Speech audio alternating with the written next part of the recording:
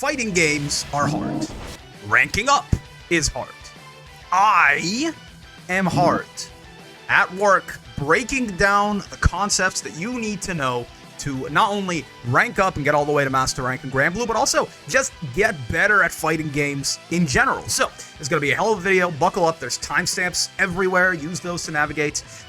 Two things before we get started.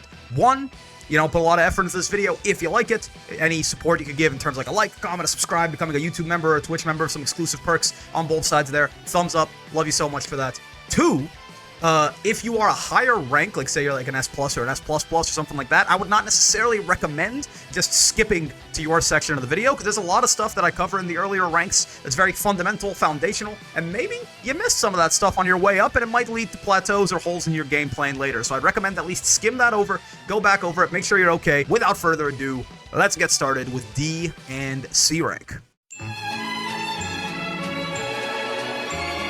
Alright, so D rank and C rank. That's right, you heard me correctly. I am grouping these two into one, mostly because this is, in my eyes, this is my first fighting game, probably. I just picked it up, and depending on how confident you were when the game asked you that little question of how much experience do you have with fighting games, you might have ended up in either one of these two. So probably you just bought the game and downloaded it, or you are playing the free version of the game, which you should absolutely give a look if you are interested in this game, but, not sure if you want to commit to the full price tag. It's, still, you can get all the way to Master Rank in the free version. It just limits your roster choices. So, first fighting game ever, I boot up, I see 37 characters. There are 37 characters in this video game. That's a lot. That's a lot of choice. And in fact, there's actually secretly 40, because Gran, right here, Narmaya, right here, and Vegeta, right here, all have two versions. They have the regular version and their EX version, which is kind of like a, little remix of the characters. So there's actually 40 characters in the game. Oh boy, who the fuck do I play, Brick? Good news. It doesn't matter. I promise you, it doesn't matter. Whoever you play first, whoever you pick up the game on, especially if you have no fighting game experience, you don't even know what kind of characters you like to play, I'll tell you this, pick whoever you think looks either coolest or hottest. I'm not kidding. It's not a cop-out. This is the most common question that I get on stream is, hey, I just started the game, who should I play? And this is the answer I give every single time. We'll start with Gran here just because he's Guy, right? But you don't have to be playing Gran to follow so long. I'll keep this universal, don't you worry. So we have our character. Amazing. What are we gonna do now? I'm gonna go into training mode to show you a couple of things. This is something that I think you should be very careful with. Pitfall number 2 for new fighting game players is spending 8 hours in training mode because they think that everyone online is going to be so horrifying and scary, and if I don't, go into the hyperbolic time chamber, I got to get my ass beat. First off, you're going to get your ass beat. So does everyone. I still get my ass beat. That's a part of the fucking game, right? If you want to lab your way out of dealing with loss, I have horrible news for you. You just got to get up there and get your ass beat, win some, lose some, right? I'm going to tell you some very basic, fundamental things that you should lab when you're first starting. You gotta do them along with me. It's not going to take us more than 5 minutes here, basically. At least, I'm going to explain them conceptually, but realistically, it's not very much content to go over. And then just hop on the game. Don't play casual match, I will say. It's a little bit tricky because you go, oh, casual match. I just want to play a couple games, get a hang of things. There's not a lot of skill-based matchmaking going on in casual match, so you actually might end up fighting a guy who's got like 1,000 hours in the game and get your shit rocked. Weirdly, I would recommend, as soon as you go over this little bit we're going to talk about, go to ranked. It's going to match you with other D ranks, other C ranks, B ranks, and people within your rough range of power, and you'll get a much better learning experience that way. So, what are we actually going to lab? Very basic things. First off, most importantly, this is my first fighting game, and it's definitely my first time picking up Granblue. What the hell are the controls? Right? So, as far as the controls of the game, Granblue is an 8-button game. What does that mean? It means we have 8 different buttons that do things in the video game. We have our light button. You can see that I have a little controller there for you. Look at this one here that's lighting up on the bottom left. We have our light button, we have our medium button, we have our heavy button, we have our U button, we have our block button, we have our skill button, we have our dash button, and we have our throw button. I'm going to go through these very briefly one by one. Light, medium, heavy are kind of just your generic attack buttons. These go in order of like increasing order of damage and decreasing order of speed. And what I mean by that is, lights are usually your fastest, lowest damage buttons, and also smallest. Fastest, smallest, lowest damage buttons. Mediums are somewhere in the middle, and heavies are your biggest, slowest, highest damage buttons. Right? There are exceptions within characters, but even in those characters, that general trend still holds. Very notably, one other thing is when you get close to people, you notice this is Gran's far light is what we call it. He's far away. And this is his close light. It's a bit of a different punch there. More obvious on his medium. This is his far medium. This is his close medium. When you get within a certain range, your buttons are going to change for only your lights, mediums, and heavies. Basically, all this really does is it means that, when you have a close medium or a close light or a close heavy, you can mash them and you get a little auto combo if you do this up to 3 times. The second and third hit are the same, no matter what button you started with. Like, the first hit of the light auto combo is close L, which is different than close M, but the next two, see the little knee into the slash right there? That was close L into auto combo. Close M into auto combo, knee into slash, right? Close H into auto combo, knee into slash. So it's the exact same no matter what you start with, the light, medium, and heavy auto combo, but it only happens if you're close enough to get the proximity normal. It's pretty close, right? Even like here, I'm gonna get far L, right? Like it's pretty close. Medium and heavy trigger from further away, don't worry about it too much. When you're in a guy's face, you can auto combo, right? And the move itself is a little different as well. His far L and his close L are different, but don't worry about it. We have a U button, which is kind of like every character has a unique gimmick. Gran gets this little charge right here, and the more he charges it, it gets to be a beefier hit.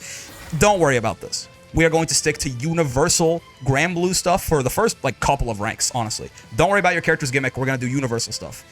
This varies in how important it is, character to character. For now, we're going to completely ignore it. As far as the little shoulder buttons here, skill button. This is basically your special button. Usually with characters, you can do this in 4 different directions. You have a neutral special, which is just hitting the skill button and no direction, right? You have a forward special, which is holding forward and hitting skill. You have a down special, which is holding down and hitting skill. And you have a back special, which is holding back and hitting skill. And you can, tap these as well if you don't want to be, moving around too much. In Gran's case, he kind of has 3, but, one of them is a little bit different. But yeah, this is your skill button. Again, honestly, by and large, in terms of your specials, I want you to ignore them for now. You have your block button, which just, makes it so if you're holding this, you can't, if I'm holding this and Gran tries to swing at me, I block it. I don't take damage versus getting my shit rocked, right? Very, very nice. You can also block by just walking back or holding down back. And there is a high block and a low block in this game. So some things, they might catch you if you see the low right there on Sir Granule. But don't worry about it too much. Hold the guard button to not get hit. We're not going to worry about the defense for a while. We have our throw button. Very nice thing about this, it can't be blocked. If someone is blocking and you throw them, they're going to die. That's really all it is. They're quite small. You have to be pretty close to someone to actually grab them, right? See, still, there you go. But it's they're a very important part of offense, and we'll talk about them in more detail later. And then finally, we have our dash button. This is also very important. It just, you run at your opponents. You can also do this by hitting forward, but honestly, I use the dash button. It's just easier 95% of the time, in my experience. Hold this, and you will run at your opponents. So that is the basic controls, right? Just in general, I would say, be most familiar with hitting light, medium, and heavy, and also, getting those auto combos if you're up close. The dash button and the throw button and the block button and the skill button are all very important, but we'll talk about specific things in just a second here. So we've familiarized ourselves with the controls. What now? What's left before we actually play the game? Basically, there are a lot of nuances to playing a fighting game. We're going to ignore a lot of them right now because we don't need them. We really don't need them. It's going to do more harm than good to try and focus on everything at once. Realistically, something that everyone needs to do, every character, every person, in multiple situations, multiple times a game, is you have to go over there and kill the other guy.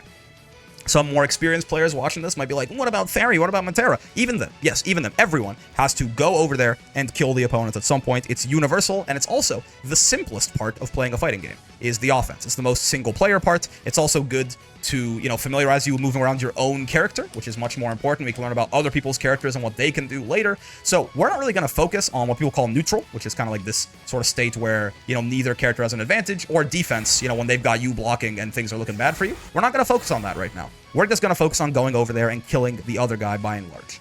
Okay, what does that mean? Well, at round start, we're over here. We are too far away from our opponents. We want to be right in their face, so we got our nice auto combos for the damage. What do we do about this? Well, there's 2 primary ways you can approach your opponents, and that is namely you can jump at them, or you can dash at them. You can walk at them too, or just dash for now. So, dashing is nice. Let's talk about that first. Because, 1, it's just the fastest way to move in the direction of the other guy. It's great. Very notably, I do want to say one quick exception, because I want to keep this universal. If you are playing Willness, or if you are playing 2B, if those are the characters that look coolest to you, these are DLC characters, so first off, Whale spotted. Second, 2B, if you want to dash, she hits forward and her U. This is important. And Wellness doesn't have one of these. So, you know, wait, you sit still. We'll talk about you in a second. But for everyone else, very, very nice thing you can do when you are dashing is if you hold dash and forwards and you hit the light button, you get the bane of every Granblue player's existence, the dreaded dash light attack. This is a very nice move for multiple reasons, but for our purposes right now, it's a hit and it moves us in the direction of our opponents. And if we're close enough, we can actually go right into our auto combo, our medium auto combo off of this too. So this is just a great move. It puts us right in our opponent's face and it gets us comboing right away. So dash is one way. The other way is jumping. Basically, you hold up, or you tap up forwards, right? And you go in the direction of your opponents, and you have jumping buttons as well. All your normals change when you're in the air. JL, JM, JH means jumping light, jumping medium, and jumping heavy, respectively. So those, don't worry about which one to hit by and large. I would say hit your JH on the way down. It's usually your biggest, meatiest button. It'll usually hit from the deepest. There are exceptions, but even in those cases, your JH will be perfectly serviceable, right? So just hit your JH on the way down. If you really hate it, hit your JM on the way down. You'll be fine. And again, usually if these hit your opponent, then you can just go right into your auto combo and things are great from there. So those, I want you to be focusing entirely on closing this distance, no matter who you picked. Close this distance between you and your opponent and get to killing them. We'll talk about some ways to do that in a second. One very important fundamental that we're going to carry our whole journey from now to Grandmaster that I want to start talking to you about here is you have two different options here. You have dashing and dash lighting, and you also have jumping. If you might notice, these two kind of have different answers, right? Like if Gran swings a button out here and I dash into it, I'm going to die. But if he swings a button out and I jump, I'm not there anymore, man. You're gonna die now. So a very interesting thing is if you're just dashing all the goddamn time, you know, Gran is just gonna start swinging buttons randomly, even in panic. You know, people are not good at playing defense, but like he's just gonna be like, I want to get this guy out of here. He might just start, you know, swinging his own buttons to try and kill you. If you're in the air, he's gonna die for that. So a very important fundamental number one is do not get predictable. You have two different options here, and they beat different things. Do your best to mix up dashing at the guy to kill him and jumping at the guy to kill him. If you get unpredictable with this, you are going to make your opponent's life much more difficult. And this habit of mixing up your options, while we're keeping it very simple here, is, I mean, really the key to being a good fighting game player. If there was one thing, that's why I'm introducing it so early on, even if it's in a simplified form. Okay, cool. One other thing you can do, by the way, if your opponent is also running at you and being like crazy, like I said, you can just swing out a bunch of buttons, right? This is going to lose if they jump, but if they're just like mindlessly running at you, just like swinging out a bunch of buttons just to get some damage in isn't so bad. So that's our approach. What do I do when I'm here? Okay, I got here successfully and I'm hitting my opponent.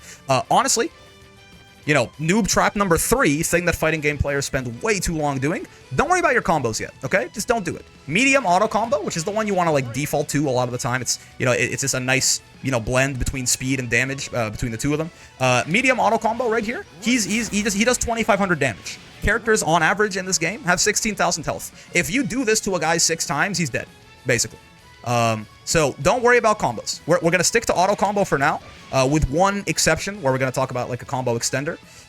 But really just get over to the guy and do your auto combo and do it over and over again. The only other thing I want you to be doing is, again, we have two options here. You're going to auto combo, or if you get in a guy's face, you're going to throw.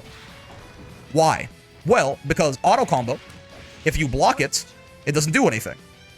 Throw, you have to get way closer to the guy for it to work, but you can't block it. So again, we have two different options here, and they beat two different things, right?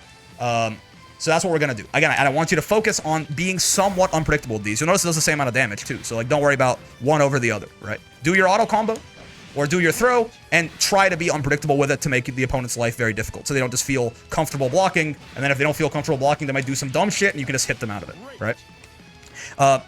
The one exception where we're going to actually do a little bit more damage on our combos, trust me, do not spend 3 hours labbing your combos, 9 hours labbing your combos. You have much bigger problems for a very long portion of your career. There are two very important, very strong system mechanics in Granblue, and they both have to do with that little diamond array at the top of our health bar right there, right? We have 3 little diamonds you see above. There's the health bar, which is the big blue bar. There's the meter bar, which is the little blue bar. Use meter for like specials and supers and things like that. And, well, only you specials use meter, but don't worry about it. Those diamonds up there, very important. Why? They do two things, and they are two very, very strong things. If you hit medium and heavy, just while you're kind of standing around here, you will do what's called a Raging Strike. This is nice for a couple of different reasons. If you hit medium and heavy while Gran is hitting you, like while you're getting, not hitting you, sorry, while you're blocking, I got fucking schmixed by my own recording, goddamn. But while you're blocking something, like mid your character kind of like straining from blocking that attack, you will do what's called a brave counter, which is basically just like a, hey, I don't want to block, right? I have not taught you how to block yet. You are not going to know how to defend yet. If someone touches you like this, if someone touches, like if you're holding the guard button, like I told you to do, when you get hit like this, just hit medium and heavy. The timing can be a little finicky. You'll get used to it. Hit medium and heavy. You'll send them off of you. And then as soon as you send them off of you, right, you can like run up and dash L. They're kind of stuck falling while you can do stuff. So they can't really fight back against this. Just kind of run up and dash L them. Or alternatively, again, you can like run up and jump over them and hit them on the way down, if that's the kind of thing that tickles your fancy as well, and then go into your nonsense. So brave counter is one thing. That's the only defensive thing I'm going to teach you for this entire rank, for both D rank and C rank. We're not going to worry about defense. Sometimes you're just going to lose, so you're going to get put in the corner, you're going to die. Don't worry about it. Brave counter when you can. Otherwise, don't worry about it. Raging Strike is very nice for a couple of reasons. The one we are going to focus on right now is that Raging Strike can function as a combo extender that is super simple and easy to do. Say I do my auto combo here. If while I'm doing this, medium and heavy will give me a Raging Strike. If I do it again, bonk, bonk, do you see how I spent 25% of my meter on that second one? That's called a Raging Chain, right? So this Raging Strike, you'll see I go from 3 gems up there down to 2. These gems are called Brave Points, or BP for short. I go from 3 BP to 2 BP. And then if I hit it again, I spend 25 meter and Gran does that little follow-up, right? If you do Raging Strike while you're hitting someone, it launches them like that, and this becomes our combo extender. So what you're going to do is you're going to do auto combo, medium and heavy for Raging Strike, medium and heavy again for Raging Chain, and then another auto combo. And you'll notice this has basically doubled our damage. We went from doing 2,500 damage to 4,750. You can loop this, by the way, multiple times if you have the meter for it, right? You can do stuff like this. But I generally would not recommend doing it just because those brave points are valuable and there's diminishing returns. You see, like, we spent 3 right there. We got 5,700 versus spending 1 got us like 2,500 extra damage. Spending 2 more got us like 700 extra damage. So in general, I would say if you want a combo extender, make sure you have enough crystals up there and then you also have enough meter. But, you know, do your auto combo, medium and heavy, do your auto combo, call it there, right? That's a nice, efficient combo extender for us early on. There are reasons to not just spend all of your brave points. Namely, if I get down to 1 here, you can see that Gran starts glowing red in his portrait up there. If you have 1 brave point left, you take more damage. If you have no brave points left, you take way more damage. Don't worry about it, brother. We're not here to defend. We're here to kill the other guy, okay? And honestly, while resource management is important in this game, at this level, I would 100 times over rather see a player who was using their brave points too much than a player who was not using their brave points enough, right? If you just like spend it at every opportunity right now and we learn restraint later, that's going to be way easier than like building the habit of just not even realizing the mechanic is there, okay? And there's a lot of people who are in like S rank who don't brave counter. So if you start doing this right now, it's a core fundamental. It's 2 of the strongest things you can do in the entire game, and it's going to put you way ahead of people at this rank if you just actually get the hang of using Brave Counter and Raging Strike in your combos for Raging Strike and on defense for Brave Counter. One last thing I want to talk about is just in general, if you're swinging buttons, one, like, again, fighting game fundamental is the further away you are from your opponent, probably swing your heavier buttons. Because again, remember, the heavier buttons tend to have more range, but they're slower. So, you know, when I'm far away like this, I need my heavies or mediums to actually make contact, where my lights are probably going to whiff, right? But when you get closer, use your lights or your mediums over your heavies. Because, you know, lights and mediums are quite fast, relatively. Heavies tend to be way slower, and the range downside of lights or mediums goes away at long range, right? You might notice that mediums tend to be a pretty good middle ground all the time, right? If I had to just tell you one button to be mashing all the time, it would be medium. Hit your medium at range, jump in on a guy, hit your JM, right? Do your medium auto combo. The only exception would be do your dashing light. Dash mediums and dash heavies are variable. Some of them are amazing, some of them are bad. So the one exception is do your dash light. Everywhere else, man, just be hitting this medium button. He's kind of goated, right? He's kind of the best. Just a nice little balance of both worlds for us there. But yeah, man, stay unpredictable on your offense. Stay unpredictable on your approach. Brave counter when you get hit. Use Raging Strike to extend your combos and get to playing the damn game. and you're going to be out of D rank and C rank in no time, man. B rank. This is a big jump from D and C, and I'm going to be talking accordingly. B rank is either when the game asked you just got the game, and it told you, hey, I am confident in my ability to play fighting games, so it put you in there right away, or you're one of the D and C ranks from the last section of the video that played a little bit of ranked and made their way all the way up here. Congratulations, by the way. So, very notably, if you are new to the game, just real quick in case you skipped the last section, even though I told you not to, pick whoever you think looks coolest and move on. I promise you. Don't spend too much time in training mode. Go. As for B ranks, let's talk about some new, slightly more conceptual ideas here, right? So there's 3 things I want to talk about in B rank, and that is 1, starting to have some sort of awareness of where you are on the screen and what that means. Anti-airing, basics, and a very basic corner combo. That's it. This might not sound like a lot. This is, again, we're building these building blocks, right? You still have everything we talked about the last layer, but now I want you to start thinking about, there are sort of different ranges of the video game, and the game is very different depending on how much space there is between the characters. So, namely, when you're right in the guy's face, what do? I kill him. Okay, cool, easy, right? We do our auto combo, raging strike, we do all of this, right? This is great. When I'm in mid-range, I swing my buttons, right? This is, or I approach the guy, right? But I want you to have a concept of this idea of close range, mid-range, and long range, right? And I want your game plan to shift based on where you are there, right? I'm at mid-range, as in, me and my opponent are, kind of like roughly this sort of round start distance or a little closer from each other, right? This is, I want to approach my opponent. And I can do it probably, I'm in striking distance of my approach options. What does that mean? If I jump, I can get to Gran in a single jump. If I dash L, I can get to Gran in either just barely miss him with a dash L, or if I dash for a little bit, I can get to him in a single dash L, right? This is mid-range, where you're in striking option of those quick approach options that you have, and you can start also swinging out some buttons, potentially, right? Depending on how belligerent your opponent is being. Long range is, again, sort of like a little bit outside of that round start distance to all the way at the end of the screen. What is this? This is, again, I'm multiple steps away from getting to Mr. Granblue over there, right? Like, if I jump, I'm not getting him with a jump. I'm not getting him with a dash L, right? So this becomes very much about approaching your opponent. We're not even going to really talk too much about using your character's specials or gimmicks to approach, but this becomes very much about the goal in long range for us for now, no matter what character you're playing, is to close distance to at least mid-range. So the thing that I want you to pay attention to here is, what is my opponent doing? Are they running at me, or are they standing over there?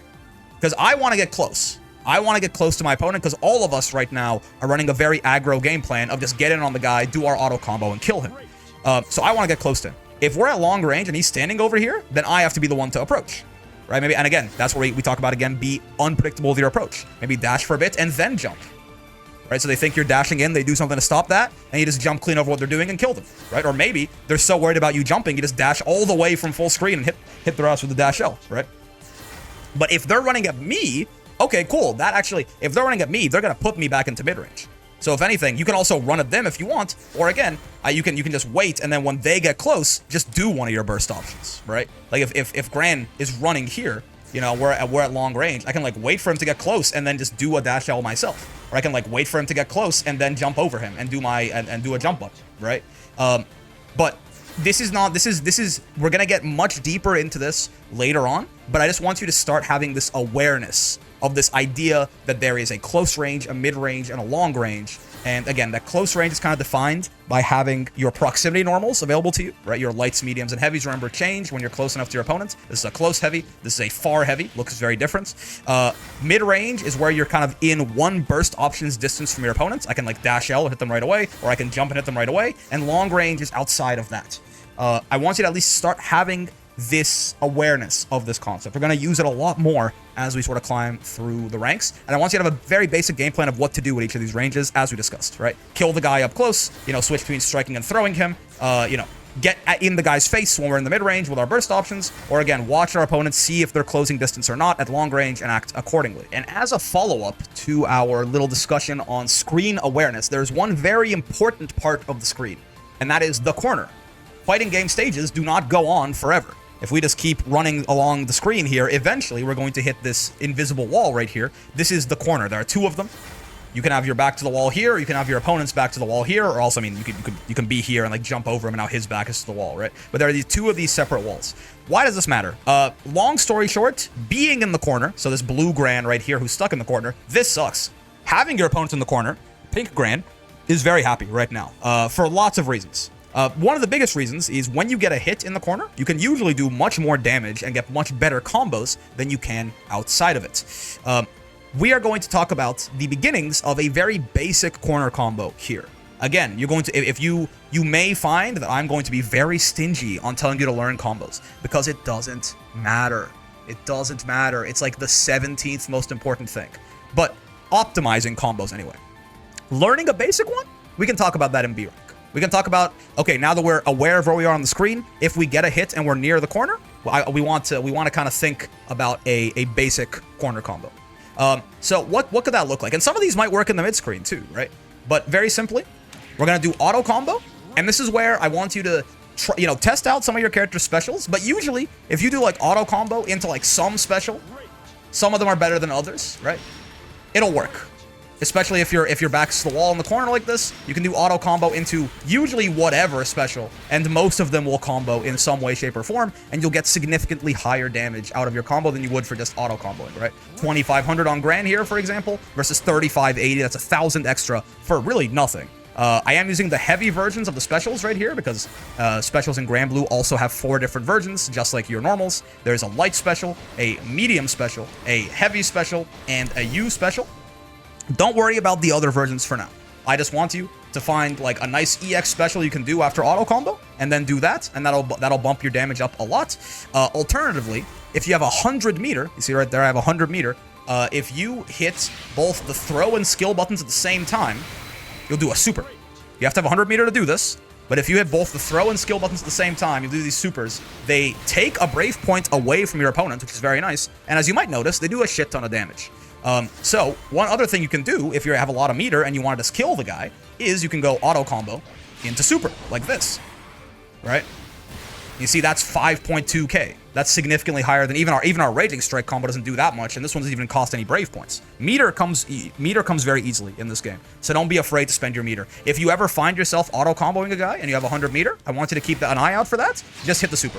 He's gonna die way faster if you do shit like this. You might notice as well that these might even work even if you're not in the corner, by the way. This is gonna vary character to character, right? But for Gran here, for example, he can do that wherever he is. Auto combo to super here, this works all the goddamn time. So you can use this outside of the corner too, but for some characters, the spacing might get finicky if you get outside of the corner, right? But Gran, for example, he can do this all the time. So this little like auto combo into our little down heavy special right here, this always works, no matter where I am. Right? Similarly, auto combo into super always works, no matter where I am. So you can test this out, whatever corner combo you find, see if it also works for you in the mid screen. If so, amazing. Your damage just went up a lot on average, right? Instead of having to hit people with like, we talked about, this is 2,500 damage, so people have 16,000 health, you have to hit them like 6.5 times to kill. Now if you're doing 3,500 damage, just by itself there, that's like 4 and a bit, so you have to get significantly fewer hits. And, again, if you do this, right, you do this 3 times someone and they die, right? If you do like this 3 times, and then a super once, they're dead. Right, so it starts really, this is like early on, some very minor combo optimization is like super valuable. You get like double the damage, but you hit diminishing returns very fast. Anti-airs. So this is a very important, again, universal fighting game fundamental. A lot of the stuff we're going to be talking about right now is huge, just like foundational bedrock. We talked about, you're jumping at your opponent and they're jumping at you, you're dashing at them, they're dashing at you. Dashing is easy. If someone is dashing at you, you don't want them to be anymore, just stick out some buttons and hope they run into them. If it doesn't work, oh well. If they get you to block, remember what we said, just brave counter them off of you and you'll be fine. You can try again. If they jump at you though, you can't just swing buttons most of the time. So we're going to talk about anti-airing.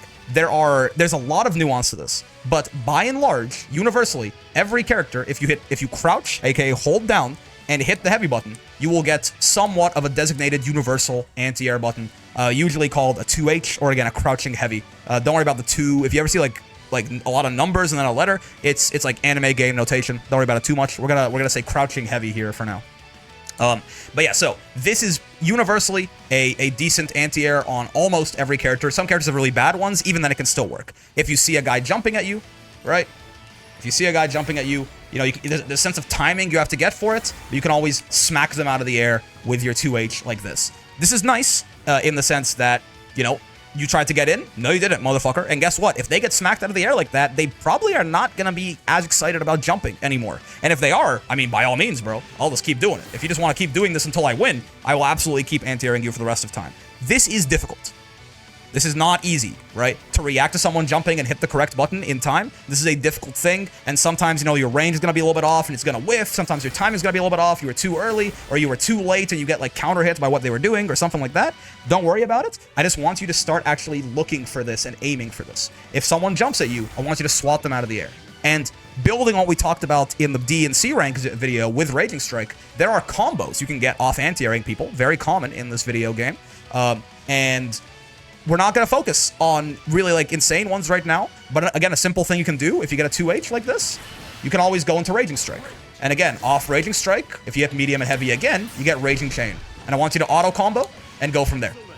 Right? That's 4,000 damage for them jumping on you. That's super worth. That's more than enough for us right now. That is a very scathing reminder. That's a fourth of your HP gone because you jumped at me. Stay on the ground. Stay on the ground because I want to jump at you.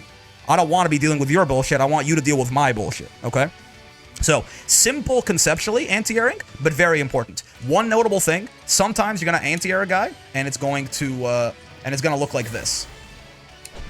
This means you hit them out of a jump normal, like they were in the startup, like you know, they were getting ready to swing down on you, and while they were doing that, you hit them. It's a counter hit. When you anti-air, when you hit with a big meaty heavy, usually you'll get this big red screen freeze. This lets you get much better combos. Again, we're not gonna do that. No matter what anti-air hit you get, I want you to do a Raging Chain, Raging Strike into Raging Chain into auto combo, 4K damage. Get the fuck out of my face. Right? Very, again, conceptually simple, but very, very, very important concept, anti-airing. If I can't keep you out of the air, we just can't play the video game. And if you're getting anti-aired by your opponent a lot, at this rank you might find some people who actually have their anti-airs somewhat down. Think about that. That means that you're probably getting too predictable with your air approach. We talked about the universal fundamental of be unpredictable on your options. If you're getting anti-aired too much, this is not that easy to do, especially in these earlier ranks, to always swat a guy out of it. Probably it's because you are doing nothing but jumping at your opponent. Mix in some dashing. If they're, like, super focused on waiting for you to jump so they can anti-air you, guess what? They're not going to be ready to stop this. Then now that you're in their face, now you're winning. And if they're too focused on, like, swinging buttons to stop you doing this, guess what? It's gonna whiff and you're gonna kill them with your jumper. So again, be unpredictable if you're getting anti-aired too much. A rank, congratulations. This is a very big jump. So we're gonna talk about this. We're getting a little bit more complicated here. This is probably the second biggest jump in the entire rank system, B rank to A rank. Probably only outdone, I think, by S+ to S++, where shit gets real. But regardless, you cannot start at this rank. So however you are, you've either started at B or C or D rank, and you've worked your way up, you've gotten some wins, and you have now promoted to A rank. Congratulations. Hopefully, anything that I talked to you before was interesting or useful, helped you get in there in that climb. So, A rank, we're going to talk about specializing into what our character actually does a little bit more. And namely, I want you to learn what your special moves do and what your 5U does, okay?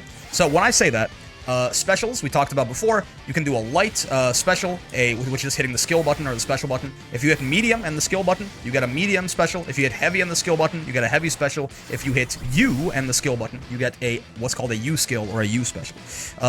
These I will not focus on too much for now. These tend to be, you know, a little bit more specialized, and while they are very strong, a lot of them are very much like, oh, like if you use this at the wrong time, you just die, or yeah, it's a little bit more character specificity than we're going to get into right now. So we're going to focus mainly on, we're going to do a little bit of labbing, the first little bit of labbing that we've done the entire time since we got through D and C rank, but I want you to just go sit there and figure out what your specials do, and how do you do that? One of the biggest things I want you to focus on is what ranges are these specials good at. Gran, for example here, his neutral special is this little fireball, right? He shoots out this little projectile and it travels the whole screen and kills the opponent. Awesome. That is pretty useful from long range, because before, we didn't really have anything we could do at long range except approach or wait for our opponent to approach us. Now we have an option. We can actually just throw this out, you know, piss the Gran off a couple of times. Maybe he gets mad enough, he tries to jump over it, and we do the anti-airing from before, where we just send him to hell. Because he's scared of getting fireballed, he jumps, and we kill him for it, right? So that's something, right? This is most useful at long range. Probably not as useful up close. Probably not as useful up close. There are exceptions to this, but find, like, the ranges at which all these skills seem useful. And the way to do that is at what range do they hit people, right? Like this one, not very useful from far away because it just whiffs miserably, right? But right up close, this actually is gonna, you know, is gonna get to Gran and kill him. This, by the way, Gran's forward special right here is a very special, kind of special, called a DP, Dragon Punch. Don't go where I think you were going. It's old Street Fighter terminology, but basically, it is an invincible reversal. If you do the medium or heavy versions of this, you'll notice it says invincible in the little left side of the screen there above my head. It says invincible. That means that if someone hits you, it's going to whiff clean through it, right? And you're going to kill them. This is, by and large, something, if your character has one of these, I would stay away. I would stay away. These are very risky and not super high rewards. If you don't want to block, which is totally fair, do the thing I talked to you about in D and C rank. Just hit your brave counter, right? If you're completely out of brave points and it's desperate, you need to Hail Mary, go for it, but just know you are going to probably eat a lot of damage if you're wrong. But yeah, so this one, more of a close range special, right? Whereas, you know, this boot, for example here, Gran's down and back special are basically the same special, though the light down special is a little different, but don't worry about it. But this is more of a mid-range option, right? It's kind of a little longer than the burst range of like our 6XL or our jump, right? We can hit people with this boot from a little bit further out, though we can dash L at them. 6XL, by the way, dash L, sorry, force a habit there. Though we can dash L at them or jump at them, right? So this is more of a mid-range special, right? A way to just get in our opponent's face and kill them. Awesome. This is where, depending on what character you picked, you're going to see a lot of variety, right? If you picked a character like Matera or something, you might notice that all of your specials seem to be pretty good from far away. That's going to start to give you an idea of what that character probably wants to do, but I just want you, I don't want you to, like, build your game plan around them yet, because you don't really know how to do that, but just keep them in mind. Get an awareness of what your specials do, what they might be useful for, and give yourself a couple extra tools. For example, if you were a Gran player, now if you ever find yourself this far away, maybe throw a couple fireballs out. That's kind of all I want you to do. I just want you to start getting an idea of what it does. Also, your 5U, we can talk about this. This is where it really is going to be very hard for me to keep this one size fits all, but this is going to be a unique mechanic built into your character. Hit the button and see what happens. If it's really cool and awesome and bombastic, maybe think about, you know, what can I do with this? If it seems to just kind of do something and you're not really sure what, don't worry about it right now. But in general, just like hit this button and see what it does. In Gran's case, for example, it's this big charge attack, right? And, you know, if he hits it, he gets a combo. That seems kind of nice. Maybe I can start thinking about that. Maybe I can start thinking about using that sometime. But in general, the application of 5Us into your game plan is going to be quite unique and specialized. All I'm trying to get you to do with this first little section of A rank here is just start to get an idea of what your character's different moves do, so that when we actually try to incorporate them into like complicated game plans later, you already have the fundamental knowledge. And if you can find a very basic application for them right now, again, like just throwing some fireballs out from full screen, or like every now and then hitting 5U for a nice little swing, go for it, right? It'll get you in the swing of things. This is not the most important part of this section, but again, we're focused on A rank. We want to get to Grandmaster, right? So we're building a foundation, and we have to slowly, you know, start piecemealing that knowledge into your brain to get there. Oh, and just something I wanted to add in as an addendum. When you're going around trying to figure out what your character's specials and unique does, you can pause here in training mode, that main tab, you'll see character guide, open this up. This will give you an explanation of all of your specials and your unique as well. This is pretty nice. There's a whole lot of stuff in here. I wouldn't necessarily spend all that time reading it, but on the specials and the unique, it just gives you, you see, like right there, it tells you the medium and the heavy version, what changes versus, you know, if there's anything invincible, it'll tell you here too. It tells you what your unique does, which this one is especially important because these vary so much character to character. Like Gran has this little charge attack right here, but like some of these are grabs, some of them are buffs, some of them are movement options, some of them are something entirely different. So just make sure you take a quick look at this, scan through, and see if that can you know, help you figure out where these moves might be useful and if you can incorporate them into your game plan ever so slightly, somewhere or otherwise. All right, I said that the last section was not the most important section of A rank. This is. This is gonna be, bear with me. If you're completely new to fighting games, this might be a little bit freaky, but I promise you, it's not as hard as it seems at first. We are now going to talk about frame data, we're going to talk about frame traps, and we're going to talk about some basic offensive pressure structures here, okay? So, what do I mean when I say this? First, the impetus, the whole sort of driving factor for us learning this in the first place is, we've been focusing on just getting in a guy's face and killing him. But you might notice that a lot of the time, even when you're in a guy's face and supposedly it should be your turn, quote unquote, you threw them and you knock them down and you run up and try to do something. Motherfuckers are mashing. They're hitting buttons. They're just, they do not want to be anywhere near you, right? They want to kill you. They want to send you straight to hell. They're DPing, they're mashing, they're brave countering, or probably not brave countering, but they're doing all this stuff, and it can get annoying, right? I want them to sit still. How the hell do I get them to sit still? So this is where we're going to talk about the basics of frame data. And for now, the only thing that I really want you to think about in terms of frame data is I want you to look for moves in your kit where if your opponent blocks in training mode, let me not have Gran. I have Gran set to just smack me in the face whenever he blocks anything. Let me have him not do that. But I want you to go to training mode. I want you to go to this display section. I want you to turn on. I want to show frame information right here. It's gonna look like a lot, but don't worry about it. And then I want you to just try different things, have Gran block them, and see what advantage for you on your side on the left right here says, right? I want you to look for things that are blue. You see positive +4? I want you to look for things that have that positive in there. Very easy one. Remember Dash L, our best friend? This is one of the reasons that he's as good as he is. He's always, always, always universally across the cast. +2. Again, if you're a Willness or 2B, you'll find something else. I promise you, you guys have more than enough positive stuff to make up for your not having this in your kits. Also universally, and this one is actually universal, if you hit your close L, or some characters don't have a close L, but they're 5L, this will still be the case, is going to be positive to some amount. Usually anywhere from +1 to +4, depending on the character. What does that mean? Why do we care about these? This, by the way, all of these, we refer to them as being plus on block, is what people will call this. They will call this close L right here. You see positive +4. They would call this +4 on block. And what does that mean? Essentially, it means that, I am going through a full animation when I do that punch, right? There's startup frames. You can see I have a little meter on the bottom here. Let me turn the control. You guys know the controls at this point, right? You guys don't need the controls on screen anymore. You're in A rank. So you see this little frame meter at the bottom here? This is a mod, by the way. Highly recommended. Agersant GBVSR frame meter. Look that up. Agersant, AGERSANT, GBVSR frame meter mod. I'll link it in the description of this video too. This is an amazing mod. I'd recommend it to anyone. But it makes it very easy for me to explain to you. Look at the top bar right there. That has the green blocks, and the red blocks, and the blue blocks. There are 3 parts to every animation in Granblue. Every move has startup frames, active frames, and recovery frames. Startup is imagine you're punching a guy, right? Startup is you reeling back. Active is the part where you're actually making contact. You can do damage with a punch in that. I can't do any damage when I'm doing this. This doesn't hurt anyone, right? But the actual thrust forward of the punch can do some damage. Those are the active frames of the punch.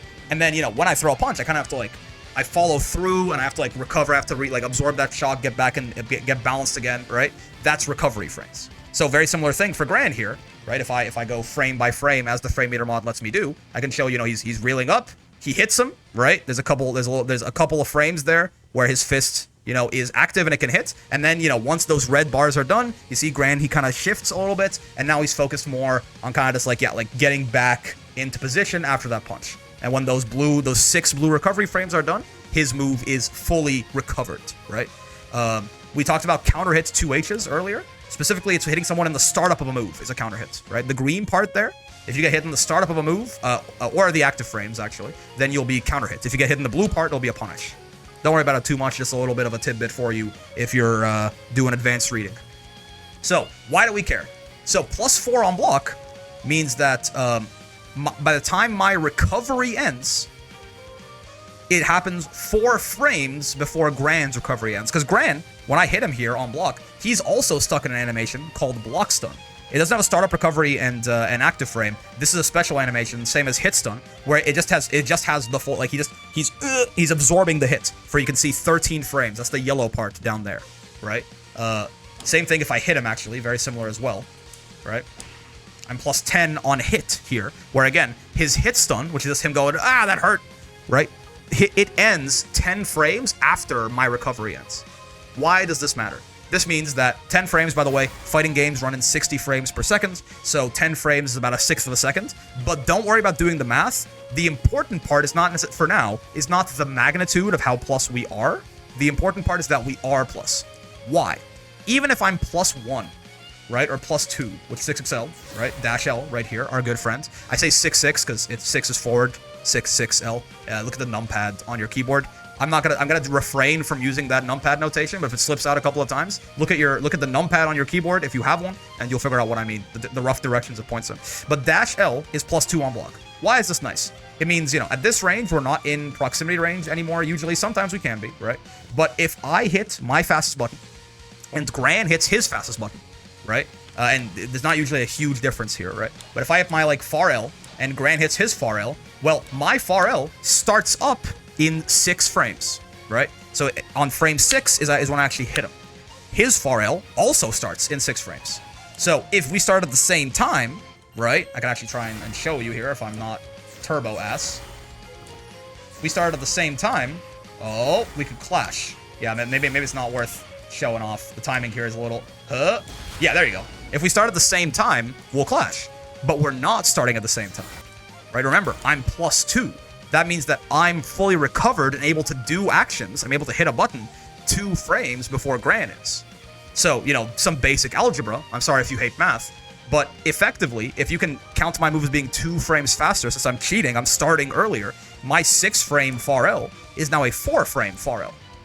So if I hit my far L and he hits his far L, mine's 2 frames faster, I'm gonna kill him, right? So let me show you what I mean.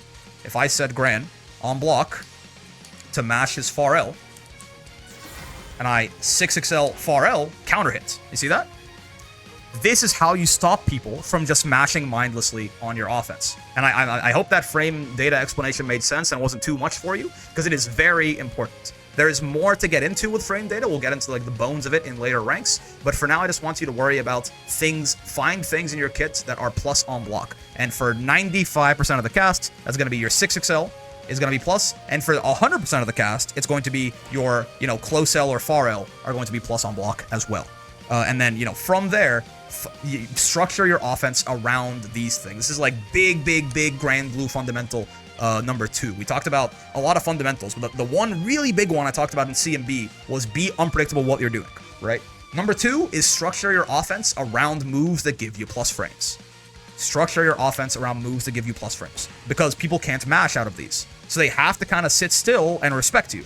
Now, very basically, I want you to get sort of 2 corners of your offense that we kind of have been doing accidentally sometimes, but I want you to be doing it intentionally and with purpose now. Start your offense with some kind of plus on block move. 6XL or a close L.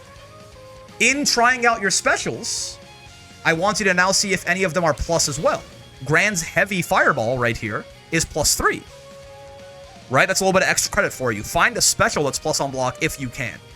Right? If you're right in your opponent's face, do it, and if it's plus on block, you know, you can structure your offense around that too, right?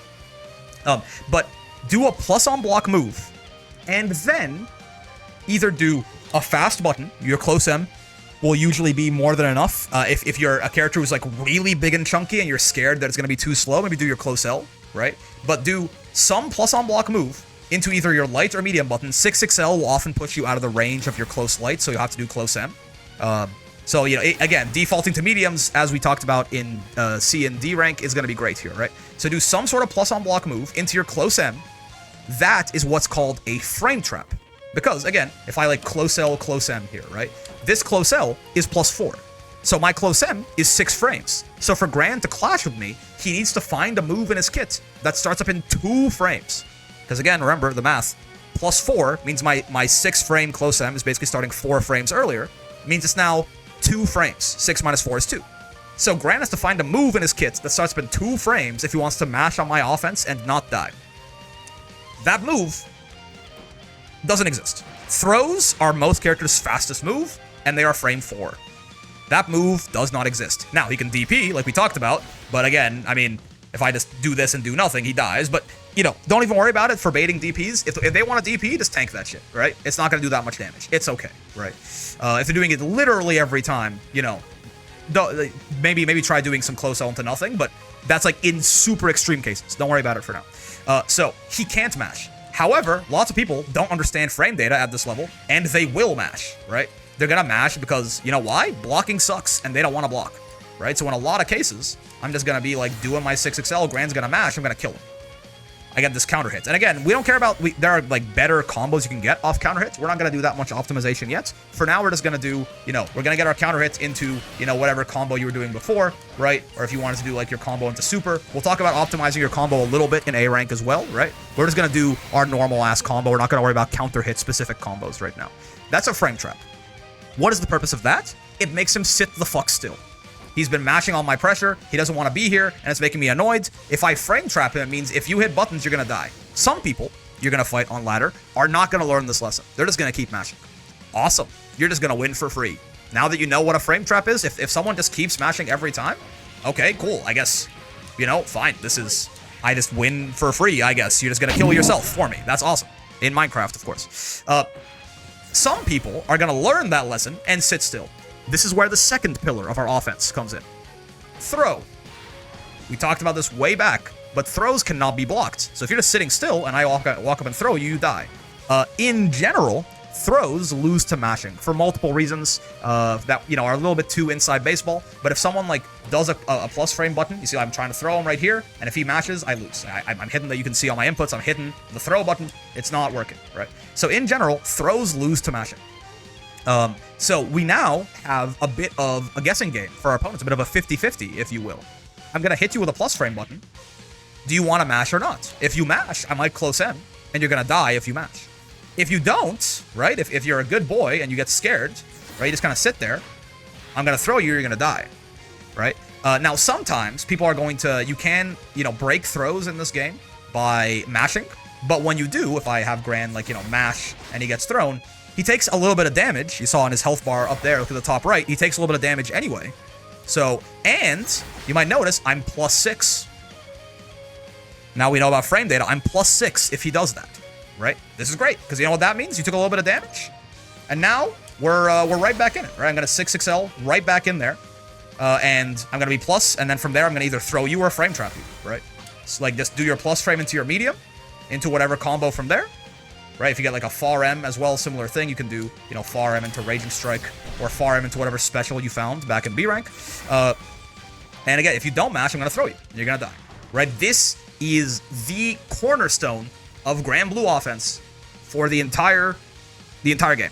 It gets much more complicated as we go, but if you get good at this basic strike throw minigame, you are set on offense for a long time. For a long time. Even when extra layers get added later on, guess what? The whole core of it is always still going to come down to strike or throw, right? Frame trap, often as well, specifically, or throw. I'm going to do something. If you mash, you might die. If you don't, you might die. Guess, motherfucker, it's my turn to win. Very simple. Very, very important. Well, somewhat like the guessing game you put them in is very simple. It's die or die. And that's why it being your turn is very, very nice for you. Yeah. Try to, like, if you have to, like, rewatch the frame data explanation a couple of times if you're fully new to fighting games, possibly. But if you already kind of got the hang of it, just look for plus frames. You know, do your frame trap or your throw off of that. This is, and be unpredictable. Again, remain unpredictable on your options. And honestly, if there's one thing I want you to take away, I want to take away everything I talk about in this A rank section. But this is the one really big thing. The last thing we're going to talk about is going to be a little bit of an optimization on our corner combo in particular. All right, very little thing to end off our exploration in A rank here. The frame data thing was by far the most important. But again, we're doing these little optimizations. You know, A rank is a big jump. So even though in general, I want to not worry too much on optimizing our combos, we're going to expand on our corner combo in particular a little bit here. So we talked in B rank about how, you know, you can find like auto combo into special, or auto combo into super, and, you know, on a lot of characters it's going to work no matter where you are on the screen, right? Like if I do auto combo into super here, it works if I'm in the corner, and it works if I'm in the mid screen. If it works if I'm in the other corner, it works everywhere, right? Similar thing if I do like auto combo into boots, it works everywhere. Now we're going to try and actually start making use of the corner in our combos a bit, because you might notice something like this grand boots right here. If I just hit a guy like that, he flies back. If we're back to the wall, he like bounces off the wall. You see the big shockwave effect happens and he bounces off? That's going to let me extend my combo. Or alternatively, not even that, in some cases, you can do stuff like this, and because you're in the corner and they don't get pushed back as far, you can still extend your combo, right? So I want you to find a special move where you can do auto combo into that special move, into auto combo again, in the corner, whatever that might be. Every character has one of these. Every character has one of these kind of specials, right? It'll be either a wall bounce like this, right? Or it'll knock your character, it'll knock them up in time enough for you to combo, or again, it'll like stun them like this enough for you to combo. Find one of these and use it in the corner.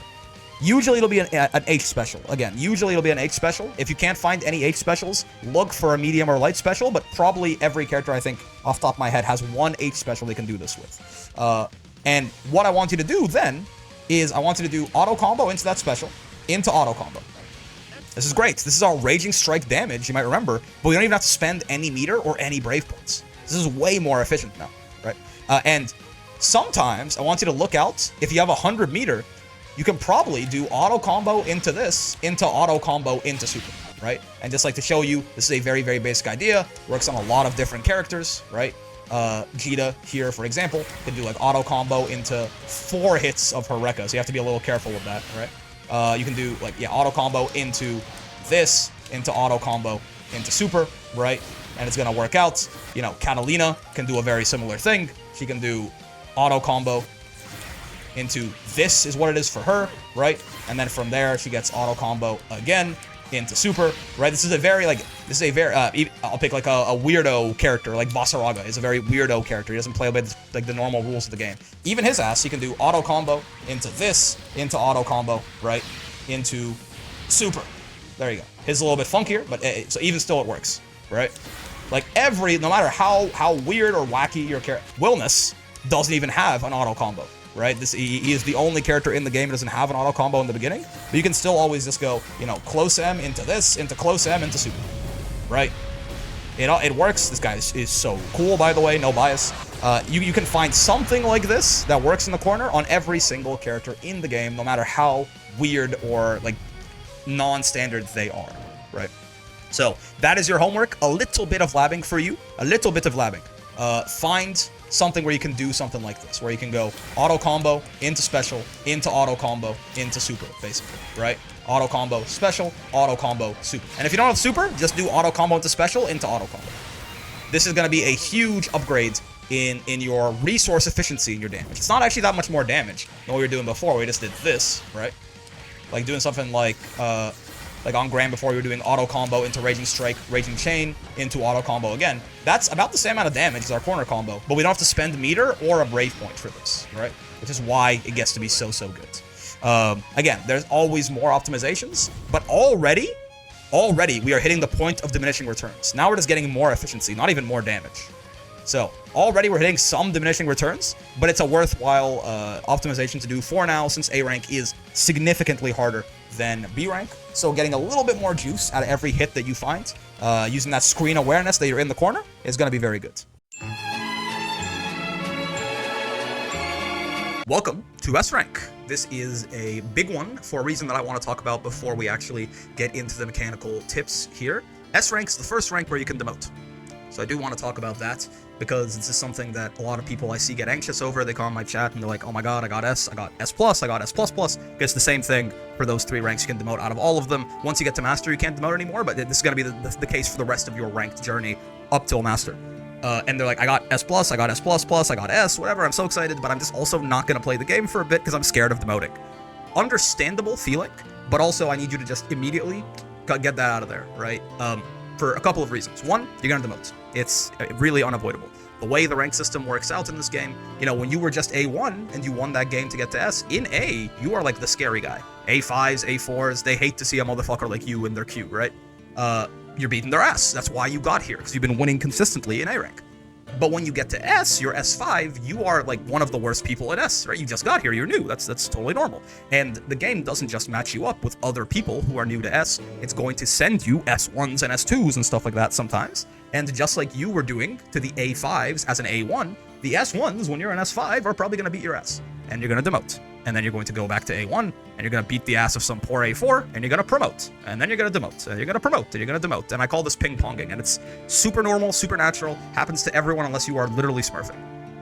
Talk to anyone who's been experiencing this like higher half of the rank system here, the S letters, and they're going to tell you that it happened to them multiple times. So just rip that band-aid off. Don't worry about avoiding it, because you're not going to. Eventually, you're going to get good enough where you can survive in S and then even climb in S, but that initial stage of ping-ponging is really unavoidable. So just let it happen. Number 2 is that in general, the second reason I think you shouldn't worry about this is that losses in fighting games are just a thing you have to learn to embrace. This is something I could have talked about even earlier, but I think, again, once we get to S, you can demote, things start getting a little harder from here. It's much more important to talk about mental at this point. It is one of the most important things in a ranked climb, and in, honestly, any pursuit of any skill, because that shit is hard. But I want to talk about mental really quick as far as how to deal with these losses and how to make it so they don't discourage you too much, or, you know, at the end of the day, you want this to be something that you can enjoy. It's going to be hard at points. Getting better at anything is going to be hard. But if it's like miserable, then you shouldn't do it. And the ways that usually goes, if you let yourself spiral mentally for too long and then you just start, I've seen a lot of people who have like real self-confidence issues in fighting games, in lots of other things too, but we're talking about fighting games, obviously. And it just feels like they just kept spiraling and spiraling and spiraling. Now they just don't believe in themselves at all. So how do we avoid this? I'll tell you this, fighting games, losses in fighting games, no matter how good you are going to come fast and furious. If you are way better than the people you're fighting, you might have like a 70% win rate. That'd be considered pretty insane. That means, even if you think about that, that of every 3 matches you play, you're still going to lose 2. So in like a 30-minute, play session where you might play 8 matches or something like that, you're going to lose 2 to 3 of those. So that'd be really good. And you're still losing a lot.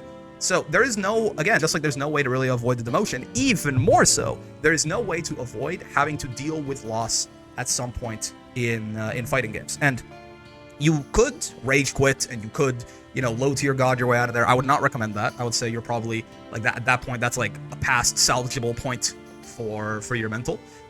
What I recommend, of course, is going to be a very personal thing, and everyone's going to have a different approach to how to set up their mental. And what works for me might not work for you. But what worked for me that I want to talk to you about is basically don't worry about the results in the individual game-to-game kind of metric. This is a long journey.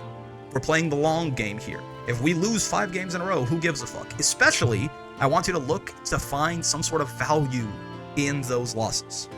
First and foremost, if you were having fun playing the video game, awesome, amazing, right? You could still absolutely be having fun, even when you're losing. If you're having like a really bad day, maybe do some experimental shit and just like fuck around for a bit, you can get those points back. So if you're having fun, amazing, first and foremost, it should be your number 1 focus, certain.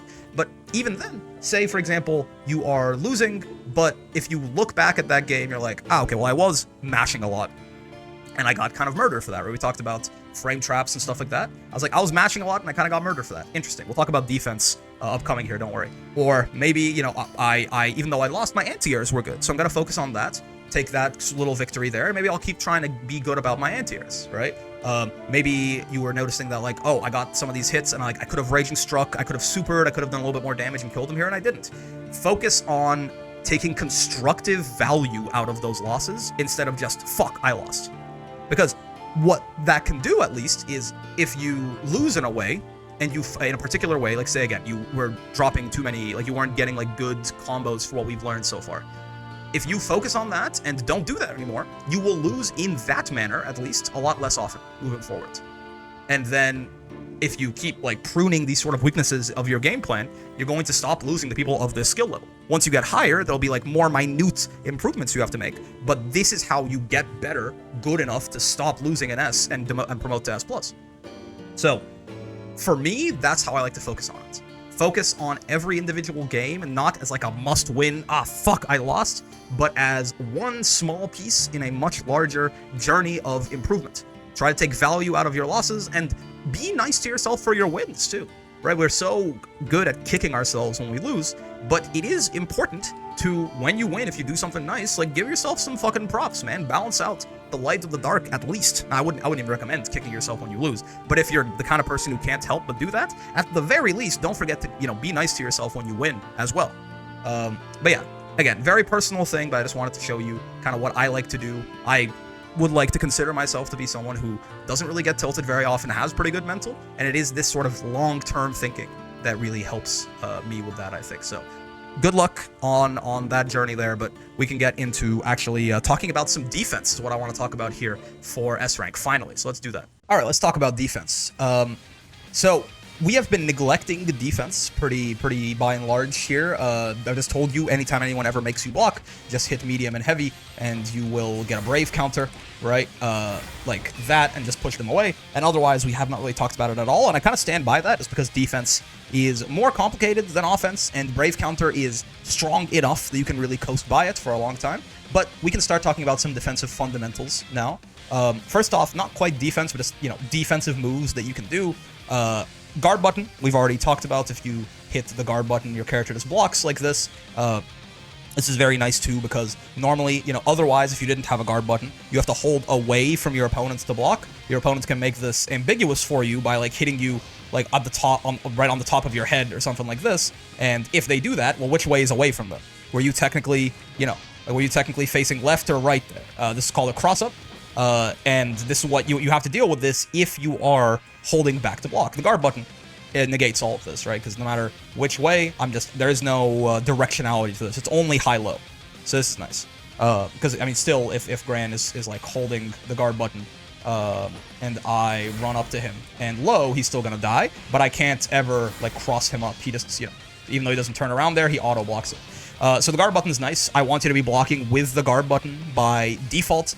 Holding back or down back or stuff like this, it can certainly work, but the guard button has a lot of benefits in this game. So if you want to block high, just hold the guard button. If you want to block low, crouch and hold the guard button. One, because of that cross-up protection. Two, because there are a couple of things you can do out of the guard button that are also nice. If while holding guard, you flick back, you got this little spot dodge right here. You can see on the frame meter down there. Essentially, this is 25 frames of complete invincibility, so about half a second where you are just fully invincible, and then 4 frames of recovery. I would use this sparingly, but in a lot of cases, this can be nice to avoid blocking something that you don't want to block. For now, I'd say mainly if someone is throwing a lot of fireballs at you, I want you to spot dodge those, right? Like if they are just throwing fireballs over and over, then instead of blocking them, because when you block them, you'll notice you take a little bit of damage right there. It heals back up because I have the auto recovery on, but you see Gran's health bar is going down a tiny chunk every time he blocks that. And you can also see that Gran can throw these fireballs out way more often if I'm blocking versus if I'm spot dodging. You see that? The reason for that is that Gran cannot throw 2 fireballs out on the screen at once. That's a rule in the game with one exception to it, but you can't have multiple fireballs out on the screen at the same time, multiple projectiles out on the screen. When I block these, they instantly disappear on my block, so there's no longer a projectile on screen, and Gran can keep spamming them. But when I spot dodge, they whiff and have to travel all the way to the end of the screen before that rule is fulfilled again, before the fireball disappears. So when I spot dodge like this, Gran has to wait a much longer time between being able to throw fireballs. Similarly, there's rolling, which is something else you can do. If you hold the guard button and hit forward, you will roll like this. I think the game technically calls this evade and this crossover or something like that, but for me, it's I come from the first fighting game I ever like played somewhat seriously was Smash, so I always like think of this as spot dodge and this is roll is what people called it there. But anyway, this is similar to spot dodge in that it is invincible as well, but this is only invincible from the knees up. What that means is that most moves that kind of scrape the ground, so even, you know, Gran, his crouching medium right here is not a low, but it'll still catch roll. You don't have to be a low, you just kind of have to hit the character below the knees visually. Don't worry about it too much, but my point is that roll is not fully invincible. It is worse than spot dodge in that respect, and the reason for that is because roll moves you forward. It's a defensive option that also gets you some space. Again, there are lots of uses for this, but primarily I want you to think about this as a anti-fireball tool if someone is just spamming projectiles, right? Roll is going to be good for the same reasons as spot dodge, where it whiffs through you and they have to wait a longer time to throw their fireball, but also now this is going to get you in on them. You're going to roll that fireball, and now you are plus in their face, so you can maybe even punish them. Like throw or hit them out of it or something like that. So this is a really good thing to be doing against fireball spam, though note that some, again, because roll is not invincible, below the knees, some fireballs that kind of scrape across the ground. We don't have to get into too many examples, but it's kind of universally, this is a thing that a lot of characters have. Anila has these little cute little sheep here, which are essentially, they function as her projectile, and they are on the ground, like they're running across the ground. So they're hitting me below the knees for sure. So what happens is if she throws this out and I try to roll it, I just get bonked. Right, so you can usually tell if something is like a giant wall of fire or something that's crawling along the ground, you probably can't roll it. For everything else, rolling is going, there's MasterCard, right? For everything else, rolling is going to be your friend. But for stuff like this, you're going to have to spot dodge it and deal with that. Both of them are still much preferable to blocking, though.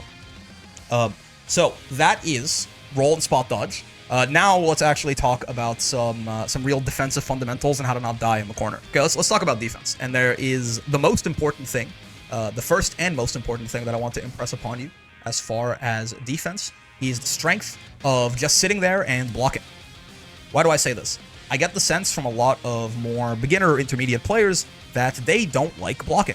There's a lot of jokes about, oh, I didn't pay $60 to block, unless you're on the free version, in which case, good job. Or they just don't like blocking. Blocking feels like losing to them. And I can understand where that's coming from, you know, where if the enemy Gran is just kind of standing there and like beating your ass and you're sitting here and taking it, this does not feel like you're doing a good job. This feels like you're losing. It's understandable, but this mindset is not only wrong, it's actually entirely backwards. The only way to guarantee your loss on defense against a guy who knows what he's doing is to not just sit there and block sometimes and always try to mash, try to super, try to DP, try to do something like that. What do I mean by this? There's a very fundamental mechanic in all of fighting games that sort of undergirds everything I'm talking about here, and that is this concept that when I hit someone on block, I get pushed away from them slowly. You see that? Like, oh, like if they keep blocking, I slowly get further and further away from them until I can't really hit them anymore, and I have to run back in to keep my offense going.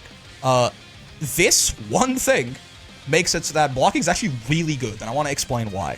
You remember how in A rank we talked about how we want all of our offense to start off some kind of plus frame? Close L into throw to catch them if they're just sitting there, or close L into frame trap to catch them if they're mashing. And every time we get a plus frame like that, the opponent kind of has to guess. Well, if we think about the fact that every time we hit one of these plus frames, we're getting pushed back, it leads to the idea that I can't really do this forever. If they just keep blocking, especially if I try to frame trap them, for example, and they don't, at this point, I'm even on block and I'm out here. I mean, I could dash L back in, certainly. This is 9 frames, though, so if we're even and Gran, like, hits his far M, he just decides, like, if he here now has earned himself an opportunity where it's a lot safer to mash by blocking for a bit. Like, if I, you know, do this and then try to dash L back in, I can't, right? He beats me, right? So I'm not saying mashing has no place at all, but the only reason, like, if instead there he tried to do it, you know, back here when I was first plus, he's gonna die.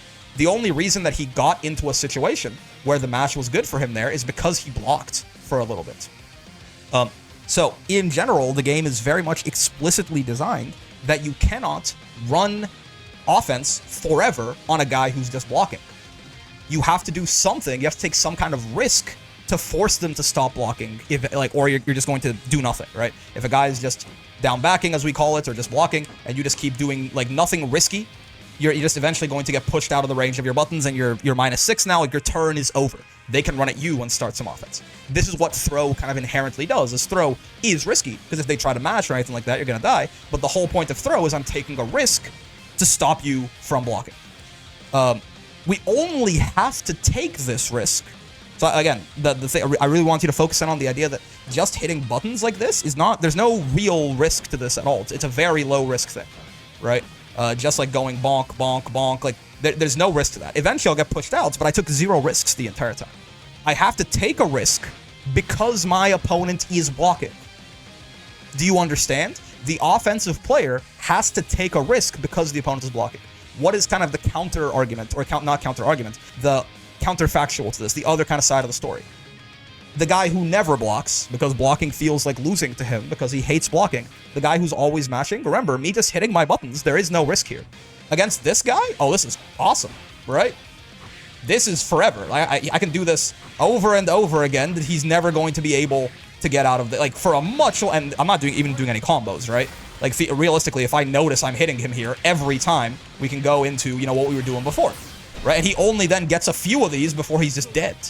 But no risk needed at all, right? I just do, you know, I get him to the corner one way or the other, and then I do my first plus frame, and then it's just going to spiral into him dying forever, right? And then I do it again. That was not plus, my bad. But I do my plus frame again, right? He just got hit, like he's knocked down, so I'm plus again. I do my plus frame, and I frame trap him. And once again, right, this guy is going straight to Valhalla, and it just keeps looping on itself over and over and over. And there is not a single point throughout this entire offensive sequence where Gran is now losing, like, his entire health bar. Not a single point in this that I have to take any sort of kind of risk. And it's because I mean, he would have been dead long ago. It's because I keep having his health regen, right? But, it's because my opponents keep smashing. So, as the offensive player, the fundamental rules of the fighting game, where you can't just run your offense forever without taking a huge risk, completely goes away. The undergirding assumption there is that your opponent is going to be blocking most of the time. That's why you have to take that risk to stop them from just blocking, because blocking is so goddamn good. It's so goddamn strong that the only way to really, you know, and notice by even like when I hit this throw, that's less damage than I get on the guy who decided to mash, right? On the guy who decided to mash, I can get, you know, a clean 4K right there. Again, if we do like our Raging Strike combo, right, it could be even a little bit more, right? I can get like a nice like 5K damn near on this guy who decided to mash, and I get half of that on the guy who decided to block. So blocking is so, and again, the throw is riskier than the strike. So, you know, my life is much harder as the attacker against a guy who actually is going to have some patience and block every now and then. So, I know I've been going on about this for a long time, but I really want to impress to you just how good sitting there and blocking is. It's very strong. It's very, very strong. Obviously, there are exceptions. Obviously, there are times where you have to be more aggressive. But if your default on defense is just block until your opponent gets pushed out, you're going to be very successful a lot of the time, right? And if they do an auto combo like this, they won't get pushed out. But this is super minus, right? So again, they're not doing plus frames. If they do an auto combo like this, they end up being minus. You can just, as soon as that's done, then you can mash, and then it's your turn, right? You can try like 6XL dash L, that is. 6-6 means forward, but don't worry about it. We'll get to Numpad notation later. But yeah, you can try to dash L out, and now you're plus, or if they're close enough, even you can maybe try and like close L and then start your own offense from there. So auto combo, again, right? You don't get pushed out, but you're not plus. There is no combination of move that is going to keep you plus and in your opponent's face, with the exception of things that spend a resource. Right? This fireball, for example, can keep me plus and in Gran's face. I don't get pushed away, but it's an H special. You notice the light version of this, -7. We'll talk about that in a second, but that's no good. And the medium version, -4, right? They're not plus. This is plus, but it spends a resource. So I can't do this forever. Are you starting to see again? Every single thing is pointing back to the idea that you cannot safely get a bunch of plus frames, which you need plus frames to have real offense. You cannot safely get plus frames on a guy who's blocking forever. Yes? Yes. Okay. I hope this is a simple idea, but it is, if you don't understand this, you can't play defense. If you don't understand this, you can't play defense. So I need you to have a deep belief in your hearts that blocking is really good. Okay? Cool. In general, by the way, if we talk about some other things with regards to defense, so we're blocking a lot. Again, one of the best things to do on defense in this game is once your opponent gets kind of pushed out and you see them like have to swing one of these bigger buttons, this is a good time. If there's like some space between you and your opponents here, and you are blocking, you can try to dash L out at them. This is a really, really nice, I mean, this move is the god of the game for a reason. It's very good in pressure, like when you're the guy running the offense. It's good when you guys are like staring at each other at the start of the round, and it's also good on defense, because it's relatively quick, it closes that gap between you, and now you're plus, right? So you can, after this, like try and run up and throw them, be tricky with it, or you can again try and frame trap them in some way, shape, or form. It's not as good of a plus frame situation as close L, but it's still something. So that should be your general idea. When you're not, don't forget to brave counter, by the way. Brave countering is still really good, and if you're scared and you don't feel confident in just blocking, then definitely still brave counter. But outside, we have a second thing in our toolbox now. I told you before, every time someone makes you block, just brave counter, is what I told you last time.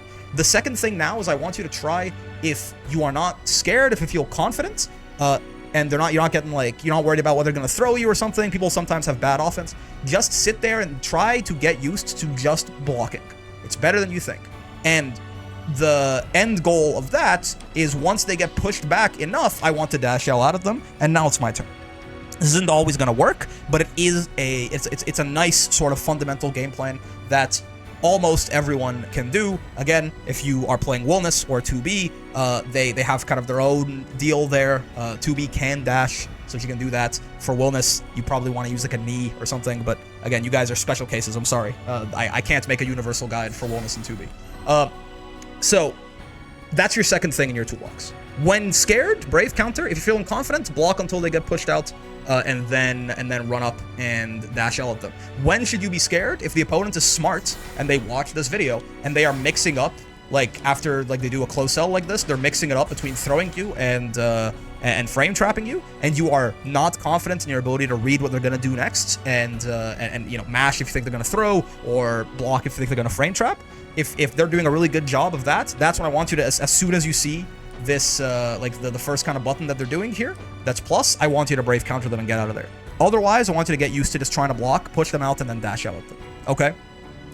The other thing is, this is where I want to introduce you to the concept of DPs.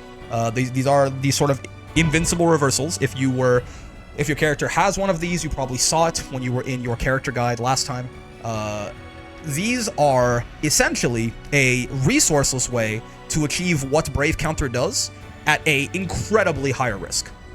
Gran has one of these. Again, it's just forward special. If you do the medium version or the heavy version, you'll get this sort of like immediately invincible move where if they try to frame trap you or throw you, it'll beat both of them. But if they block it, you see you're minus 30 right there, which is really, really bad, and I'll tell you why in a second. I would, in general, refrain from these until you're out of Brave points, okay? I want you to spend your Brave points first, because Brave Counter does exactly what this does, but better and lower risk. Once you're out of Brave points, if you've used all three of them, it's a desperate situation. If you're wrong and you DP and they block it, then you are probably going to get double penetrated. But that's okay. At that point, you know, that round's been going on a long time. We can't win them all. But I want to introduce you to the concept of this. Check if your character has one of these. Again, you can usually, you know, you can check in your character guides, and also if the yellow text invincible there, if title card, mark I made a mistake, if that shit pops up on the right side, then again, you do have it. Every character will have one of these with 50 meter, but we're not really getting into U skills just yet, so don't worry. If you don't have one of these, I want you to stick to, you know, just your Brave counters. And if you're out of Brave points, then down back, hope for the best, man. Push them out and then 6-6-0. So yeah, that is sort of the primer on defense and the strength of blocking. There's a couple of more things I want to talk about for S rank here, but I really, this is the most important thing that I want you to take away, is just how good it is to just sit there and block. It's the foundation of a proper defensive game, and I need you to believe that. Okay, so relevant to our conversation about DPs, I want to talk about frame data in a little bit more depth, specifically minus frames. So we've been very focused in on plus frames in our discussions of frame data here, because that's where all of our offense starts, plus frame into frame trap or plus frame into throw. But frame data is a zero-sum game. If one of you is plus, the other one is exactly minus in the opposite direction, right? If I'm +4, the other Gran is -4. If the other Gran is -4, then I'm +4. If he's +4, I'm -4. It's a zero-sum game. So when you are minus, it's the exact opposite, right? Where when we were plus, I recover, you know, X amount of frames before the Gran, where, again, X is however many plus frames I have. When I'm minus, he recovers X amount of frames before me. The reason I want to talk about minus frames is that they are a little more nuanced than plus frames, in that usually, if I'm plus, I don't really care how plus I am. There are exceptions to this, but universally, I don't really care how plus I am. How minus I am matters a lot. And it kind of gets split into two camps. There are things that are minus but safe on block, and minus but unsafe on block. Minus but safe on block is something like this close H. You see I'm -3 right here. This is safe on block all the time. And it's going to make a lot more sense when I show you what unsafe on block looks like. An extreme example of unsafe on block is the DPs we were talking about. You might notice there that I'm -37 on block. Now this is unsafe. Why? Remember, very important to remember that, you know, all moves have 3 parts to them. If you see that frame meter down there, they have the green blocks, which are startup frames. They have the red blocks, which are active frames. And they have the blue blocks, which are recovery frames. At no point during any of this can I block. Most notably during my recovery, but also it works the whole way through. So I'm holding the guard button this whole time, and you see only, like, I'm holding it the whole time. Only after a little bit there, a long time, this Gran actually, you know, put his arms up and get ready to block a hit. So what unsafe on block means is if the other Gran, not only recovers before me, but so much before me that he can get through the entire startup of one of his moves before I recover, and it hits me while I'm recovering and can't block, then I'm unsafe. So for example, here, if he blocks my DP, he can wait for me to land, boop, and just murder me, and that could start a really damaging combo from there. But you'll notice also, if you look at the middle right of the screen, you see punish right there? That little text that pops up, that's what shows you that there was nothing I could do about that. He hit me during recovery, I couldn't get out of the way, I couldn't hit him back, I couldn't block, I was just fucked. I was unsafe, right? So we call it unsafe because you are, people also say punishable on block sometimes, right? That word punish, again, means you got hit during recovery and there was nothing you could do. So yeah, it's called unsafe because if they block it, I'm in danger. They can guaranteed kill me for it. Whereas, you know, again, if I'm a little bit minus, they are a little bit plus, so it goes back to like the old offensive ways of, you know, if they're a little bit plus, they can run up and throw me, or they can frame trap me, but there's a guess here. I can guess right. If I'm punishable or unsafe, I can't guess. I'm guaranteed dead. There's 100% of the time, unless the other Grand fucks up, there's nothing I can do about it. So, you might notice that I said that this is safe all the time, and that this is unsafe all the time. And that might imply, if you're paying a little bit more attention, that there are times where things might be safe or unsafe, and it can vary, and that's correct. We're not going to get too much into the details of it, but a very important thing to remember, again, it's that kind of basic math equation there, of if the amount that I am minus is greater than or equal to the startup frames of a move that Gran has that can hit me, then I am unsafe or punishable. Okay, for some of you more math-oriented people, that makes sense. If you don't like that, again, a simpler way to say that with less math is just basically if I'm so minus that Gran has a move that can hit me, then I'm punishable. Now, has a move that can hit me varies, right? His close L, for example, super fast, super short range. His far, but he couldn't close L me from here. His far H is way slower, but he can hit me from further away. So the important thing about being unsafe is that the closer you are to your opponent, the less minus you have to be unsafe. You get that? Like from here, for example, right? If you might notice, Gran's far H is -9 on block. But hit me. What are you going to do? Nothing. He needs a 9-frame move that hits me from here. I mean, his far H is 9, but at this point I've been pushed out of its range, so that doesn't work. And he doesn't have anything else. So despite being -9 here, I'm totally safe. Whereas if I was -9 in Gran's face right here, which, you know, moves like this, like something like this, it's like -10. But, like, you know, even if we're like, he needs a 9-frame move that hits me from here, oh, I mean, it's, you know, take your fucking pick, right? Close L works, close M works, close H works, throw works. Throws are the fastest moves in the game at 4 frames, right? Hell, fucking crouching U works. Some of his fucking skills might work too. Like, he's spoiled for choice here. For things like this is -9 is super unsafe if I'm in his face. But from out here, totally safe. Right, so the further away you are, the more unsafe you can be and still be safe. Now again, if you're -30, you might notice DPs, by the way, always leave you right in the opponent's face usually to make it even more unsafe. That's how they get balanced for being invincible. But like, you know, if you're out here, like if I just whiff my DP like this, I'm -100. Right? Doesn't matter how far away I am at that point. Gran can run the entire length of the stage damn near in that time. So, you know, at a certain point, there are things that are always going to be unsafe. But outside of those extremes, it's going to be the closer you are, the more unsafe you are. So, I want you to think about sort of 2 ranges in the video game. There's kind of like this range, the range of your far L for most characters, right, is one range, and outside of that is another range, okay?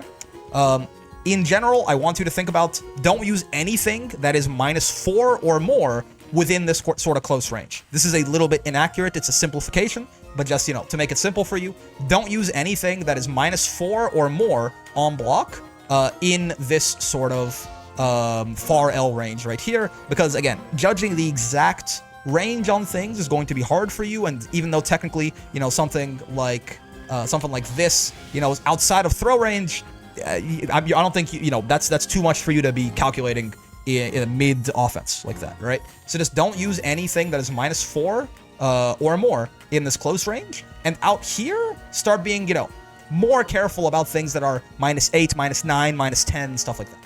Okay, it gets more nuanced than that, but I just want you to think about sort of 2 ranges, a close range and a medium range. If you're really far away, then you're fine, unless you're like -100 or something like that.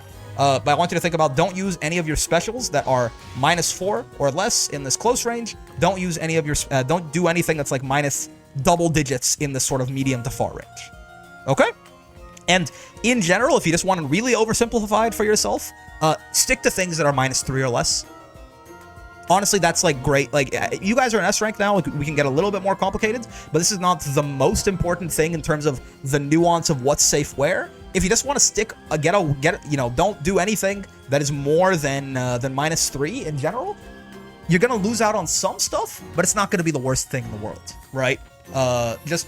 Don't do unless you're really obviously like really like throw range is very small in this game. So unless you're like really like out here or something, don't do anything that's more than -3 on block right there, right? Close, like your close H, for example, is always safe to throw out because there just aren't 3-frame moves in the game. They don't exist. This will never, ever get punished. It's no matter how you could be inside of Grand's character model, and it's still going to be safe. So, just wanted to talk about safe and unsafe, mostly from the standpoint of getting you to avoid using things that are unsafe/punishable on block. Again, right? That verbiage is entirely interchangeable. If someone says something is unsafe on block or punishable on block, it's the same thing. All right? One last thing to talk about in S here. I want to talk about a slight optimization to one of our combos, as we usually do end one of these things off with. I want to talk about anti-airs. All right, we have reached the end of the S rank discussion, which again means we're going to be doing some mild combo optimization. And again, you're going to hear me talk about how combos really don't matter that much. But again, we can start getting into like, little improvements every little bit to always be kind of making all of our hits count a little more and making us win our rounds a little bit faster. So we've talked about anti-air combos before, and I've mentioned that I generally just want you doing, your crouching heavy there into just a raging strike into some kind of combo.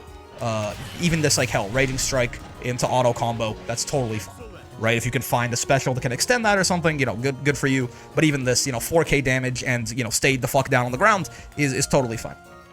I want you to try and find a optimization here for your character for a counter hit anti-air. These, you're usually, your opponents get stuck there for a very long time. So a lot of the times, anti-airs get a little finicky depending on, it's not always just Grand jumping up and down like that. In fact, most of the time, it's going to be something like your opponent's jumping at you like this. That's where you're going to actually be getting your anti-airs. So like the angle at which you hit them, how high up they are when you hit them, things like that can tend to vary. I want you to try and find, for now, from round start, people might try to jump at you to close distance. So just a forward jump from this angle, right? I want you to get a counter hit anti-air and find, one combo that can do, a decent bit of damage, like somewhere in the neighborhood of 3 to 4K, without using a brave point, okay? Without using your raging strike. This isn't gonna work if it's non-counter hits, probably, right? But just for your counter hits right here, and yes, so right there, like it dropped, it's gonna be finicky sometimes, right? But I want you to find something like this that just works well enough. There's often going to be an element of timing here. You have more time than you think. Like, Grand's gonna fall all the way down before he can do anything again. So you have more time than you think to, like, hit him, wait for him to land, and, like, then do something. But just try to find something with your character. Spend, like, 5-10 minutes labbing this out. That does, again, in the neighborhood of, like, 3,500 damage or more, where, you 2H, you crouching heavy them right here, and then you hit, like, a button into a special or auto combo if you can get it or something like that, to just give ourselves a little bit more of a resource-efficient anti-air combo here. Don't worry about this too much. You can certainly still get away with just doing this, but, just a little bit of that combo optimization homework every rank to get us going. But yeah, counter-hit anti-air combos. Very, very nice to have. And again, I mean, at the end of the day, if we want people to stop jumping, nothing says stop jumping quite as much as just beating a dude's ass for doing it, right? Taking like a third of his health away is always a great signal to stay the fuck on the ground. A quick thing that I want you to start doing in S rank, by the way, is get a handle on your ultimate skills. We have not really talked about these so far. We talked mostly about, mostly about the heavy versions, to be honest, but I've explicitly, every time ultimate skills have come up, I've kind of just brushed it aside. Real quick primer, by the way, ultimate skills are the most powerful versions of your skills that your character has access to. They cost 50 meter. You activate them by hitting the skill and the U button, the unique button right there, the same one where if you just do it like this, you get that, or if you crouch and hit U, you get this little sweep. But yeah, these cost 50 meter. If they hit someone and you didn't like cancel into them, you get 25 back. If you cancel out of like a combo or something, you get nothing back. And if they block it, you get 12.5% back. I want you to just go through your character guides and just trying them out yourself and see what the ultimate version of the skill does. Usually, they are either a just powered up version of a regular skill, or they are a slightly different twist on a regular skill. For example, in Grand's case right here, he has his fireball, right? His light, medium, and it's heavy. His U fireball is just a bigger, faster fireball that beats other fireballs. This is pretty universal for U fireballs. They can just go through the fireball completely and kill the other Grand behind it. So it's just a powered up version of that move. Similarly so for his reversals, right? He's got his medium DP, which is invincible, his heavy DP, which is invincible. His U DP is just invincible and faster and does more damage and gives him a better knockdown after. So, these two are just powered up versions. However, for his boots here, it kind of throws him at the opponent for these light, medium, and heavy versions. And the U version, while it does also do that, is actually a combo move. He can start combos with this thing. So it is kind of a powered up version, but also very notably, like we talked about with Safe and Unsafe, a lot of the versions of Boot, if you space them like this, if you do them like point blank, right, it'll be very unsafe and punishable. But if you space them, it'll be plus or even, safe or even plus. But the U version, no matter what, is always going to be punishable. -6 there, -6 here, right? This is more of a combo tool. So there's not a one-size-fits-all answer here. I just want you to start looking around at your ultimate skills and see if there's a place, if you find one that's really plus on block, maybe fit it into the pressure game plan that you've had so far. If you found one that's really nice for combos, maybe try and think about adding it into a combo every now and then. If you found one that's, really nice for just kind of like throwing like a nice big fireball at a guy, then maybe do that, right? Just start getting an idea of what they do and incorporate them into your game plan here and there. They are usually quite nice. When in doubt, if you just want to spend your meter on supers, we're starting to get to the point where you don't really want to do that. You can get away with it for a little bit longer, though. All right, welcome to S+. I'll talk about why I have Matera on screen instead of Gran here for a second. But first, I have 3 things that I want to mention. 1, S+ is definitely the beginning of what I would call intermediate Granblue. This is going to be a little bit more complex here. I'm going to need you to follow along, whether like literally in-game or just like really lock in on every little thing that I'm saying here, because it's going to be a little bit more specific. But before we do that, one thing that we're going to be doing is talking about a lot of specializing into what your character does in particular. Because so far, we've been talking about things that are universally good for everyone to do, right? Dash Ls, right? Brave counter, Raging Strike, mixing up your options, the sort of universal idea of like close L into throw or close L into frame trap, things every character can do. Those are really important, and you need to have those down before you come here and talk about specializing, all right? So if you're an S+ and you like skipped here or something like that, go back and at least skim the other parts of it. I should have timestamps everywhere. Skim the other parts, make sure you've got all the fundamentals down, and if you do, come back here, we talk about specialization. Okay, so that's one, is make sure you have the fundies down before we get to talking about specializing. Number 2 is I want to introduce you to a little bit of jargon here, because it's something you're going to hear a lot if you talk to more experienced players and try to get advice. You're not going to understand what they're saying half the time. Numpad notation. You may have heard it slip out a couple of times over the course of this guide if I haven't edited it out, where I'll say things like 6XL instead of dash L, or 2H instead of crouching heavy, or something like that. What is that? If you have a keyboard with the numpads, look down at it right now. It should be the numbers in a 3x3 grid like that. If I'm Unc and that isn't a thing, and some keyboards don't have that anymore, then look up keyboard numpads, alright?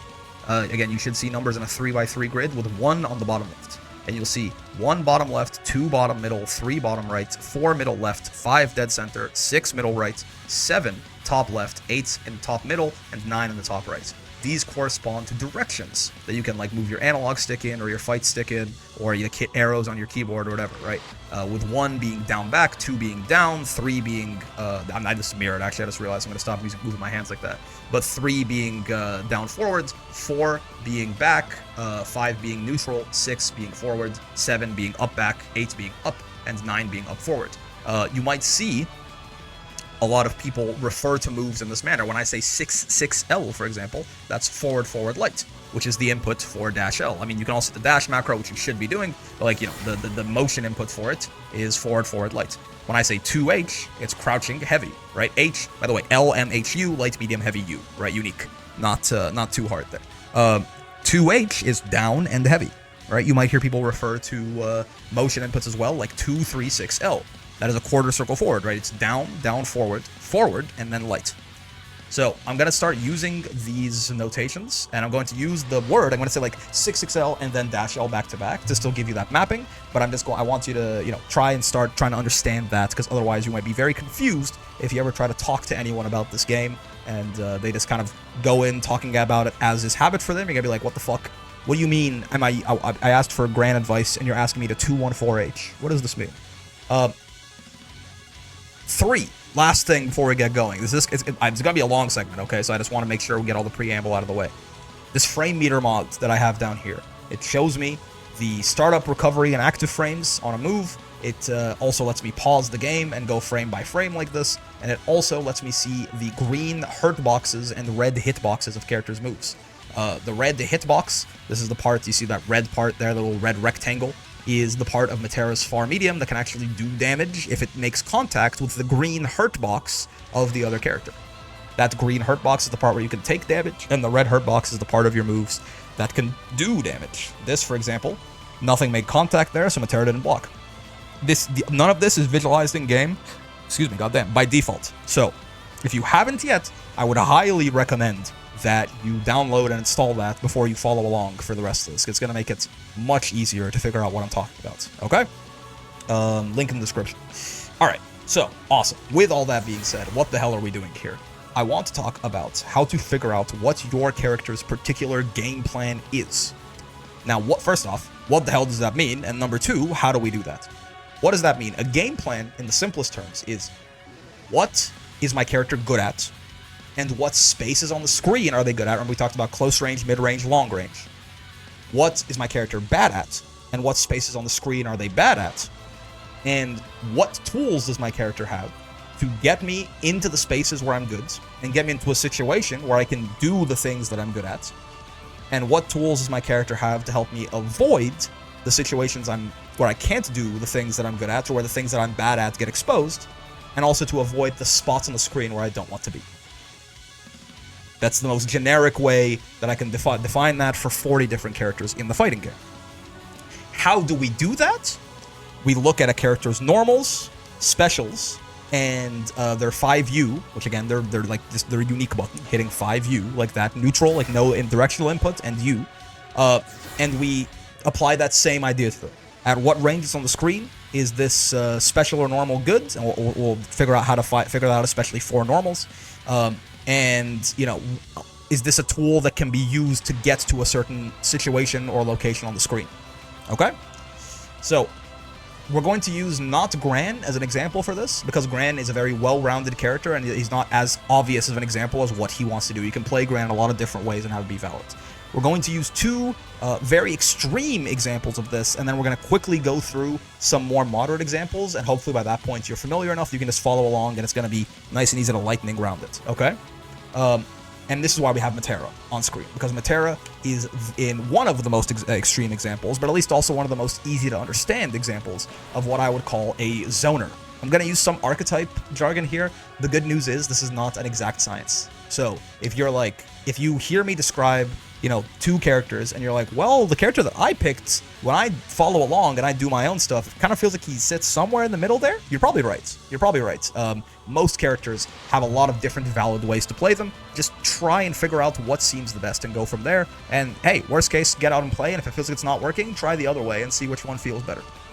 It may also be very much a matter of personal preference. But Metera is usually a zoner, a character who wants to sit on the other side of the screen and zone you out, as in not let you get in and just kill you from the other side of the screen. People tend to not like fighting these kinds of characters, which, by the way, little quick side note, if anyone unironically tries to get on you for the kind of character you pick or play, or how you play, or something like that, that says a lot more about them than you.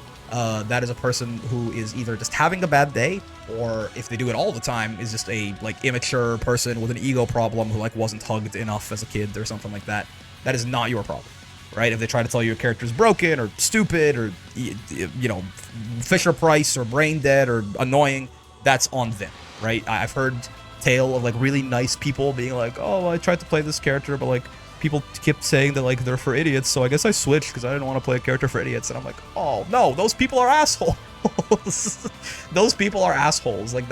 They're they're wrong. Like, that there is no such thing as a character that like shouldn't be played. Okay, I say this because Metera is a character people have a lot of complaints about.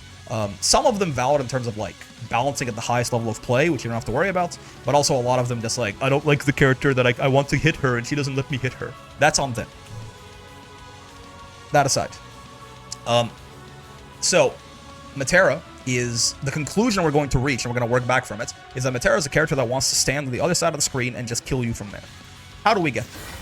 Always look at your specials first. Your specials are the most telling aspect, usually. Unless they seem kind of in the middle of the road, and then we look at our normals, but we'll look at both all the time anyway. So, Metera's specials.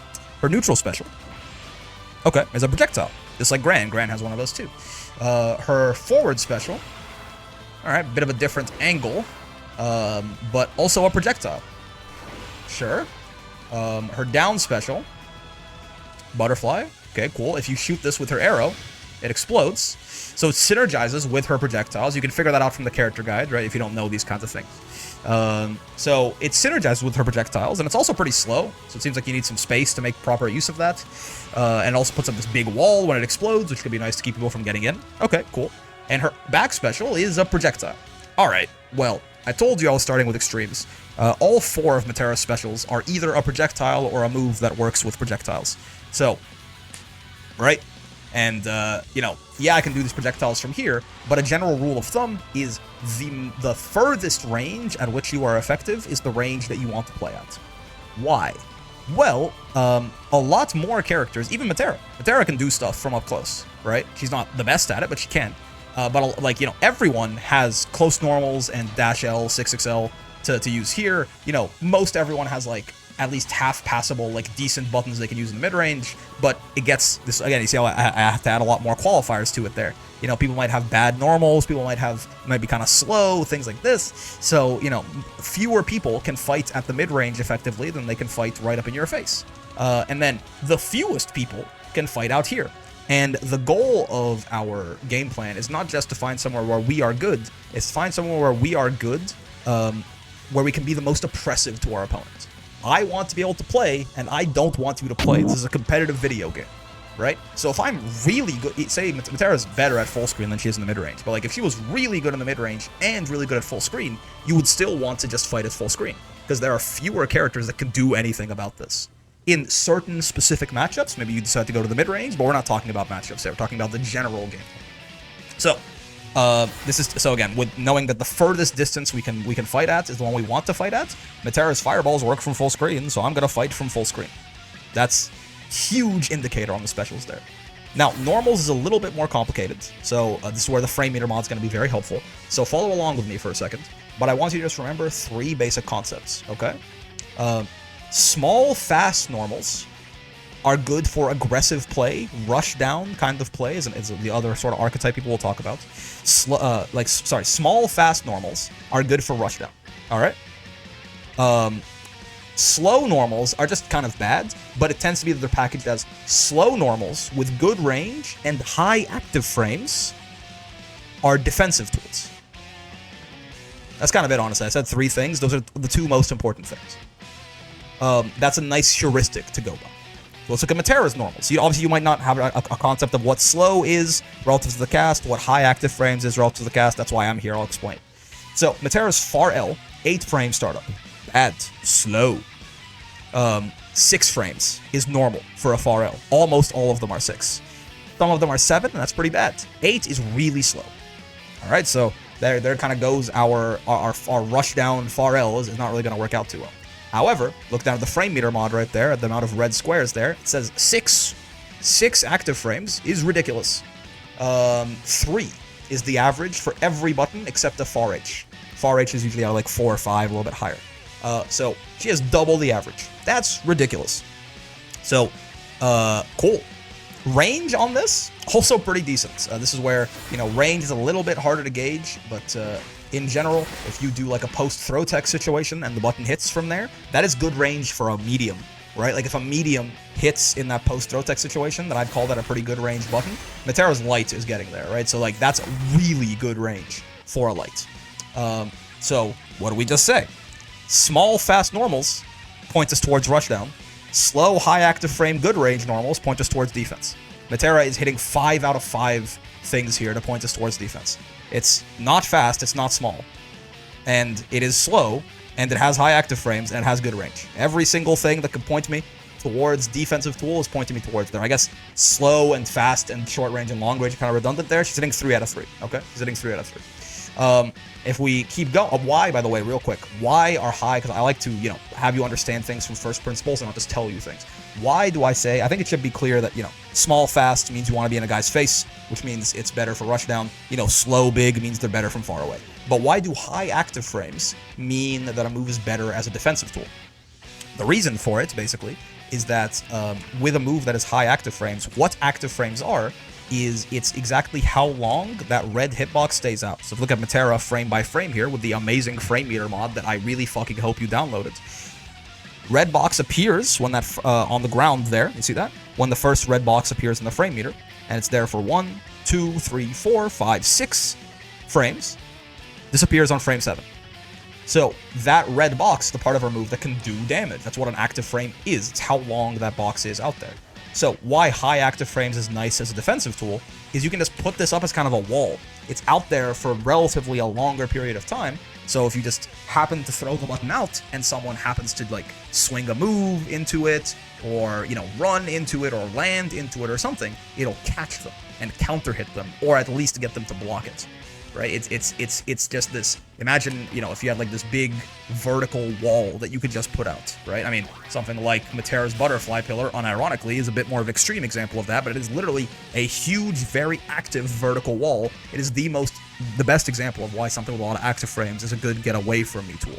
Because it's literally, you put up this impassable wall that if they try to do anything, they'll die. So it's very nice to keep people honest, right? Keep them from trying to do a bunch of shit. So, we're going to start moving quicker now, okay? Because I don't want this to be, this video is already more than long enough. So, we analyzed all of that. Metera's far M, right? Metera's far M, you see right there, first active frame 10. I know it says 8, it says 7 startup frames, and the first active frame will be the 8th one there on the frame meter. That's because the first 2 active frames of this move only hits people who are jumping, basically, right? It's how you can think about this. It's very hard for this to actually hit on the first active frame. So most of the time what's going to end up happening is that this is going to be a 10 startup move. Really slow. Again, normal for a far M, 7 to 8. So slow button. 9 active frames, as you can see down there, ridiculous. Average is 3, again, so this is triple the amount. If you want to say the first 2 active frames usually won't hit, it's still 7, which is over double, right? Range? Pretty good. Does it hit post-throw tech? Yep. And also, you'll notice if you look at the frames frame by frame here, this is an anti-air, right? Those are the first 2 active frames, by the way. You see where she kicks her leg up there? That's 1 and 2. So that's why this is an anti-air. So it's good for, it's got not just good horizontal range, but vertical range as well, right? This button will keep people away from us horizontally and vertically for a very long amount of time. So again, we're looking at good range, slow, high active frames, defensive tool. Her 2M. 7 to 8 frames is average for a 2M. So 8 is on the slightly slower end, though it's much faster relative to our other buttons. So, slightly slower end for a 2M. 6 active frames, average is 3, so that's double, that's amazing. And range, pretty good. Defensive button. Her far H is literally a projectile. So, pretty slow. You see it's hitting on frame 25 there, even, point blank, it's frame 15, about 9 or 10 to 11 is average for a far H. So very slow, lots of active frames, because it's a fucking arrow, so it's active as long as it's out there, and insanely good range. Defensive tool, right? Her 2U is a little bit of a weird move, but general heuristic, right? It's slow, it has lots of active frames, and it's got big range. Better when you're far away. Defensive tool. Right. So every one of her far normals tells me defensive character, defensive character, defensive character, defensive character. Especially, we factor in the fact that her specials from earlier, out of 4 of them are projectiles or projectile adjacent. So the last thing we want to look at with normals, usually, is her close normals. If they are fast, the only thing we really care about here is frame data as far as it is a plus or minus on block, which is only happens in certain cases, and how fast it is, okay? 6 frame close L, bad. There's only 3 kinds of close Ls in this game. 5 frames, which are good. 6 frames, which are bad. And 7, which are molasses, which only 3 characters have. Vasaraga, Wilness, and Versuja. But 6 frame is bad. That's slow, right? It's also only +2. Usually, close Ls are +4. This close L sucks. I hate this thing. Close M, 7 frames. Little slow. 6 frames is what we're looking for, though in this one you might find 7 to 8. 7 is alright. Even on block, not bad actually. Even on block is the premium. There are very few plus on block close M's, and all of them are like really slow, right? It's kind of what they gain in return. So even on block's not bad, but 7 frames, a little bit slow. Close H, 11 frames. 8 is the best, 9 is about average. So this is still slow. And -4 is a little bit more minus than some of them. So generally, these close normals, I don't like these fucking guys. Again, you only get access to close normals when you're in a guy's face. And if your close normals are amazing, that's a lot of incentive to get in a guy's face. We don't really have that here. Our close normals are not very good. So that's another thing that points me over here. So I hope you can follow along and kind of understand where I'm coming from with this. I don't want you to just like, oh, Matera's a zoner. I want you to understand why, and then, use that to figure out if your character kind of fits sort of in that mold.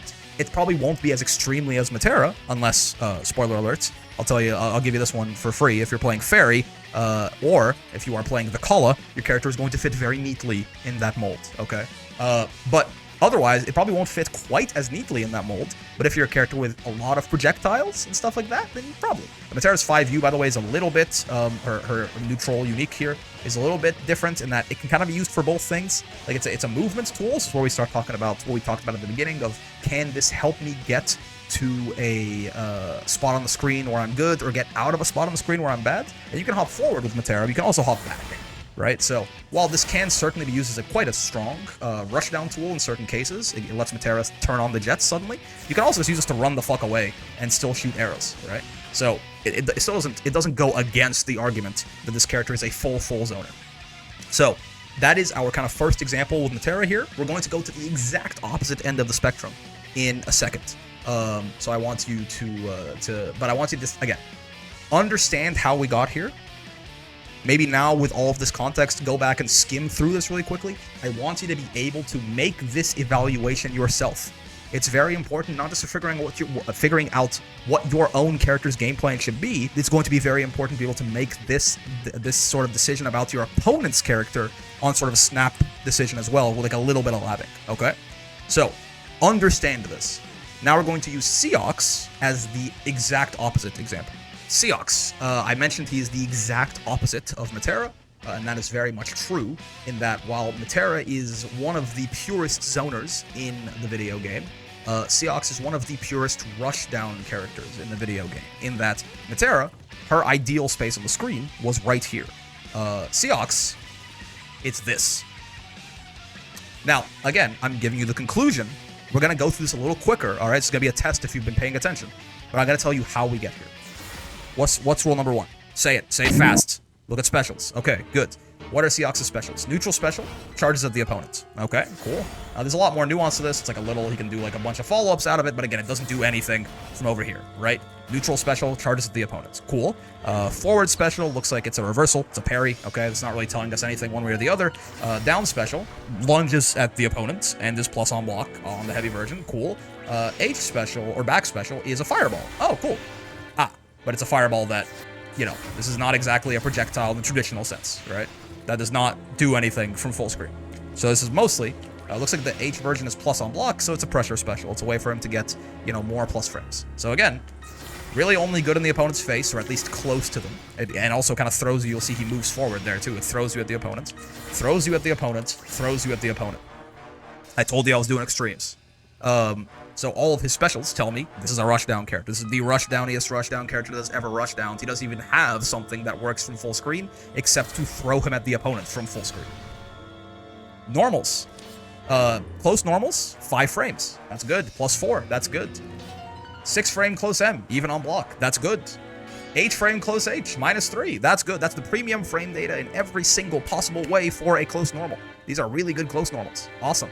Again, remember, fast, good close normals is an indication that you want to be in the guy's face.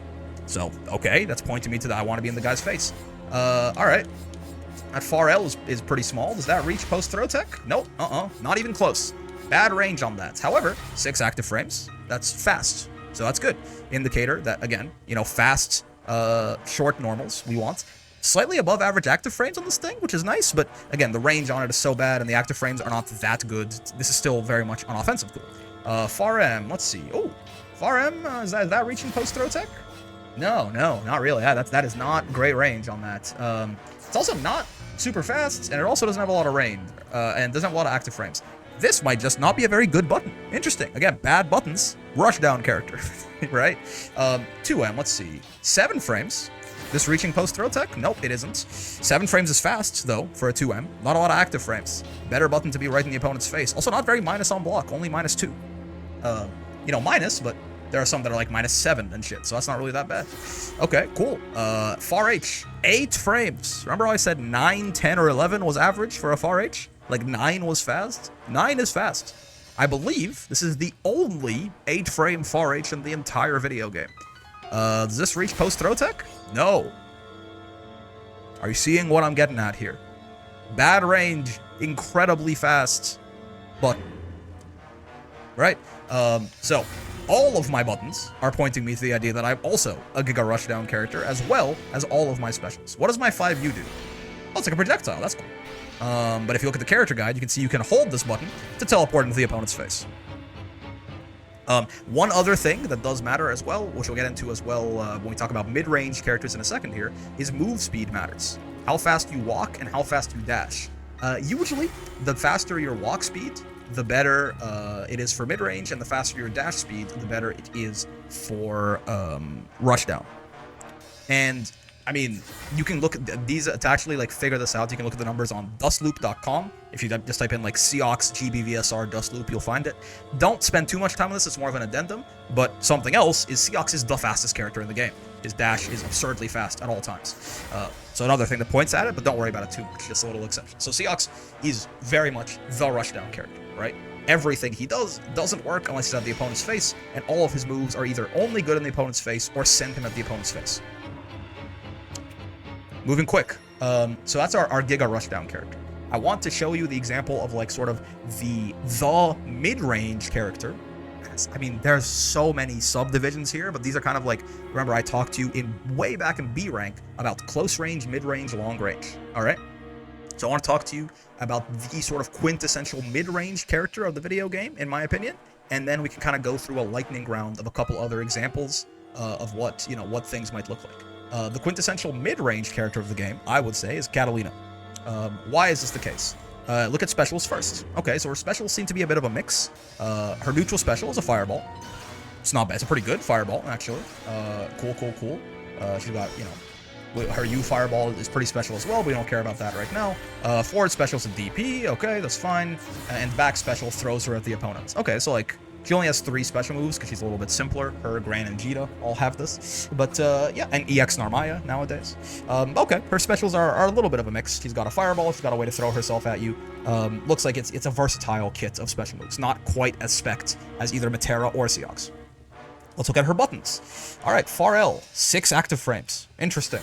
Yep, and 6 recovery frames, notably. I mean, for recovery frames, usually 8 on a Far L.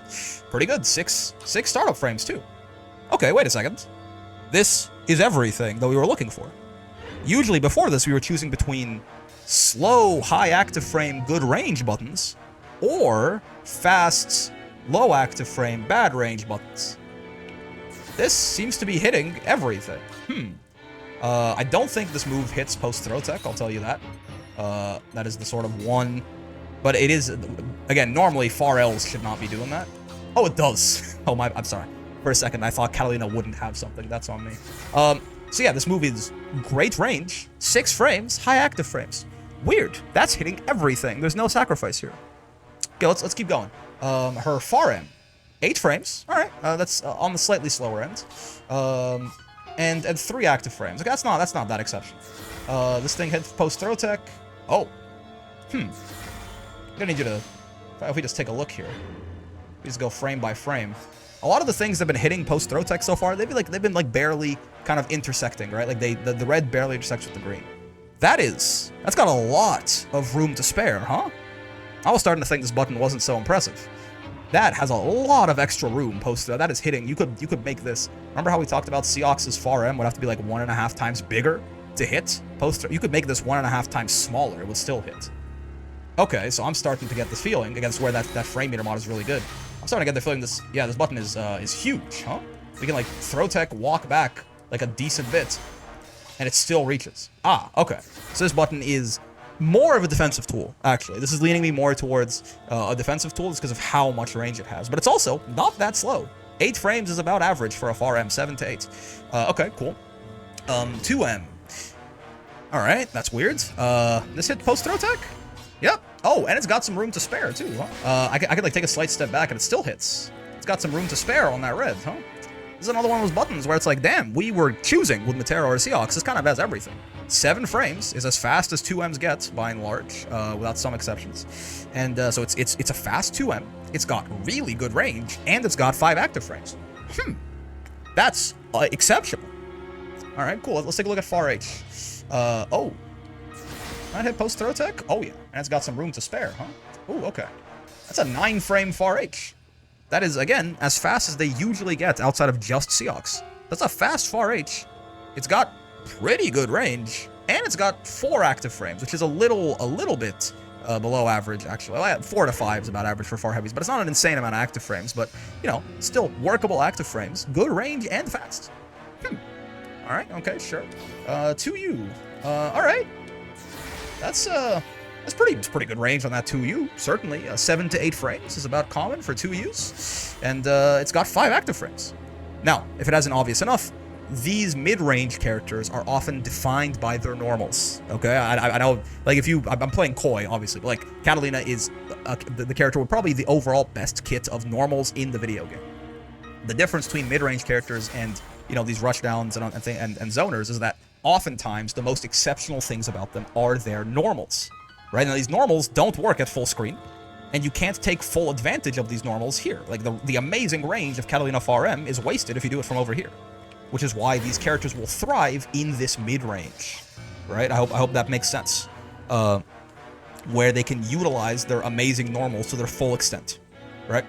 If you look at Catalina's close normals, by the way, yep, decent enough, right? That close H is punishable on block. That's spooky, right? So you probably want to cancel that or something. But, like, you know, 5 frame plus 4 close L, 6 frame minus 1 close M, a little bit below average there. 9 frame close H is average in terms of speed, but it is punishable, so that's kind of bad.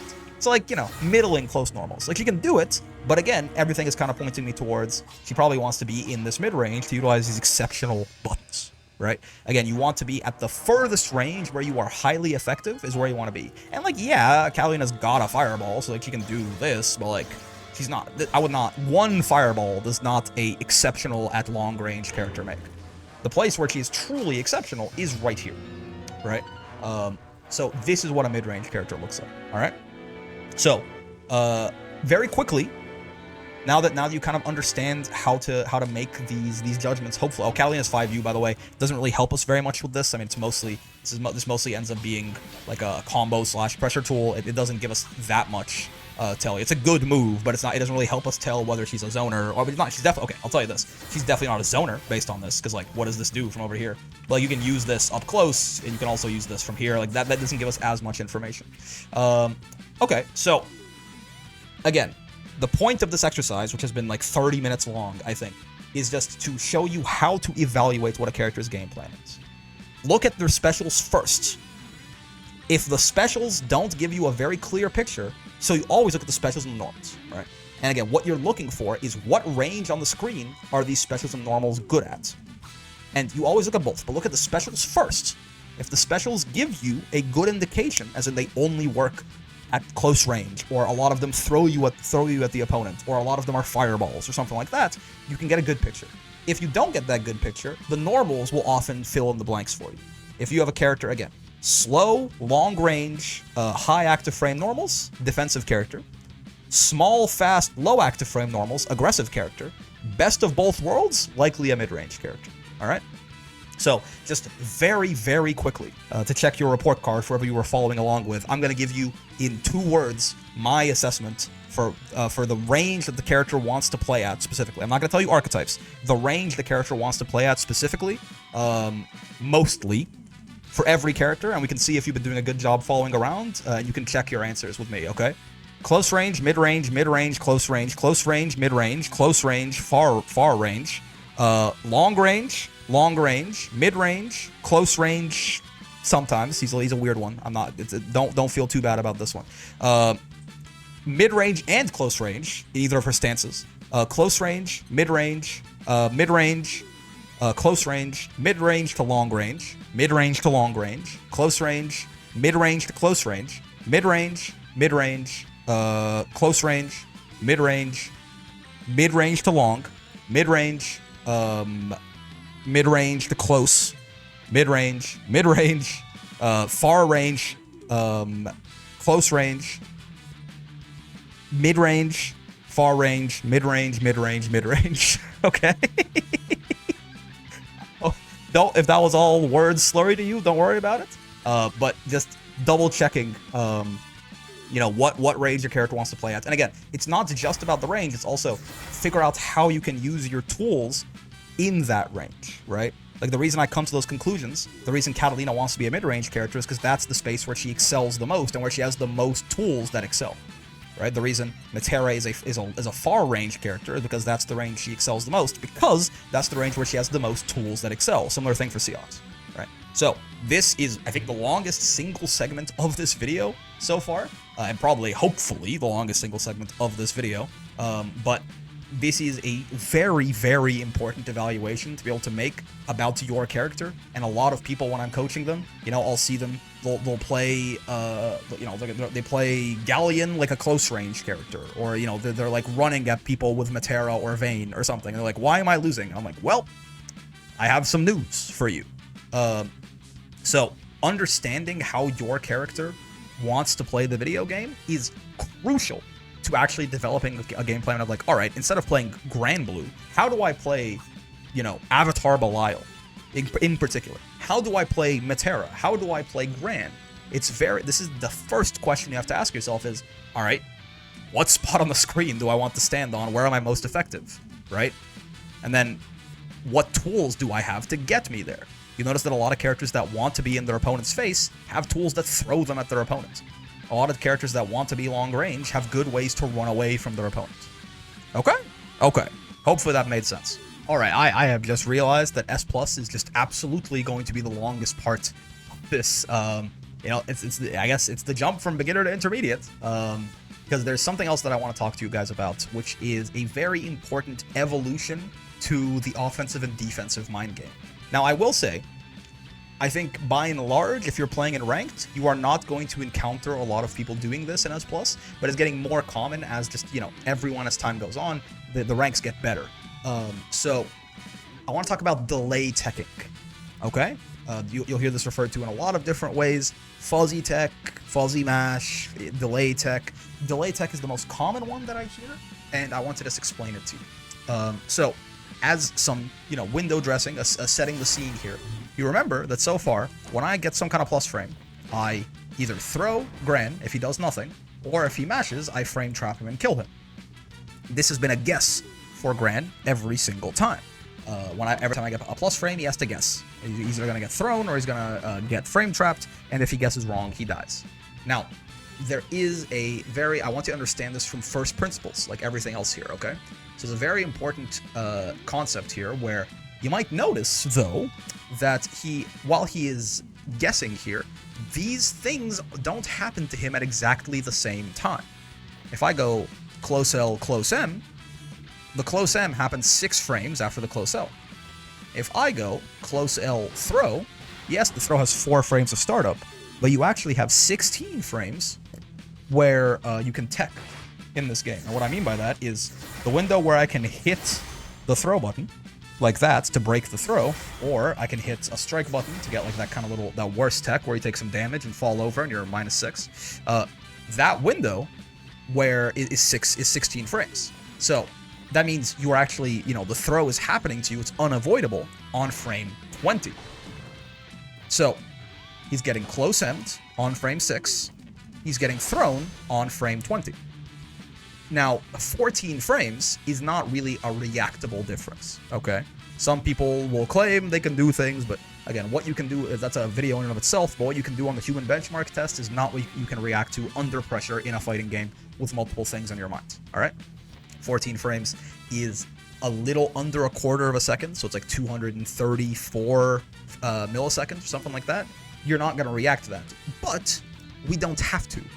We can do what is, a subset, like one example of a greater fighting game concept called an option select. You might hear this word thrown around a lot in, higher level fighting game circles. They might refer to it as an OS for short. That is not operating system. It is option select. And what an option select is, in the simplest terms, is one set of inputs that beats two different things your opponent does. And these are usually based on timing. So, an example is going to be very useful here. Delay tech is an option select that beats, when Grand does this close L and he's plus, or this 6XL and he's plus, I can tech his throw if he throws me, and block his hit if he hits me. Every time, 100%, no guessing, no reacting, no nothing. Alright? How does this work? And again, it utilizes, fundamentally, the idea that Gran is going to hit me before he throws me. So, if I have Gran set to do both of these, what I'm going to do, basically... I have to record it. Yeah. Let me record to slot 1. Right here, this is a good thing to do in training mode too, which is why I'm not cutting this out. I want to show you how to do it. You can record in multiple slots and then have it so the AI plays a random one back, right? Normally what you want to do is, again, I would record close L, close M here, and then I'd go to a different slot, go to slot 2, right? And then we record the close L into the throw, which I just fucked up. Close L, throw, there you go, my god. Alright. Well, I guess I was explaining it, so I actually didn't cut it out. Hello there. So, now that he's doing this, what we can do is you can go and make the playback, instead of selected slots, have it be random. And we can choose the odds right here. So you can have up to 8 slots, you can see. But I'm just going to have 2. So 5, it goes to 10. So all of these guys don't even exist, so they're grayed out. This one I have set to 0, and slot 1 and 2 I have set to 5 each. It's out of 10, so it's a 50-50 shot that he does either. So if I do this, right, sometimes he'll do the frame trap, sometimes he'll do the throw, sometimes... Oh, he's actually just alternating perfectly. What the hell? He's not... There you go. So, you might see I'm going to block, and tech, and tech, and tech. I'm not... you know what? I'm going to look away. I'm going to block, and then I'm going to block, and then I'm going to tech. Oh, I did fuck up the timing there. There's a little bit of a execution to it. I'm going to block, I'm going to tech, I'm gonna tech. I'm gonna tech. I can tell by the audio cue what's happening. So, I mean, there's a couple times I was literally not looking at the screen, which does help, right? But you can tell, right? I don't know what he's gonna do. It's completely random, and yet it works every time. What am I doing? I am, essentially, utilizing the fact that because Gran is gonna hit me before he can throw me, what I can do is I can block for a little bit, and then tech. So if he hits me, I hit light right there. You see that? If you look at the input history, there's that little 22 and then down back light. I hit the light button. But when I'm already blocking, my move can't come out, so he can't counter hit me.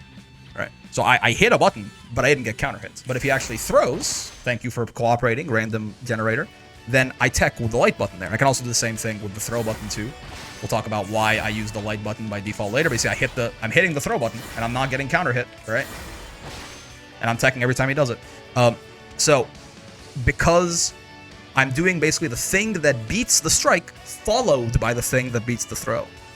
Do you get that? Blocking beats the strike, hitting a button beats the throw. I do them kind of back to back. Now, this timing is something that's a little bit hard to figure out. You can certainly, if you follow that exact recording setup, set Gran to do close L, close M as fast as he can, and then set him to do close L, throw as fast as he can, and find a timing that beats those two options 100% of the time.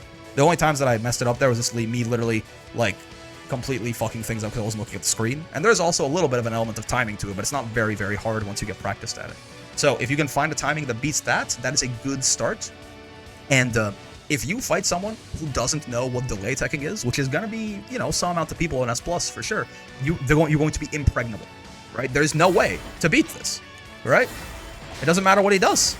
If he throws me, right, I tech it. If he hits me, I'm hitting the throw. You can see on the input reader, I'm hitting the throw button, right? And yeah, again, it's completely random. He's doing one thing sometimes, another thing other times, right? And we could do this again. I could look away, but I hope you believe this is a real thing at this point.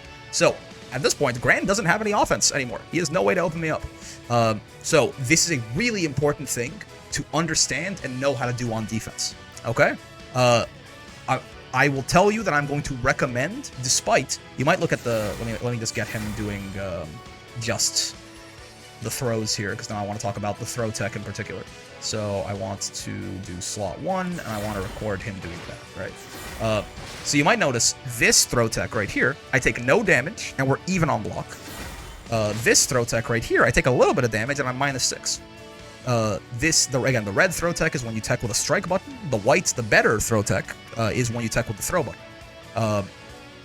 The reason that I want you to tech with the strike button, even though it's like quote-unquote the worst tech, is because this is just a generally safer button to throw out, just doing like a 2L like this versus throw. And I'll talk about why when we talk about throw baits, which we're about to do right now. Because you might be thinking, alright, this is fucking ridiculous. I just can't open this guy up. He just, the offense isn't real in this game. Everything sucks. No. Because the whole point is, you saw, I literally wasn't looking at the screen earlier. I'm just following like an algorithm that I trained my head to do. Okay, so let's think about it. What am I doing every time, no matter what Gran is doing? I'm delaying for a little bit, and then I'm either hitting this button or I'm hitting this button. Right? So if you know I'm doing that, how can you beat it? Well, let's start with throw first, actually, to show you kind of the dangers of it. You can't be thrown. It's kind of hard to mash out on a guy who's throwing, right? Because throws are fast, and like if they hit on the same frame as your strike, you're gonna lose, right? It's like, it can work. You certainly can like run up. You see no escape right there. It means I got counter hit out of the startup of my move by the throw, and that means you can no longer break it. If it's a counter hit, you can't throw tech. So like I could certainly like, you know, I know he's doing it on a delay, right? So I could certainly like, if I, you know he's delaying it like that, right? I could certainly try and like wait and catch him, right? But like I did it, right? But it's tight and it's risky. If I fuck it up, I'm getting thrown. So what I can do instead is backdashes are throw invincible on frame 3, and jumps are throw invincible on frame 1. So if I know he's delay teching with the throw button, what I can do is I can like walk up and backdash. And you see how I'm plus 24? I can do whatever the fuck I want to this guy now, right? Like I walk up, I backdash, and it's combo city, man. Like whatever the hell I feel like. Or similarly, again, I can jump if I think, again, because he's literally not looking at what I'm doing. Right? Because if he was, he's not doing the option select anymore. If he was trying to react, then he's just going to die anyway. Because you can't react to the throw break window. So he's just doing it on a timing whenever he sees me. The timing, by the way, is usually right after the plus frame. So whether it's right after you block the 6XL, or right after this, or in some cases, even when the guy just starts running at you, because he might even run in, delay, and do like a frame trap or do a throw or something. But yeah, so he's just, as soon as he's the plus frame, like his little internal clock is activated. So I can just do this, right? And then I can jump. And he'll whiff. And again, I can just kill him on the way down, right? Or similarly, I can walk up to him, and I know he's going to throw on a delay, and I can backdash and kill him. This is a read by me, certainly. But, you know, it's not... Backdash is, by the way, usually better, because if you jump and you're wrong, they can anti-air you and kill you. So backdash is usually better, right? Because it's even if they don't throw, right, it's relatively quick. It's barely reactable at being 18 frames, especially with all the other stuff going on. A lot of the times, if you backdash and nothing happens, they're not going to be able to react and kill you for it. So, if we want to beat throw, we can walk up and delay backdash. And then he throws, he whiffs, and we kill him. What if we want to beat him doing this? All right, well, this is very simple. It's much easier to beat out a light button like this on mash. It's, you know, it doesn't have the same kind of properties to let it beat strikes that throws do, and it's a little slower. So if I know that Gran is just going to be sitting here, delaying, and then doing that, right, what I can do is, let me have him delay like a slightly shorter time. It's usually not that one, right? See? I can walk up and counter hit him. Delay like a close heavy. You don't have to do close heavy. You can do any button, but close heavy is just the most rewarding. It's just the one that you see most often, right? So I can walk up, delay a button, and then hit him like that. And then, I mean, usually, if we do something like this, right, then, I mean, maybe you haven't labbed out a counter hit close H combo yet. You don't have to.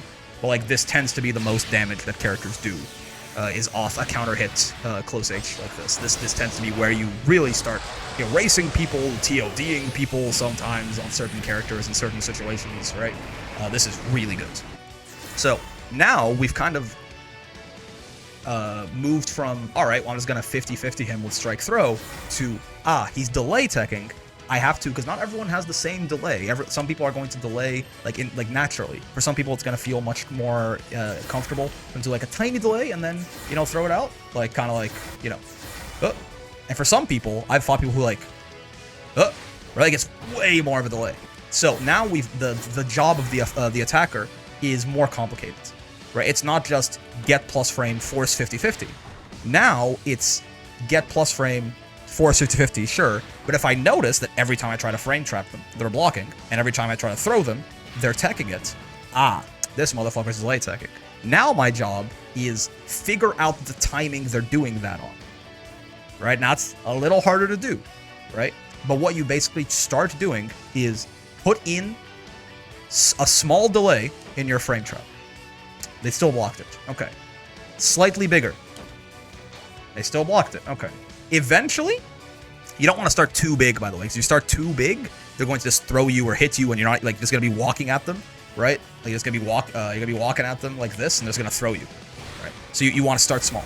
So like the general rule of thumb is like doing it right away. That's not working. We can tell the delay teching because I can't throw them and I can't hit them. So I'm gonna start with a small delay, and I'm gonna get a little bigger. I mean, I'll tell you know what, let me actually show you. Like they have the grand delay for a decent amount of time here, right? So what I'm gonna do is I'm gonna start with a small delay. Okay, still blocked it. Get a little bigger, still blocked it. Made it a little bigger, still blocked it. There you go. Found it, right? Like, made it. Oh, that's too big. If I get counter hit, that's too big. Okay, cool. Found it, right? Keep adding that, because it's very, very hard for people to change the timing they do this in. This is something we're going to talk about at Master Rank, right? But this is a muscle memory thing for people. It is really hard. When you find someone's timing, you have found their timing. It is really difficult for people. They're gonna have like labbed this out and done it like thousands of times. If they do it, like in a few dozen matches, you'll have done this like 1,000 times. So it is really tough for people to change. If they like did a really big delay to make it like a smaller delay and catch you, that's not easy for people. That's hard for me to do. Like I'm still working on that, right? So this is your goal now as the attacker. First, in S+, in later ranks, you take this as the assumption. Take this as the default assumption that someone is delay teching, right? But in S+, I have to figure out, are they delay teching? And I do this by either, by checking, just doing my regular offense, plus frame into throw, plus frame into frame trap. But if it's never working, that's a delay techer. And then I slowly increase the amount of delay I put on, very notably, by the way, sorry, you definitely want to catch the color of their tech. If it's red, right? If it's red, they are teching, I don't record them doing that, there you go. If it's red, they're teching with a strike button, so the thing you're trying to do to catch it is like delay a button, like that. And if it's white, they're teching with the throw button. So the thing you want to add a delay on is this, right? You want to do this until they actually whiff through it. Because if you do it too early, a lot of times they can at least notice that you backdash and not throw. So yeah, you want to catch what color the tech is. White, we delay these. Red, we delay these, okay? And you slowly keep increasing that delay till you get them. And once you get them, remember that timing and do it. This is hard to do. It's much easier to delay tech than to catch a delay tech, right? That's why it's such a good defensive tool. But it is beatable, and this is how you beat it on offense. There are a lot of nuance, and by the way, there's a lot of nuances to delay tech that I think we're going to mostly get to in S++. By and large, I would recommend that you, as a delay techer, delay tech with this, just because in general, it's a lot harder to catch this with like a close heavy than it is to catch throw with a backdash. And throw also in general is a much longer animation. You see, it's 32 total frames. If it whiffs, I'm minus 32, whereas 2L is 18. So even if just like something weird happens and I delay tech and they weren't anywhere near me, the odds they can punish me for this and react to, like, see me do it and punish me is a lot lower than this. So I would recommend that you delay tech with 2L. Okay, this S+ segment is by far the longest part of the video, for sure. So one last thing that I want you to keep an eye out here is I want you to start labbing your different matchups whenever you find something that you don't really know what the hell the other character is doing, okay? This is going to be something we're going to talk about in more detail in S++, but I just kind of want you to start getting this idea. Training mode, by and large, outside of, labbing certain optimizations, things like that, I think this is sort of the primary ideal use for training mode once you get good enough at the game that you can ask questions. You have a basic understanding of offense and defense, plus frames, what's punishable, what might not be punishable, things like that. So that when you come across a character that you don't play in ranked and they do some crazy thing that you don't know how that worked, you're like, that looked like maybe it should have been my turn, but it wasn't my turn, and when I mashed I died, and it didn't seem like if I block it seems like they're plus and I can't mash and I can't do anything. How do I beat this? When you come across a scenario like that, I want you to actually, go into training mode and just try out a bunch of different defensive options or offensive options or whatever it is they were doing to beat it, okay? I can give you a very quick example of something like this that happened to me, just so you can see what I'm talking about. But this is kind of what you need to be using training mode for primarily, I think, from this point onwards, is training mode is used when you have a specific question to find a specific answer. If you just have a lot of fun sitting and labbing, awesome. But you don't have to use it otherwise, okay? So something that happened to me, as an example, is like it's close to a year ago now, but it sticks in my head still. When Vikala first came out, she would do a lot of things like this. Like they would space out a far H into the fellas right here, right? And I was very confused about this sort of loop right here, because he would cancel the far H into the mice, right? And then she'd be plus. So if I just have her, if I record her just doing this like over and over, right? Something like that. I used to be very confused about what I could do here, because I would try to spot dodge the mice, and a lot of the times I would end up getting like hit, or there wouldn't be enough time or something like that. And even if you spot dodge there, like she's often plus, so it doesn't really get you out of it. Couldn't roll it, right? Couldn't really mash here. It's a true block string, so there's no time. And if it's just a little further away, I got counter hit, right? I tried to jump out of the corner and it wasn't working. And like these are things that I was trying mid-match, and it was all falling apart. So I went into training mode and I just basically kept doing this situation over and over and trying different things until I found what worked. And it turns out actually that, what happens for Ladiva here, is between after the rat, after she throws the fellas, right?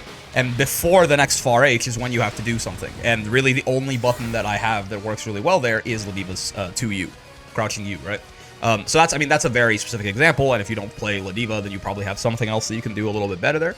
But this is what I mean. I ran into a Vikala, she was doing far H into the light rat toss right there, and it was happening over and over in the match, and I had no idea what to do about it. I was getting like infinited in the corner. So I went into training mode and tried every single option that I had. Nothing is ever too silly, right? Try everything that you think you might be able to do until you find something that works, because everything will have some kind of counterplay. Some situations will be worse than others, but yeah.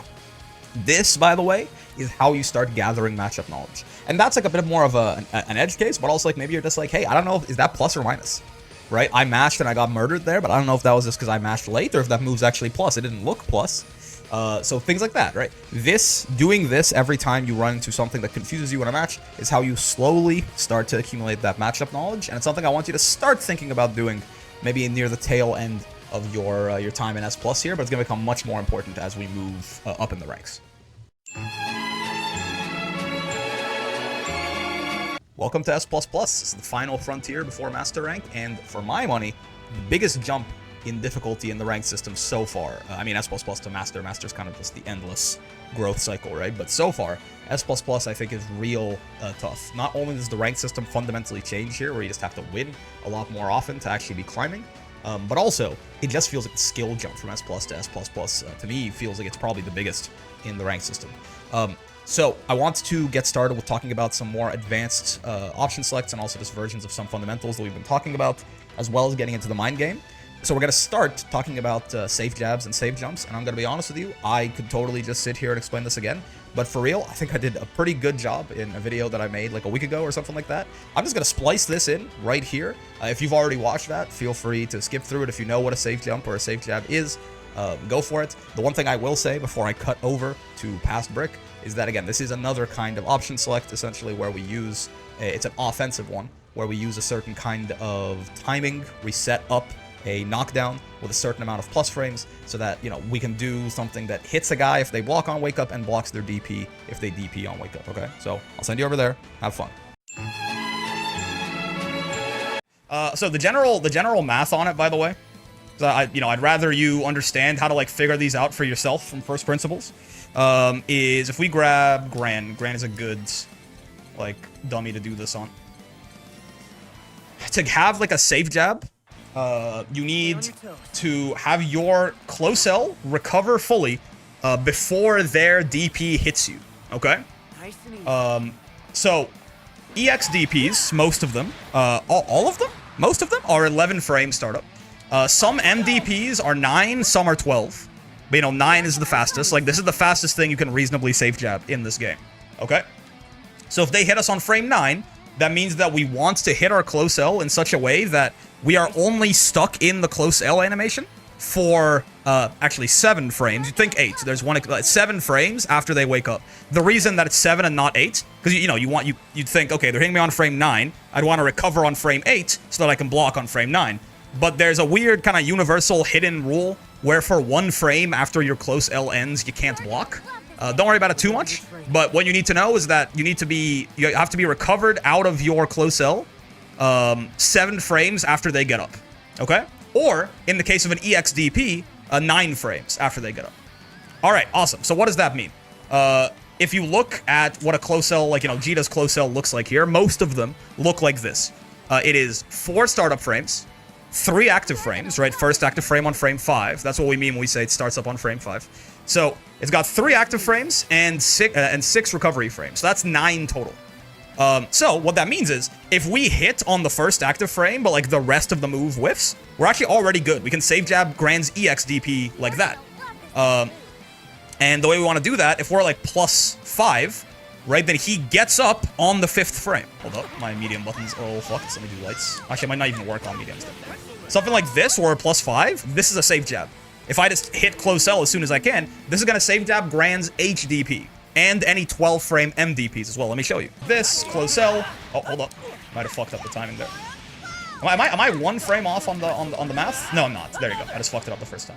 Right, I can close L as fast as I can, and then I can down back in time to block it. Again, right? Think of, like, I want you to understand this from first principles, not just, like, here's a setup that does it. I want you to know what a setup that does it looks like so you can find more of them for yourself.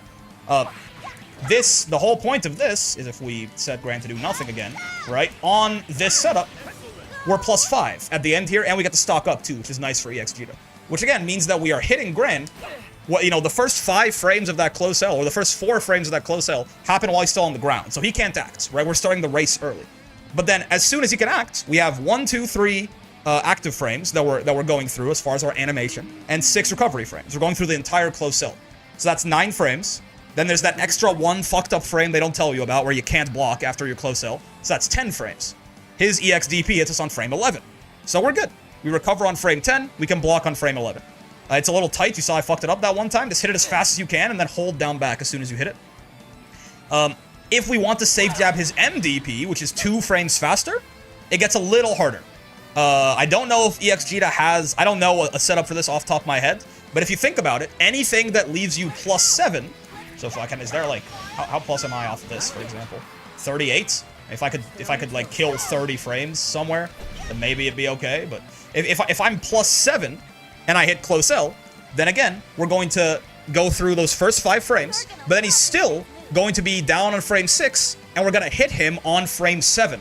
We're going to hit him on our very last active frame of our close L.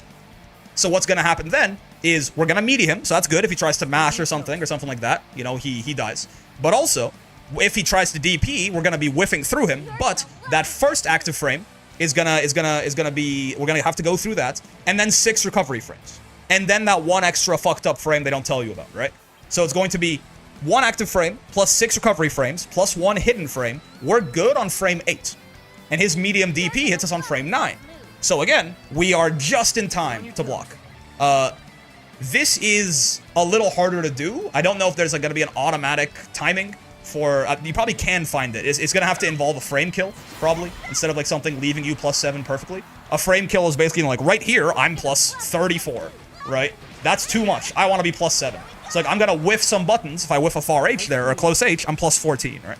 So I would like to like find a button that is 37 total frames, for example. And then if I do that, I can be +7 and I'll get my safe jab. It is the general idea behind it, right? Now, again, unfortunately, I'm sorry, I don't know one of these for EXGita off the top of my head. Notably, by the way, you can never, ever, ever safe jab a UDP in well, not never, ever, but like you have to have a very special kind of close L or other kind of button.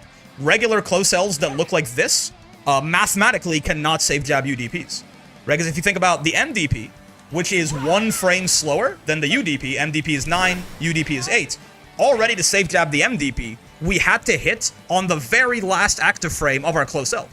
We could delay it more, but at that point, we're just gonna whiff our close L on, like, we're gonna whiff it, right? If they don't wake up DP, we're just gonna miss. Some characters can do it, but like a regular Jita and Gran, they both have like, you know, this very standard close L, 5 startup frames, you know, 4 startup frames, 3 active frames, 6 recovery frames. These kind of close Ls cannot safe jab UDPs. You can safe jump UDPs, because what a safe jump is basically, most jump arcs, EXGita, it counts, so you're talking about EXGita, I'll tell you about EXGita. Most jump arcs are 46 frames. So what that means is, right, and as soon as you recover, as soon as you land from a jump, you can block. If I like throw here, for example, and I jump, you'll notice I'm -2. That's okay, because I'm not actually minus, because you can, if you're not 2+, you can hit them with a button on the way down, and you'll be plus. But the important thing is, you know, what is the actual time your jump arc takes? Counter on hit? No, I want you to do counter on wake up, thank you. Right, so if I actually can safe jab a UDP. As long as I am -7 or less, then we'll be fine. So that's what you're looking for. You're looking for any kind of setup where you are amount plus, that is your jump arc, which you can figure out, but it's jump in training mode like this, and it'll tell you you're -46, right? Jump in training mode, keep the other one, like the dummy fully still, and it'll show you how long your jump arc is, even if you don't have this frame meter mod. Though I would highly, highly, highly recommend this frame meter mod for anyone trying to do any kind of like detailed labbing in Granblue. Agersont GBVSR frame meter mod, it's amazing. But if you don't have this, you can just also jump in training mode like this, it'll tell you. Right, so Jita is 46, Gran is 46. It's not definitely standardized, but you know, Jita is 46. So you're looking for anything, any knockdown where you are, you know, your jump arc -7. You don't want to be 2+, actually. Freighter mod is so good. It's so good. It's so good. Like, for example, this right here, right? If I do Aurum Flow, I'm +38, right? That's actually 2-. I'm -8 here. This is gonna work on everything besides a safe jump. So I'd want to be -39 to -44. If you're 2+, your button's gonna whiff. You're gonna hit them before they get up, so you don't want to do that. But like -39 to -44, maybe even -45, should work. Welcome back. Hello, it's present me again. So safe jabs and safe jumps, right? Very, very important to, you know, try to work in. Almost, I think every character has at least, mostly, usually, you'll get one off of your throw. And if not, you can find something on every character that is a safe jab or a safe jump of some kind. But I want to also talk about now delay tech, right? Advanced, we talked about sort of the basics of what the delay tech is in S+, but I want to get into like some more advanced ways to play that mind game right here. And the first thing is actually going to be really quick. I recommended to people that they just delay tech with your 2L right here in the S+ section of this, is because it's generally safer.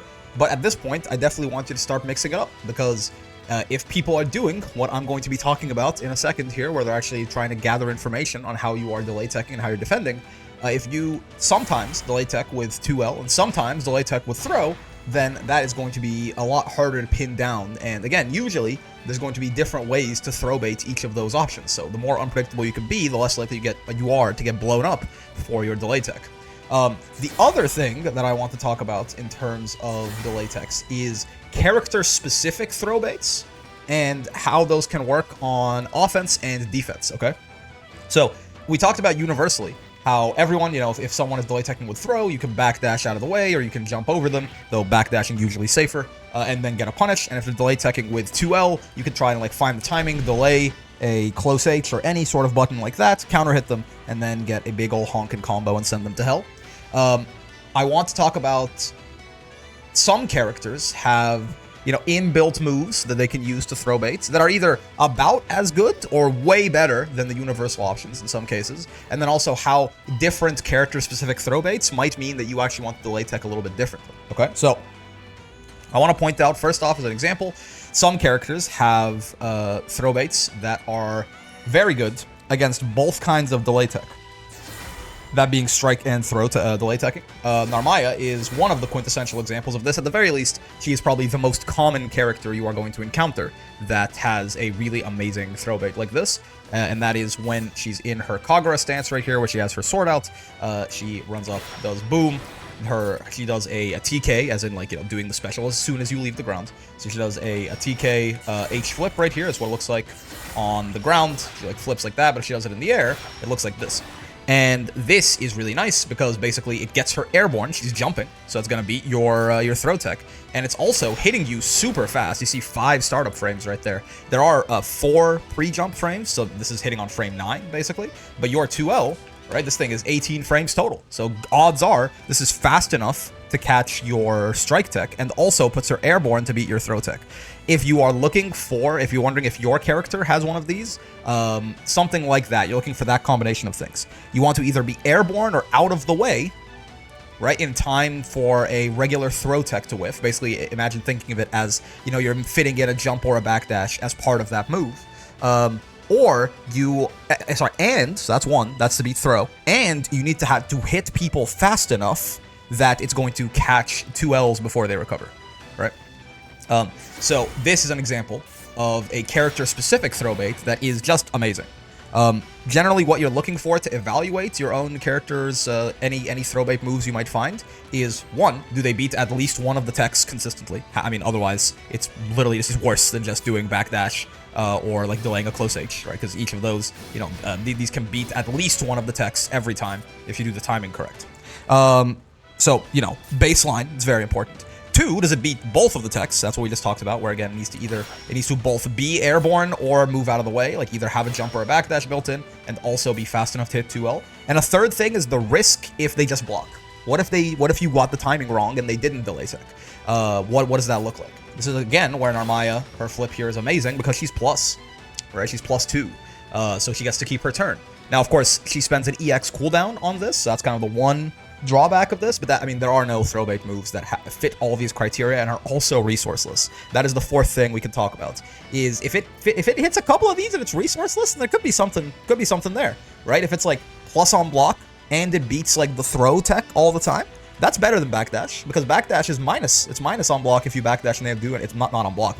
It's minus if you just backdash and they don't do anything, right? I'm minus 18 there. But it's also resourceless. So if you can find like a resourceless throw bait that beats one of the techs and is like plus, it's not a bad idea, right? It's not horrible. And then as far as something to lab on defense is how some throw baits might make you want to delay tech differently or not delay tech at all. This Narmaya throw bait, for example, here, right? This Narmaya throw bait is spooky because, I mean, I can't really do anything about this. If she calls me out here, I'm just gonna die. So Narmaya is very much a character where you may not want the delay tech at all against her if she's got her sword out here. You can tell what stance Narmaya is in, but whether she has her sword out or in, and also by looking at her skill icons up there. Orange on the double icon means that she's in the stance where she can flip. Blue means she isn't. So, you know, in this case, if I'm fighting Narmaya, I probably don't want to delay tech at all unless she's not in that stance, or unless she just used it and it's on cooldown. Alternatively, there are some other throw baits I can call in, like Mr. Andre/Uno right here has a similar kind of example of a really good throw bait here, where he has this little dive kick. This is not quite as fast as Narmaya's, but in a very similar manner, this will very much beat both techs a lot of the time, because it is hitting you in about 17, 18 frames. So if he jumps a little preemptively, which you always argue, you can't do it on the same frame that they started up, right? If he jumps a little preemptively, he's going to catch your strike tech, and also it puts him airborne, so it catches your throw tech, and it's also even more plus than Narmaya's. But this one, the slight lack of speed on this, for example, what you can do against a character like Uno is you can actually, you know, normally I tell you to delay tech with 2L. Let me just do it as fast as you can here. Right, and if I delay tech with 2L right there, Uno is very much going to kill me. But what you can do against something like this, for example, is delay teching with 2H actually becomes much more reasonable here because of the slightly slower speed that Uno was rocking with, right? So this then kind of rewires things where 2H is gonna beat his unique throw bait, but it's got the problem again now of the reason we delay tech with 2L in the first place is because it has so little recovery if it whiffs. 2H has even more than throw, right? It's 40 frames total. So this is the kind of thing that you can think about if you're fighting a character like Uno or another one of these characters who has a good throw bait, but there's enough time in the startup that you can maybe smack them out of the air on a preemptive, because I'm not reacting in 2H, right? I'm just literally, where normally I'd wait my small amount of time, then hit my 2L to delay tech. Now, if I'm going to strike tech, I'm going to do it like that. I'm just going to wait a small amount of time and hit 2H. So if I get lucky, there is enough time, enough startup to what he's got going on there that I can, in fact, smack him out of it. This is going to change it in that Uno now is kind of less inclined to do this, sure, but also now he can just backdash, and backdash will beat both of my kinds of techs. Because now it'll beat throw, and if he gets out of the way of the 2H in time, which is quite likely, because 2H is 11 frame startup, so it's not very fast. So if he gets out of the way of my 2H, I'm also going to be standing there whiffing for eternity. So this, it shifts the mind game based on this character matchup knowledge, right? Now, his unique throw bait is really good by default. If I'm going to delay tech with 2H, it's less good, but now the universal throw baits, there's a one-size-fits-all option. So that, again, the mind game deepens of like, well, I did it the one time, do you think I'm going to do it again? If you think I'm going to do it again, I might switch to 2L teching to catch your backdash, but if I switch to 2L teching and you don't think I'm going to do it again, then you might just do this dive kick again, and then I'm going to die. So these are two different examples, basically, of good throw baits on characters. If you play either of these characters, congratulations, I've given you your homework. You have your good throw baits. But also what that means for you as a defender, right? Try, like, if you see a move like that, if you want to be able to identify what looks like a good throw bait on defense too, again, using those 4 things that we talked about, and you want to think about what that means for how you should change your delay tech strategy. Because if they're beating both kinds of delay tech, do you just have to hold that, or is there some way you can change how you're delay teching? And if so, does the way you change how you're delay teching have any impacts, like ripple impacts on like the level 1 layer of the mind game, as is the case with this Uno dive kick 2H, but then backdash beats everything situation. So these are just, you know, some more advanced things to think about regarding delay tech, and also what we were talking about with labbing matchups and things like that. This is another thing to lab now: is there a way for me to beat this throw bait? And if the answer is yes, go for it. If the answer is no, don't. But lab that out and figure it out. Quick note on Narmaya's throw bait, by the way. Similar to Uno, you can on rank/Uno, you can actually like smack this out as well. By changing how you delay tech, but you're going to have to probably delay tech with a close L like this, right? You stand up and hit a close L because she is hitting you on frame 9. So if you get the timing, I mean, let's start up in 5 frames. So you do have actually a little bit of a gap here. This is obviously risky. Your gap is a little smaller even than it was with on-raise. So it's very easy to get counter hit. The timing for this to actually work is a lot smaller. But there are a lots of other, I mean, even with on-raise, you could do this too. You could stand up and 5L. This is a riskier but more effective option than 2H because of the startup, how 5L is much faster like this. But I want to note one thing again on how this might change the mind game. If you are at any point standing up for any amount of time to delay tech, this can very much lead to people just running up and lowing you if they have a low hitting 2L. If that's something that you do, because I mean, again, you have to stand up for at least a little bit to 5L right here, right? Which means again that someone can just start running up and doing 2L like this, and now you die. So another example of how, you know, there can be these character specific throw baits where you can't just do the universal delay tech stuff. They might have counterplay, but it just makes the rest of the defensive situation a lot worse for you as a result of forcing you to do that counterplay. All right, a little note about more advanced matchup talk before I move on, now that we're in S++.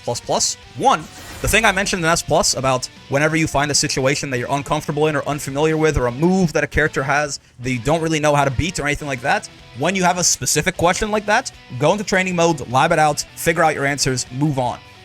Even more so now that you're in S++, you need to be doing this. Don't be lazy. This is how you're going to gather that matchup knowledge over time and eventually have a very good idea of how the rest of the roster works and not just your own character, which is going to be very important knowledge, not just to get to Master Rank, but especially to progress in Master Rank, okay?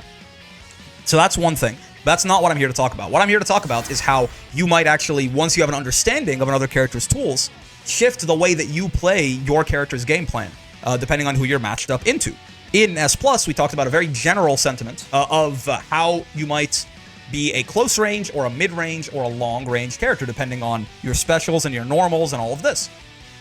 That is not necessarily set in stone. It's okay to have a general idea, but depending on what kind of character you're fighting, you might be forced to change things up a little bit. And generally, if I had to keep this universal, there are two main reasons this might happen. One, you are a defensive character, and their effective range is greater than yours. And I'll show you an example of that. Or two, they have a particular tool or set of tools that matches up really well into your specific game plan. The things you want to do just happen to get shut down really well by one or two of their normal specials, innate properties, whatever. So let me show you an example of each. One, we talked about Catalina being kind of the main mid-range character, and Metera being the game's primary zoner, at least one of them. Catalina is a defensive style character, mostly. We talked about how she has these really, really good buttons that have high active frames, good range, things like that. She can play aggressively, but she's really good at just kind of holding this space, not letting you get in, using her long sword to poke at you, keep you out, and then once you get hit, of course, she gets her nice confirms and big Catalina damage and all of that good stuff. The problem is, what do I do against a character that wants to be over here? Can't quite play that whole defensive poke, keep you out mindset anymore, right? Because my buttons don't reach from here, but her fireballs do. And I have one too, don't get it twisted, I got a fireball, but she's got like 4 of them, and she's got 2 EX fireballs, and she's got, better U fireballs than me, and she can shoot them in the air, and she's got all sorts of different tools to make hers significantly more effective at full screen than mine are. So, what's going to end up happening here is I kind of end up having to play this a lot more aggressively than might be my element. I'm going to have to start running at her, dash-L'ing at her, just like trying to get in if she runs away, like put her in the corner so she can't anymore, and then kill her from there. It's not that I can't do that, but that's not my ideal game plan. However, I can't do my ideal game plan. I'm just going to lose. If I try and just sit here and like hold range with my normals, I'm just losing by default. So I have to find out a way to play a little bit more of an aggressive gap-closey game with Catalina, because I'm a defensive character, Metera is a defensive character, but she can fight from further away than I can. Being defensive means you are trying to keep the space between you and your opponent from closing. Ideally, for a mid-range character, you are trying to keep it from changing at all. So there are things I can do to keep Metera not running away from me, like my 6-6M is going to be very nice if she's walking back, then she's not down backing, she's not blocking lows, so I can do stuff like this, I can do stuff like this to catch back dashes. I have tools, but they're more secondary. My primary tools are very good at keeping people from getting in on me. So that's why, and by the way, this tends to be like not great for you. This matchup is going to be hard for you. There's a concept of good matchups and bad matchups. If you are forced off of your ideal game plan, even if your other game plan is competent or capable, if it's not your ideal game plan, that's probably a little bit rough for you, probably a worse matchup on average. And the more uncomfortable the situation you get forced into is for your character, the worse your life is going to be and the worse that matchup is going to be generally. So that's example 1. Defensive character fighting another defensive character who has a longer effective range than them. I'd say example 2 is if you're fighting a character that has a particular tool or set of tools or innate properties that matches up very well into what you want to do. This is honestly the exact opposite case. So let's bring out Seox, who was sort of our traditional rushdown character who just wants to be aggro all the time, and let's see what Metera can do about this. So, absolutely, Metera can still just run away, as she always wants to do. The thing is, though, that Seox has a couple of tools that make just kind of spamming fireballs at him from full screen a little bit difficult. One, honestly, plain and simple, he's just fast as hell. So you just don't, like, you're not gonna get, if he ever gets like a couple of seconds to dash at you, he's gonna close a lot of that space. If he like rolls through a fireball and runs, like he's already in your face. So that's one thing. But also, he has a lot of specific tools, like if I have Metera try to shoot me here, like this U empty hand, right? That is quick. A little screen freeze, it's invincible, it's anti-projectile, and he gets a combo off of it if it lands. So I can like see Metera start doing her arrow here and then just, send her to hell accordingly. And then suddenly she's really regretting this idea of trying to sit at full screen and throw fireballs at her. So that's a particular tool that Seox has, his empty hand, that makes projectile zoning him much more difficult. Does this mean that Metera should never ever try to projectile zone? No. Same way Catalina can try and keep Metera from running away from her, sure, but she might be more incentivized now to be a little bit more unpredictable with it, right? Maybe we try to use, our secondary thing as Metera, as we had very good defensive buttons, even though it wasn't as good as our projectiles because they were a little slow. So like maybe every now and then we try to be a little unpredictable. If we're in the range where our buttons can work, we stick out some buttons, hope Seox runs into them and kill him there, and we mix that up with just full screen running away and shooting arrows. Because if we get too predictable on the arrows, he just kills us. So is it workable still? Absolutely. But am I kind of forced off my ideal game plan to an extent because he has a particular move that matches up very well into what I want to do? Yes. So these are like certain examples, but generally the way you want to think about it is figure out what kind of character you are, and then when you are evaluating other characters to try and figure out how to play the matchup against them, are they also, am I a defensive character, and are they a defensive character also, but their range is longer than mine, in which case I probably have to switch up my game plan. Alternatively, whether I'm a rushdown, a mid-range, a zoner, whatever, do they have a particular move in their toolkit that matches up really well into my general game plan or a lot of the moves that I like to use? And this is where labbing that matchup experience becomes very important, right? And if any of those check marks hit, then try and figure out what you can do. Right? Do I have to play this more like a rushdown? Do I have to play this more like a zoner? Do I have to play this? How do I have to change my game plan to beat those tools? How bad is that for me? And, you know, if it is something that my character is really uncomfortable doing, is it worth it to instead just, you know, try to stick to my game plan anyway and hope for the best, right? Something like, again, Kalina trying to keep people from running away from her with what tools that she has that accomplish that. Could be, but make your own evaluations and then try them out in whenever you run into that character next time. Keep a note of it. Try it out. If it feels like it's working better than last time, then stick with that. Otherwise, back to the drawing board. And iterating on this is sort of, it's just one of the elements of mastery, right? It's getting better at playing your character not just generally and universally, but also against every individual member of the roster to see how that might change up your game plan. All right, now I want to take an opportunity to talk about the mental and more so mind game side of fighting games, because we've gotten to that point, right? Once we have everyone, we can assume that everyone knows the controls, they know what their character's moves do, they know, you know, basic, like the strategy and the option selects and, you know, the what beats delay tech, what doesn't beat delay tech, what delay teching is, you know, what all the different strong moves are, you know, maybe to an extent what their opponent's character does as well, though certainly that comes with some time. But once we get past the just knowledge part of the video game of like, do you even know about this? All that's left, really, is, alright, well, there is no one-size-fits-all answer in fighting games. I can do this, and this will beat some option that you do, but it'll lose to another option that you do. I can do this, and this will beat some option that you do, but it'll lose to another option that you do. And I know that you know that I know that I can do that, and also I have that option available to me, and we both know what the counters are, so it becomes, you know, sort of a very advanced game of rock, paper, scissors.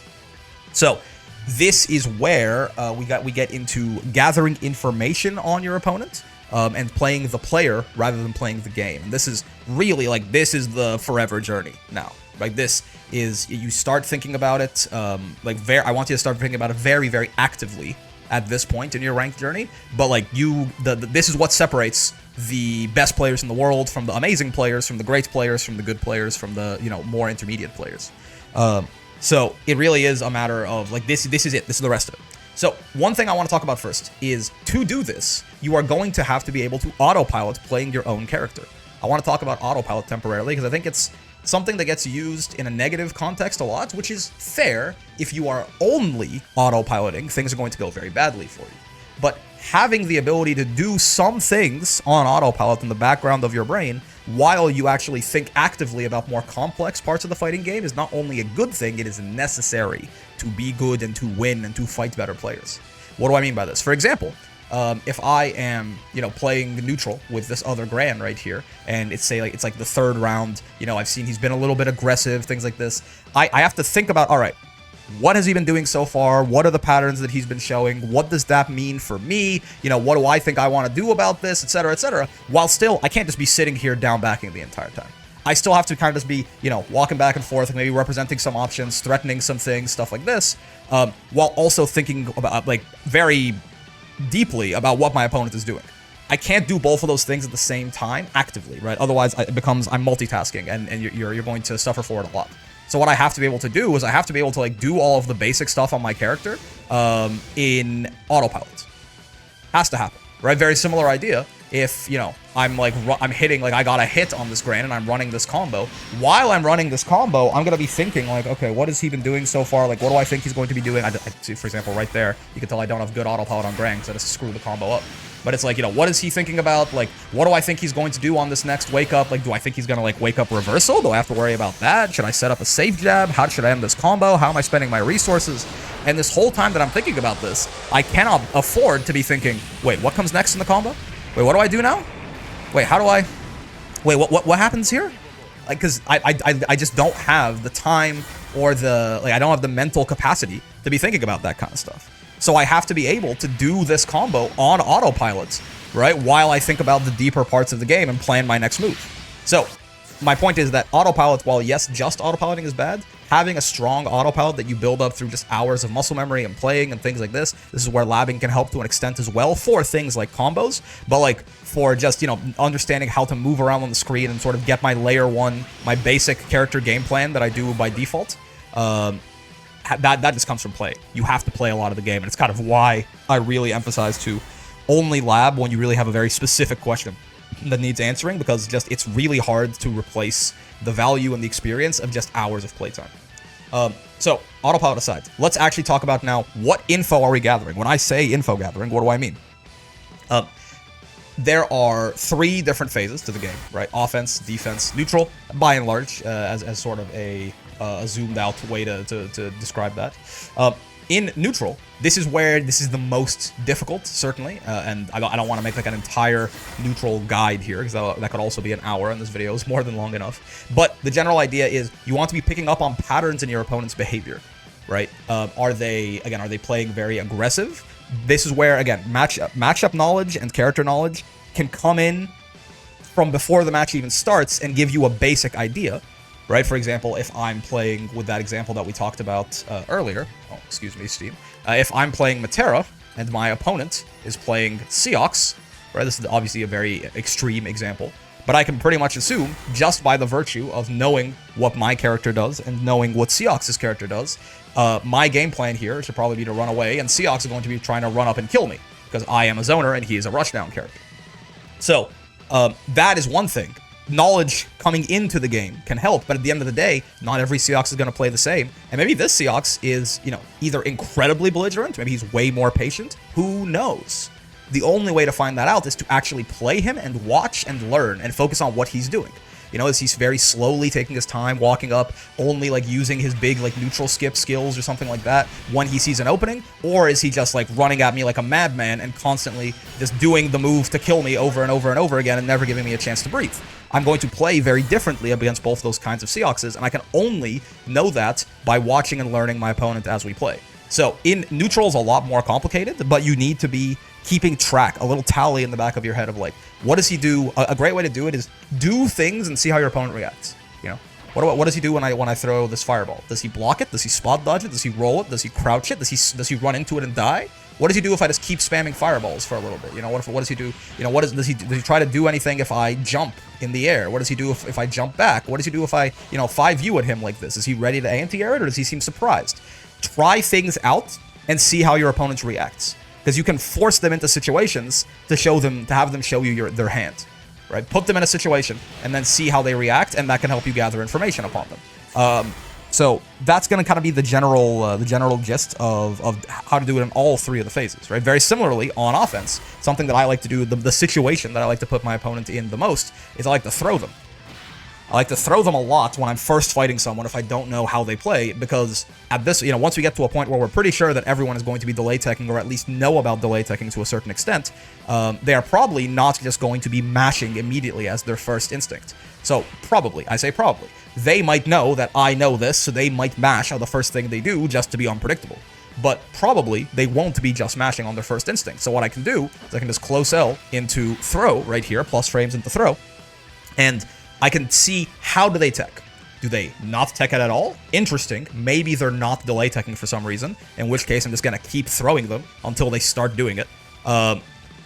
Do they tech with the strike button? Is it red when I throw them? Do they tech with the throw button? What timing are they teching on? How early does it seem like they're breaking that throw? Are they mixing things up? Is that timing switching up? Is it switching from red to white? All of these different things throw them a couple of times, not literally like 7 times in a row, but, you know, like, have a high focus on throw, like, early on in your offense, right? Like, do some frame traps, certainly. If you throw too much, they're also watching and learning. Like, this guy's just throwing, I'm just going to start mashing on him and he's going to die.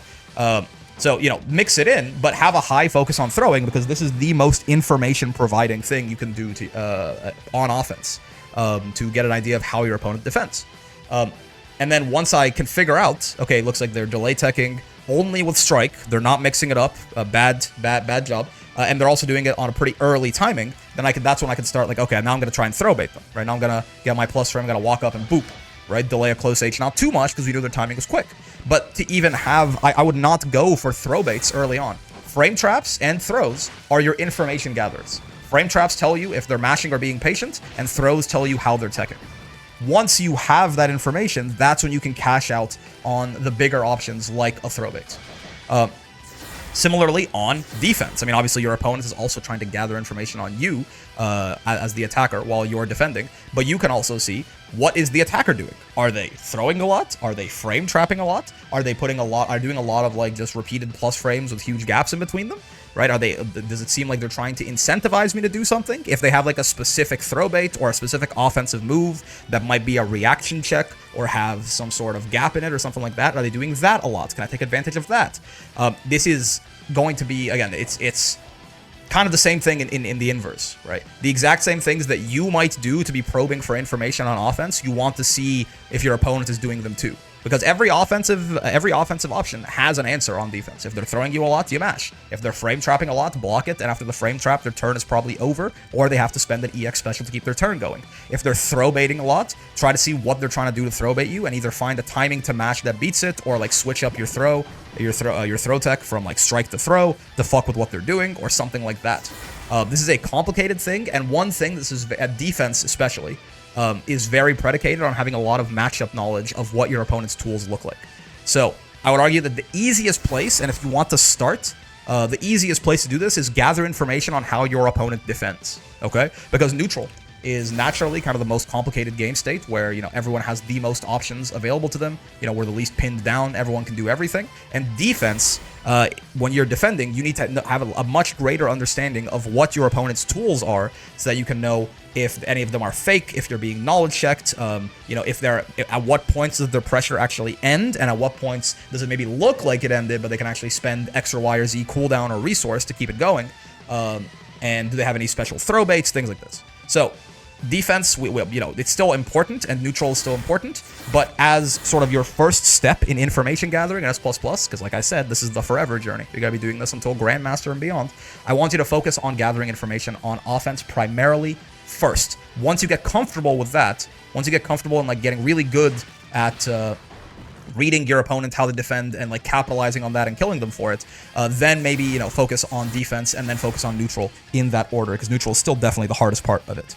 Well, I say this, by the way, I mean, like, over a course of a few games, try to get very comfortable with reading your opponent on offense, right? And then once you feel comfortable enough that you think you can do that somewhat on autopilot, right? Once you get comfortable enough with something, it becomes kind of part of your autopilot, at least if at least partially. Then you can dedicate all of your focus to, like, learning how to better try and read your opponent on defense. And you're going to make a lot of mistakes when you first start doing this, right? The mind game, no matter how much you simplify the motion inputs of a fighting game, or whatever you do to a fighting game, at the end of the day, the mind game is always going to be very difficult and impossible to solve. So this is tough, and especially if you're new to thinking about it this explicitly, you're going to fuck up a lot. And even if you're doing things quote-unquote correctly, sometimes people are just going to be unpredictable, right? Sometimes you're going to be like, well, they threw me, you know, 3 times in a row. There's no way they're going to throw me 4 times in a row, right? They're definitely going to frame trap me this time. And they throw you, okay, they're not going to do it again. They're not, okay, but there's no way they're going to do it again. This, I mean, this happens to the best players in the world in every fighting game, right? Sometimes you play, quote-unquote, the higher percentage play, or you think you have a good read, and the opponent just does some unpredictable shit and you die. It's completely normal. You're going to get rolled. You're going to do this to people sometimes, where you just keep doing the same thing over and over, and they're like, surely he wouldn't do it again, and then you do it anyway. But I just wanted to introduce you to this concept of gathering information. Playing the mind game is one thing. We're all kind of trying to do that, but explicitly, I want you to be doing things to gather information on how your opponent reacts in different situations, and then use that information to kill them. That's what I want you to be doing. I want you to start doing that explicitly and consciously. Okay, so that's a lot of internal things we've talked about, things you can do in match, things you can do in training mode, all of that, and there's going to be a little bit of more of that in this segment too. But I want to talk about, at this point, I think external resources, in terms of like watching high-level gameplay of your character, can be confusing when you're newer to the game, because oftentimes higher-level players are playing a different game than you. For example, if you're in B rank and you watch two people in master rank fight, they are probably playing a lot more around delay tech and doing things that just aren't going to work in your elo, right? Like if they are like running up and like delaying like this and close Hing, you're just gonna get mashed on. But at this point, you know enough about sort of the basic ideas that are going on in the video game that I think this is a good time to watch high-level footage of different people playing your character, either just to figure out, hey, you know, what are they doing on the character that maybe I'm not? Something, any ideas, cool ideas that they have, you know, cool combos, cool ideas in neutral, cool ideas on offense, cool ideas on defense. But also, if there's like a particular character that you really struggle with, that you've already done some basic labbing on, and you're just like, I just don't know how to approach my game plan in this matchup, like a character that you struggle to fight against, then maybe you can look up, you know, I play Ladiva, and I really struggle when I fight Fairy. So I'm going to look up, you know, high-level footage of a good Ladiva fighting a good Fairy, and at least see what the Ladiva, if I can get any cool ideas on how to play that matchup. That matchup, by the way, is real hard. But like, you can still get some cool ideas from people on how they play those matchups, and vice versa too. I mean, if you're a Fairy and you're like, every time I fight a Ladiva, they just run me over. What are the other, like, what are good Fairies doing that I'm not? So looking at looking at high-level replays, you can do this internally in the game, where you can go look at replays of people in your character on high ranks, or also there's tons and tons of YouTube channels that just, you know, they poach those replay lists, and they post particular videos too, and they have it separated into like playlists by character and stuff like that. So I would highly recommend you start doing this. Don't just sit there and like watch tape all day. I would say, particularly if you feel like you are stuck, if you can't come up with an idea on how to either, you know, beat a certain matchup, or, you know, what else you have left to improve with on your character, use it to kind of break through a plateau. Let someone better than you give you a little eureka moment. This is a great time to talk about one other thing you can do externally, which is reviewing your own replays. In general, you can turn on a setting that autosaves all of your replays for you. You should definitely do that. In fact, let me see if I can find that right now.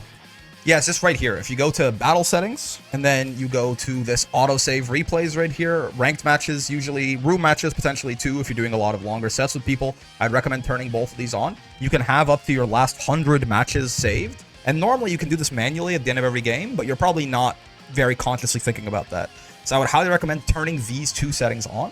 And then what you can do from there is you can always go back, right? Go to your replays right here. You want to go recommended. This is where you can maybe see, you know, people playing your character. Mine is all screwed up because I've been playing every character to master, but usually this will try and find, you know, your character and people playing characters that you have a lot of playtime on. But if you go to saves replays, you can see right here, for example, right, this will be your last, I think, 100 games, and you could go into any of these and look through them. I would highly recommend doing this again when you're stuck. These kind of things, looking at high-level footage, watching your own replays, I would consider these to be like plateau breakers. If you're stuck and you don't know what you're doing, it can always be a good time. Oh, it's more than 100. I'm a liar, actually. Look at this. Looks like it goes to like 150, maybe? I mean, we've passed 100. This might be closer to 200, actually, or what? Yeah. Oh, it just keeps going forever. Oh, man, did they update this? I could have sworn this was the last 100. Okay, well, definitely turn that on. I mean, it looks like this might be the last like 999 matches or something. The scroll bar keeps getting longer. But yeah, I would highly recommend doing this. And how do you do this? How do you replay review effectively? Let's see. Let's find like a match that I lost here. Yeah, sure. I was playing CAG to master, and I got rocked by this Lucy right here. In general, unfortunately, Granblue's replay navigator is not as amazing if you're coming from a game like Street Fighter or Tekken or something. This is still one of the weaknesses of the game, and something I'm very much looking forward to in future updates. You know, if it'll be a little bit easier to navigate through this. But by and large, I want you to go in and, as a baseline, when you get hit, when you lose your turn, as in, you know, you are on offense and now you're not anymore, or, you know, maybe you had the initiative in neutral and now you're the one blocking or whatever. Or obviously if you get hit, those are great times to pause and go, okay, why did that happen? And you don't have to go super in depth on it on the first time it happens, but why did that happen? And then try to find a pattern. Try to find, it's usually much easier with fresh eyes to find a pattern where you just, you know, were being kind of a silly guy. You're doing the wrong thing over and over, right? It's like, you know, let's see, like, just as an example, we do lose this. Yeah, so right there, right? Okay, that was, you know, we were in neutral, and then, you know, I kind of get put on the back foot here because I get hit by Lucilius's little teleport moves there. Okay, sure. That's good to know. I'll keep keeping a note of that. If you want to physically keep notes, I mean, you're replay reviewing, right? So you're not like in any sort of crunch. You can literally keep a note if you don't like just remembering things in your head like that. You know, that's something bad that happens. Let's see, you know, the next time. Okay, again, all right. This move is plus on block. So again, I had the initiative. I was on offense right there. And then now I'm blocking. This is why I say it's important. I didn't get hit there, but I lost my turn. I had him in the corner. I was on offense, and now it's his turn, and he's out of the corner because this teleport move hit me. Yeah, and it's plus, and I disrespected it right there, so I got hit. If I don't know that's plus, I go, okay, I got hit right there. Interesting. Let me go lab if that's plus. But I do know that move is plus, but I just disrespected it right there. There's another time that got hit. So far, my dealing with this Lucilius teleport move is something that I'm very unhappy with in this set. Let's see if that's why we actually end up losing. Okay, yeah. I'm the best, I'm the world's greatest. Cool. He takes my throw right there, sure. I haven't lost my turn yet, I'm still on offense, I still have the initiative. That's not bad. Okay, tried to deal with it right there. Tried to deal with it, spot dodge, teleport move, didn't quite get the punish. So that's, you know, an interesting idea, but it's nice that I at least tried to do something different. I can certainly check out in training mode later. Again, write a note down. Does spot dodging that actually work? Like, how consistent of an answer is that going to be? Because this move at this point is clearly causing me trouble. Again, he was on death's door, and the reason that he just got out of the corner right there is I didn't properly deal with that teleport move. Again. So now, at this point, 3 times in a row, I'm like, okay, this is a problem, right? I'm writing down my notes. I'm going, I need to go to training mode and see what the hell I can do about this Lucilius teleport move. We got hit right there. We just kind of failed an anti-air. Sometimes that happens, right? Like, I tried to anti-air right there. I was a little too slow. Happens. If that becomes a recurring theme, sure. But not every single thing requires, like, this in-depth analysis. We brave counter. We got back out of it. He whiffed his DP, and we killed him. Okay, cool. Good, good, good. Let's fast forward to the next round here a little bit. All right. So let's see. What keeps happening here? Again, we lose this game. Okay. Jumped in, got anti-aired right there. We'll see if that becomes a habit. You saw I pulled a random game out of this, right? But if you're losing, there's usually something that you're missing. This is even easier to replay review than anything else. But again, you know, we were sort of in neutral there. No one really had the initiative, and then he teleported in, and I tried to mash, it seems, right there, and I lost to it. That's a problem, right? At this point, we definitely have... oh, this is a very interesting interaction. It's just, we both had a multi-hit clash, but I canceled my multi-hit close H. Don't worry about it too much. But yeah, like, again, you know, it's that teleport move. I lost the initiative, and now I'm in the corner, and this is always a bad situation. Brave counter out. Block the DP. That's good. Not the world's greatest punish right there, but it happens. So what happened right here? Why did that was just we got mashed on. We put a gap in our pressure and he mashed. That's fine. Right there, I tried to run up and Raging Strike and he mashed. Okay. And again, that teleport move right there chips me out, and then he blocks my super. Okay, okay. So a couple we got hit twice in a row, putting too large of a gap in our offense right there. And then that teleport move for the 5th time has caused me a lot of trouble here, right? Number 6. I mean, I can leave at this point, right? You get the idea. But that replay, try to take one thing at a time and work on it. For example, I would you know, that replay, I'm like, okay, cool. That I got to figure out what to do against that Lucilius move, right? That teleport. And it just so happens that I actually do know what to do about that, but I was being doing a very bad job of actually implementing it. There's an option select you can do against that Lucilius teleport where you just 6XL on reaction, and it'll hit all the versions that kind of teleport horizontally, and it'll make the one that comes down at an angle whiff, and then you can punish him. But I was just very bad at doing that OS. But again, that is a great example of, you know, if I'm feeling really stuck in the Lucilius matchup, I go in, I watch the replays. It might not be super apparent in game, right? That one was pretty obvious, but you might really be surprised how much when you're under the gun and things are going fast and there's stress and you have all these things on your head, you might not notice something like that. I've seen people who did not notice like really obvious repeated mistakes they were making, like me being really bad against that teleport, until they were able to look at it with like calm, fresh eyes and watch their own replay, and then like, oh my god, what am I doing? And you just fall into habits, right? You just fall into habits. Maybe, you know, your muscle memory keeps having you do the exact wrong thing against a move. And because it's muscle memory, you don't really pick up on the fact that it's a decision that you're making, but it's much more obvious when you can watch that replay back. So replay review is also something I would highly recommend you start doing at this point. And again, focusing on when do you get hit, when do you lose your turn, try to find patterns. If you find patterns of either, you know, a offensive strategy that's getting you killed a lot, try to see what you can sub that out with. If a particular move from a character, if it's a matchup thing, and a particular move from a character is getting you killed, try seeing if you have an answer to that. If you find yourself just losing in a particular situation over and over, try seeing, you know, what you could do better in that situation, or if you have other options. Replay review is a very, very good idea. I would recommend it. At this point, you are knowledgeable enough about the game to diagnose mistakes, which is why I recommend starting to do it seriously in S++. And it's a great habit to pick up on too, because replay reviews can be a very nice way to have productive time spent on the game that isn't necessarily playing ranked. And if you're a little bit more tired, or you're just feeling a little bit more, you know, if you're not in a great state, like you're hungry or tired or whatever, and maybe playing ranked isn't the best idea. You know, maybe you're not going to have the most productive session. Maybe you're feeling a little bit irritable and ranked is going to piss you off.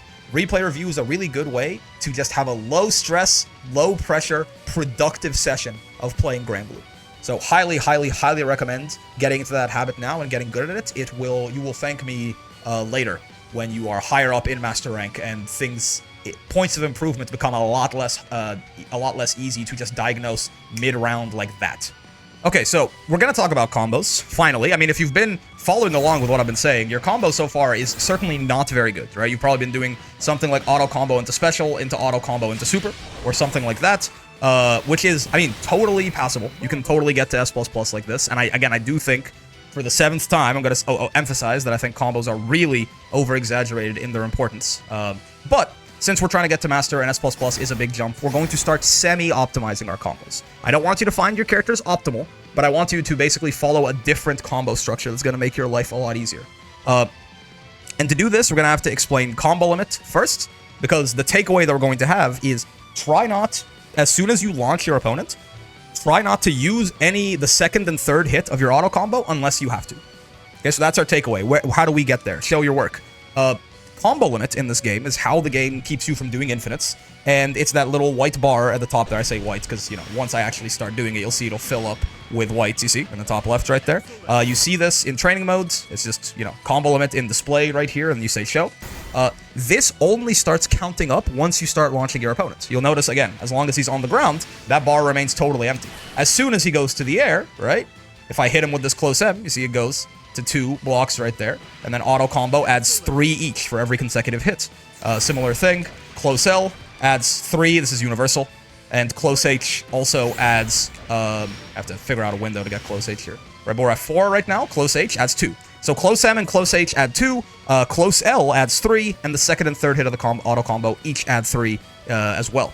So you might notice, close M does 1100 damage on Gran, close H does 1600. These are pretty normal numbers. Most characters do something similar. His close L does 600.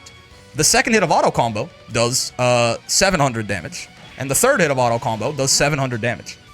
So, by and large, the auto combo is a lot less damage efficient for how much combo limit it spends compared to your close M and your close H. Right, your close M and your close H do more damage and use less combo limit. That matters because, again, that can maybe let you fit in an extra hit in this combo, because, again, once this combo limit bar fills up, that's when the game forces us to drop our opponent, right? You see, if I bonk, bonk, bonk, and then I keep going, eventually he's going to flash white, and the third hit of my auto combo just whiffed through him right there. The combo is forced to end at that point. So, why does this lead us to the conclusion that the only thing we should be doing is semi-optimize our combo, is avoid using our auto combo as much as possible while we have them in the air? It's exactly because of how much combo limit it eats up for how little damage it does. So usually, what you want to be doing is either keeping your opponent on the ground for as long as possible, so you can delay the onset of combo limit, or once you launch, well, actually, I mean, or, if your character can't do it, once you launch them, you want to kind of go, ideally close H, if you can't close M, if you can't close L, but that hurts, into special, into, again, either close H, close M, or close L, into a special, into, again, close H, close M, close L, into like a Raging Strike or a special if you have another one, into like a close H into your finisher. Something like that, right? So again, think about something like, you know, this. I keep him on the ground, but then once I launch him, I go close M, special, close H, Raging Strike, And now I have nothing left to do, so I'll do my auto combo, and then I'll do my ender with super. Right? Grand's DP can be used as a combo tool, but it's, you know, for the sake of argument, say that it's also a little finicky in the way that it works. I don't really like using it as much. So you only use your auto combo once you have no other means available to extend your combos. And otherwise, those means available, they might be your character's 5U, if that's a combo tool. They might be your specials, or they could be Raging Strike. So that's kind of the general idea. It's really not that. Now, this is not going to lead you to your character's optimal, likely, because you know that's going to require some much more specific deep diving. But this is going to get you a lot more damage than. Well, I say a lot more. Again, combo optimization is there's high diminishing returns on it, right? Like if we look at just the combo we were doing earlier, that was auto combo into special, into auto combo, into super. Right, that is going to do 6960. Whereas if we do like our new, you know, slightly more advanced way of doing things, right? Bonk, bonk, it's going to be 7850. So, I mean, is that more, or 81, you don't know, Grand's does more above average damage, 8100. That's 1100 extra damage. Is that more damage? Absolutely. Right, it's absolutely. But I mean, it's not, I mean, that's a close M. We're getting an extra close M there. So, this is why, like, combo optimization to me is so unimportant relative to all the other factors of your game. But at this point, things are getting hard enough in S++, we'll take that extra 1100 damage, absolutely. And it's not a very hard extra 1100 to do, right? So again, just generally, you're looking for the ability to do, you know, keep them on the ground for as long as possible, and then, you know, close M or close H, ideally close H, into a special, close M, close H, ideally close H, into a special, close H, close M, ideally close H, into like a Raging Strike or a special or something. And then once you're starting to approach combo limits, if you have some spare combo limit left, then, you know, you can do your auto combo into your ender. And if you don't have any spare combo limit left, then just like do a close H into an ender or a close M into an ender or something like that, right?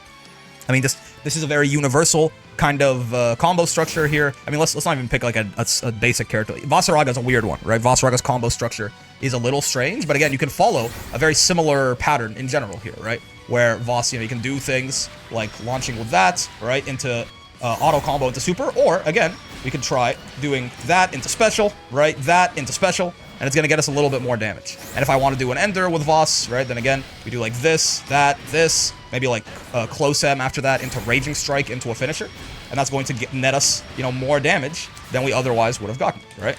Into super, and that's going to be a nice like 9k chunk right there. Voss does hit pretty hard, even on a very bad Vasaraga combo. Versus, you know, if I had just done this into like 1, 2, 3 into super, right? That's going to be, well, to be fair, I mean, I am using an SSBA versus an SBA, so let me make it a fair comparison. The other one would have been somewhere in the neighborhoods of like a little over 9k. This is probably going to be closer to somewhere in the neighborhood of 7 and a bit, if I had to guess. Yeah. So again, we're getting about 1200, 1300 damage on that extension. And every character can do something like this, right? Every character, Belial, for example, does not have a lot of great combo specials, believe it or not, but he does have a grounded extender in his fireball like that, right? You can, does it have to be crouching? I don't think so. Oh, maybe it does. Huh. I mean, either way, you can still just do that anyway. And then once you launch them, Belial does not have a lot that he can do as far as extending the combo once the opponent's in the air. But even then, just, you know, adding a Raging Strike in like this before we do the rest of our auto combo is going to net us a little bit more damage. So this is a universal thing that every character can do, and I want you to find something like this on your character if you don't have it already. Chances are, if you're like if you got to S++ like before you watch this video, your combo's probably already better than this.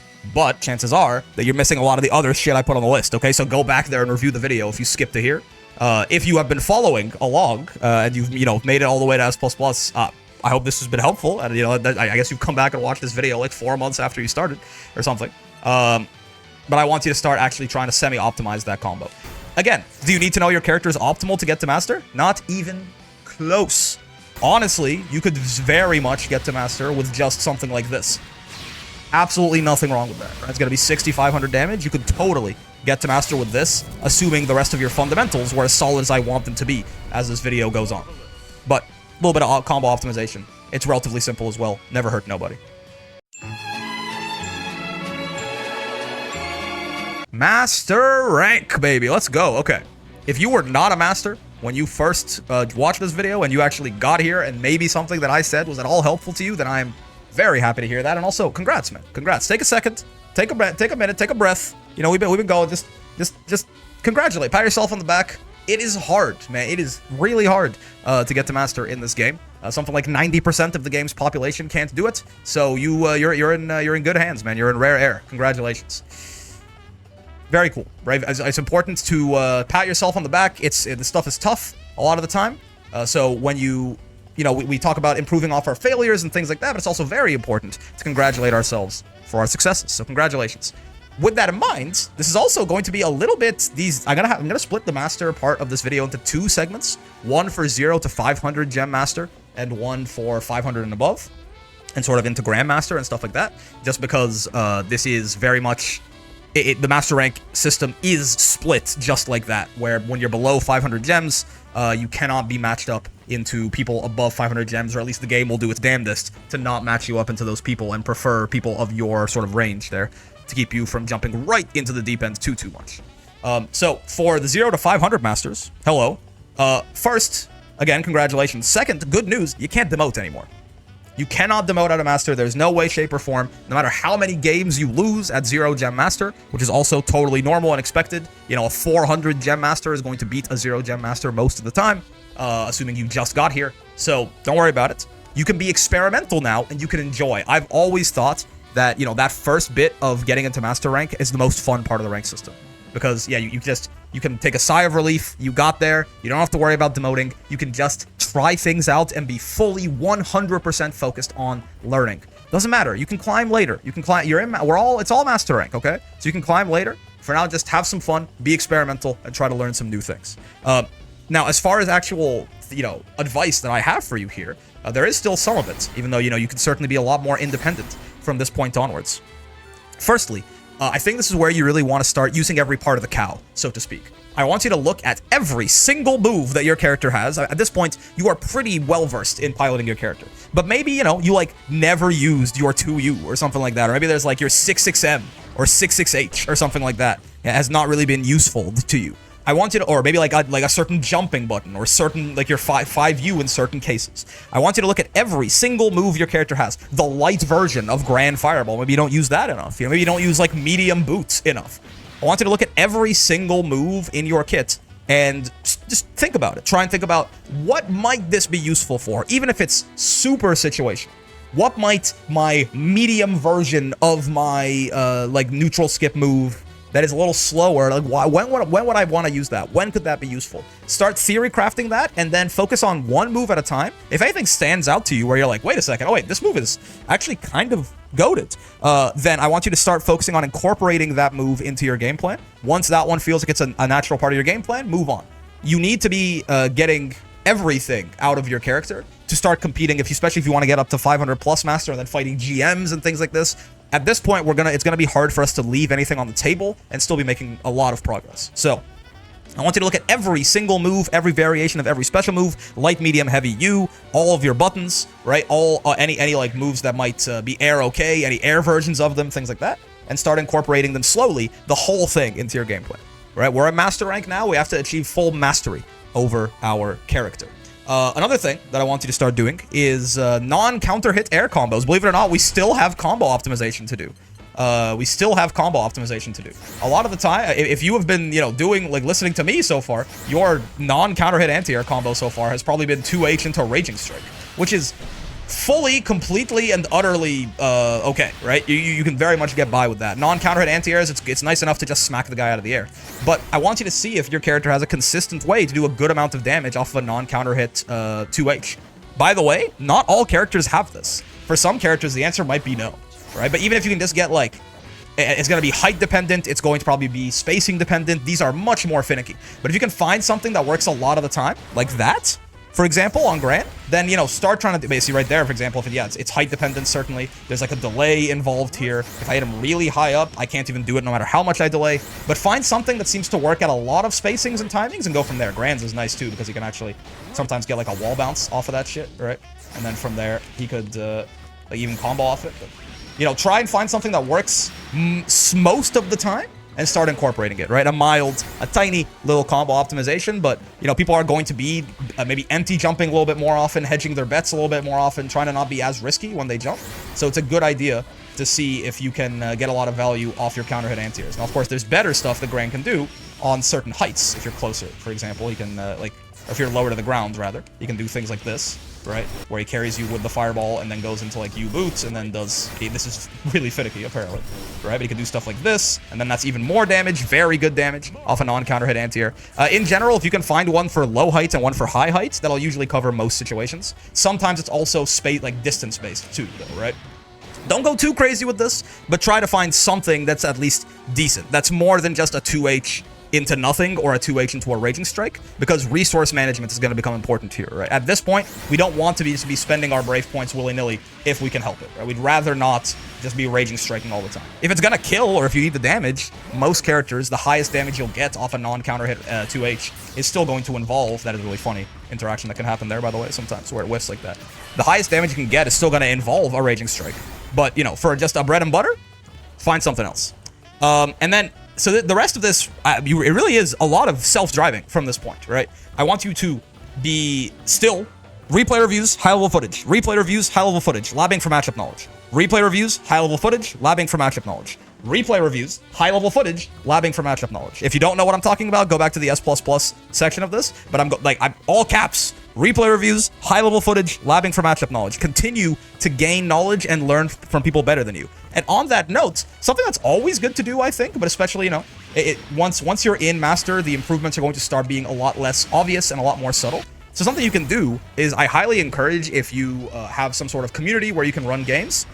Shameless plug, I have a Discord, links in the description. There's a lot of people in there who are always down to run longer sets and things like that. I would recommend finding people who you think are a little better than you and running, you know, like a 1st to 10, you know, like a long set, a 1st to 5 wins. Like a longer set with them. See how they play, maybe if either they play your character or they play a character that you struggle against or something like that, and try to get that really in-depth discussion with them after too of, you know, what do you think I could have done better? Is there anything that I'm missing? Like, is there something I'm getting knowledge checked on? If they know your character too, you know, like what do you think I could be doing with my character? Is there anything that I'm leaving on the table, etc., etc. Solicit better players for information, man. People love yapping about how, like, you know, once they get there, they love yapping about how much they know. So it shouldn't be hard for you to find someone who's willing to play and teach you a little bit. Now, not everyone is a great teacher, obviously, but, you know, try to parse what they're saying and get some sort of value out of that. And I think it's a nice way. Again, these are all plateau breakers, right? Replay reviews, high-level footage, and running these longer sets are all plateau breakers. If you get stuck and you're not really sure what you can do better, all of these ways basically are ways for you to get a different perspective, whether it's your own fresh eyes that aren't under stress, which is what replay review is, or it's, again, really good players that are playing your character in a different way that you can get a new perspective on, or, again, someone who's better than you can have a much more in-depth conversation with than you could with, like, the pro player that you're watching for the high-level replays. You can have an in-depth back-and-forth conversation with them and ask questions and pick their brain and see how they think. All of these are ways to get a different perspective on your own game, which is a great way to try and break these plateaus. And this is going to be maybe the shortest segment of the video, if not the 500+ Master one is probably going to be even shorter. Because again, man, you're kind of, you know, there's a lot of room for you to grow, but it is going to be much more self-directed at this point. So much of it is going to be so specific that I can't give you a nice universal guide, but I can tell you what to do, how to do it, and what you're going to find. You're good enough to figure that out at this point. Last thing, I guess, is I'll put one more note there again on, you know, watch your mental. This is one of the things that's going to really separate people who can, you know, get very high up there from people who kind of burn out, because it's going to get harder. It gets harder and harder and harder to level up the higher your level gets. Watch your mental. Make sure that you are taking care of yourself. Make sure that you're not hyper-fixating too much on every individual win and loss, especially now that you can't demote. Just focus on the long term. Okay? Okay. Okay? Okay. Okay? Okay. Congratulations again. And yeah, man, 500+ Master. This is the final frontier. I mean, Grandmaster exists as a subset of this, but like once you're in 500+ Gem Master, you can fight Grandmasters, you can fight everyone. This is it. If you're, you know, people who are in here, you may very well be as good, if not better than I am, probably. So again, specific advice. I got nothing for you, except I want to highlight a few things that are more external and direction focused. Because specific mechanical tips, you got it at this point. You know, you got your fundamentals. You also, hopefully, you know how to learn as well. You've learned how to learn. You know how to use training mode effectively, all of that.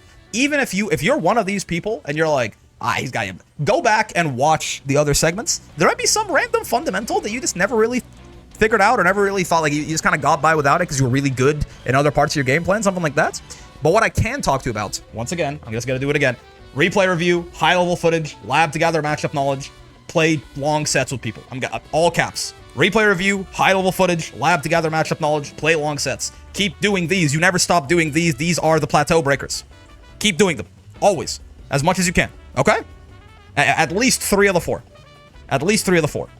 They're very, very important. But what I will say is 3 things, actually, is what I have for you. 1, if you are going into ranked with that mindset that like you're going into ranked to improve, which you absolutely should be doing. It shouldn't just be I want to win my next 5 matches. It's I want to get better at something in particular, because there's always something to learn, even here. In fact, especially here. And here it becomes a lot harder to figure out what those little minutiae improvements are. So I think it's a good thing to have a direction for your ranked session every day. Set a goal for yourself at the outset, right? Maybe you're like, I have noticed that, you know, when people find my delay tech timing, I have a really hard time switching up the timing on which I like strike tech or throw tech. Hopefully at this point you are at least switching between strike tech and throw tech, right? But you're like, I have a really hard time switching up that timing. I want to practice doing that. I want to practice on defense, making sure that I'm delay teching at like variable timings to make it harder for my attacker to just catch my timing and kill me. Maybe, you know, it could even be something as simple as, you know, like something lower down the sort of skill list that you missed. Like, oh, damn, my anti-air combos on this character suck relative for where I am. I'm going to, you know, focus on hitting good anti-air combos in match, right? Maybe I know them in training mode, but like when I get them in match, I always just default to like Raging Strike or some dumb shit. I'm just going to try and focus on hitting it in match. But have a direct, specific, measurable goal for every ranked session that you play is very, very important. So you can track your progress and see what you're doing right and wrong. And again, focus yourself towards something. Once, say for, yeah, like that delay teching thing, you get good at that, that becomes sort of second nature. And then again, now it's like, okay, what next? But I've already added this thing that I just learned. So my arsenal's expanding and I'm slowly, inch by inch, I'm getting a lot better. Something else is external factors. This is important everywhere, but again, especially here, you know, these little things are really going to start making a difference. So make sure, as stupid as it sounds, that you are hydrated, that you are well rested, that you are well fed, and that you are in a good mood before you do anything particularly strenuous as far as like expecting you to perform. Right? If you're playing on ranked, if you're joining a tournament, if you're going to do a long set and you want to actually like play your best, anything where you want to do your best, it's really important to take care of yourself. As stupid as it sounds, I know a lot of people who are very good at this game who don't do this. It just makes it so much more likely that you're going to be playing at near your peak potential. There's always still going to be a little bit of just variability there. So many other factors are affecting how focused you can be, but at least it's not entirely out of your hands, whether you have a bad day or a good day. Okay, so take care of yourself. And if you are feeling like, man, you know, I just had a fight with my girlfriend and I'm tired and I couldn't eat for some reason before I started playing. I don't know why you have maybe you only get like this little amount of time where you can practice. And otherwise, you know, you got other shit going on. It's like I couldn't eat. Maybe do something a little bit less strenuous. Like again, replay review, high level footage, labbing for matchup knowledge, something like that, right? Something where you aren't necessarily needed to be at the peak of your mental faculties, and you can take things a little bit slower. This is a suggestion. And then finally, what I can say here, hello, we've gotten here. I am the combos don't matter guy. I know. At this point, you should be learning your optimals, okay? At this point, you should learn your character's optimal for sure. If it varies from character to character. Some characters' optimals are really simple, and at this point, you really should just learn them and do them. For some characters, it's a lot more difficult. It might even involve like one-frame links, things like that. Learn it, know it, but maybe find a slightly less optimal version that is a lot easier. Because usually that's how it goes, right? You can get like 95% of the damage of the optimal for 50% of the effort. But if you want that last 5%, that's where it becomes really, really challenging. So know what your character's optimal is in every situation, eventually, right? Like, optimal in the mid-screen is usually not very hard, but what's your optimal anti-air combo? What's your optimal combo with your back to the wall? What's your optimal corner combo off different kinds of starters? And it's usually going to trend in a lot of the same directions overall. And if it's reasonably doable, start doing that shit. Make sure you're doing that shit. If it's not, again, tweak it ever so slightly. Tweak it ever so slightly to make sure you can actually hit this consistently. Because at the end of the day, the combo that is the best is the one that you can actually hit, hopefully, near 100% of the time, even under pressure. If you can execute your full optimal every single time, work towards that eventually. work towards that eventually. You know, you can be experimental in your games. Maybe like that's one of the things you want to focus on. We said have a goal every day. Maybe your goal today is I want to get more consistent at hitting my optimal under the pressure of a real match. So you can work on that, but at the very least to begin with, know your optimal, and if you can't hit it consistently, find a slightly easier version that does most of the damage that you can still hit. Okay. And wow, that is the end of this video, huh? How long is this? I'm just now finishing recording this. I have not started editing it. You know, I'm sure I'll cut some things out. I'm not sure, but this video is like 4 hours long, isn't it? Or three? I don't know. I hope this is useful. I spent a lot of time working on this. I'm also going to try out a bunch of new... I'm going to try to make this a little bit higher production value, do a little bit more editing. If you watched this entire thing, thank you. I hope it was entertaining or educational or both, hopefully. Though mostly educational for this one, certainly.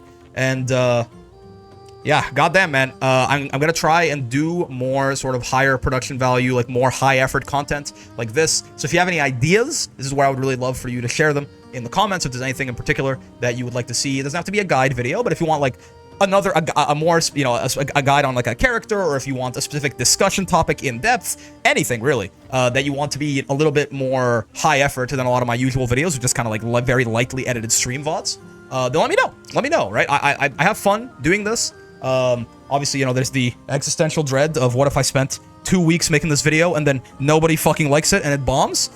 But I guess we just keep going. Hopefully this video is not bombing. If it is, like and subscribe to help it if you liked it.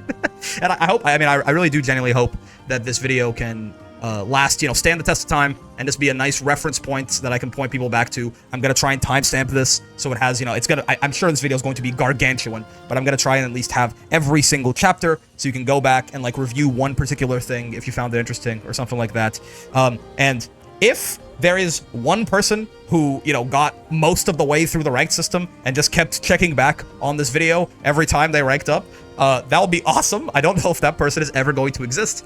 I mean, it'd just be great. No, it'd just be great. I'm recording this at 3 a.m. right now, so I'm rambling a little bit, but yeah, man, thank you so much for watching this. I hope you guys enjoy it, and you know, I got some ideas on the way too for other things to do. So until then, like, subscribe, do all the YouTube stuff if you liked it. If you want to join and be a channel member, that stuff is amazing. It really helps me, you know, supports me. If you want to sub on the Twitch, obviously, you know, only use any income that you can spare. It gets me a little... Sometimes people give me like $50 and I'm like, are you sure? I'm rambling, I'm sorry. But, you know, if any way you could support the channel, it's highly appreciated. If you can't do any of that and you just watched most of this video or even any part of this video, that's greatly appreciated. Yeah, I like doing this, man. I like doing this, and I hope I can be useful to you guys. So, until then, I'll see you in the next one. Peace.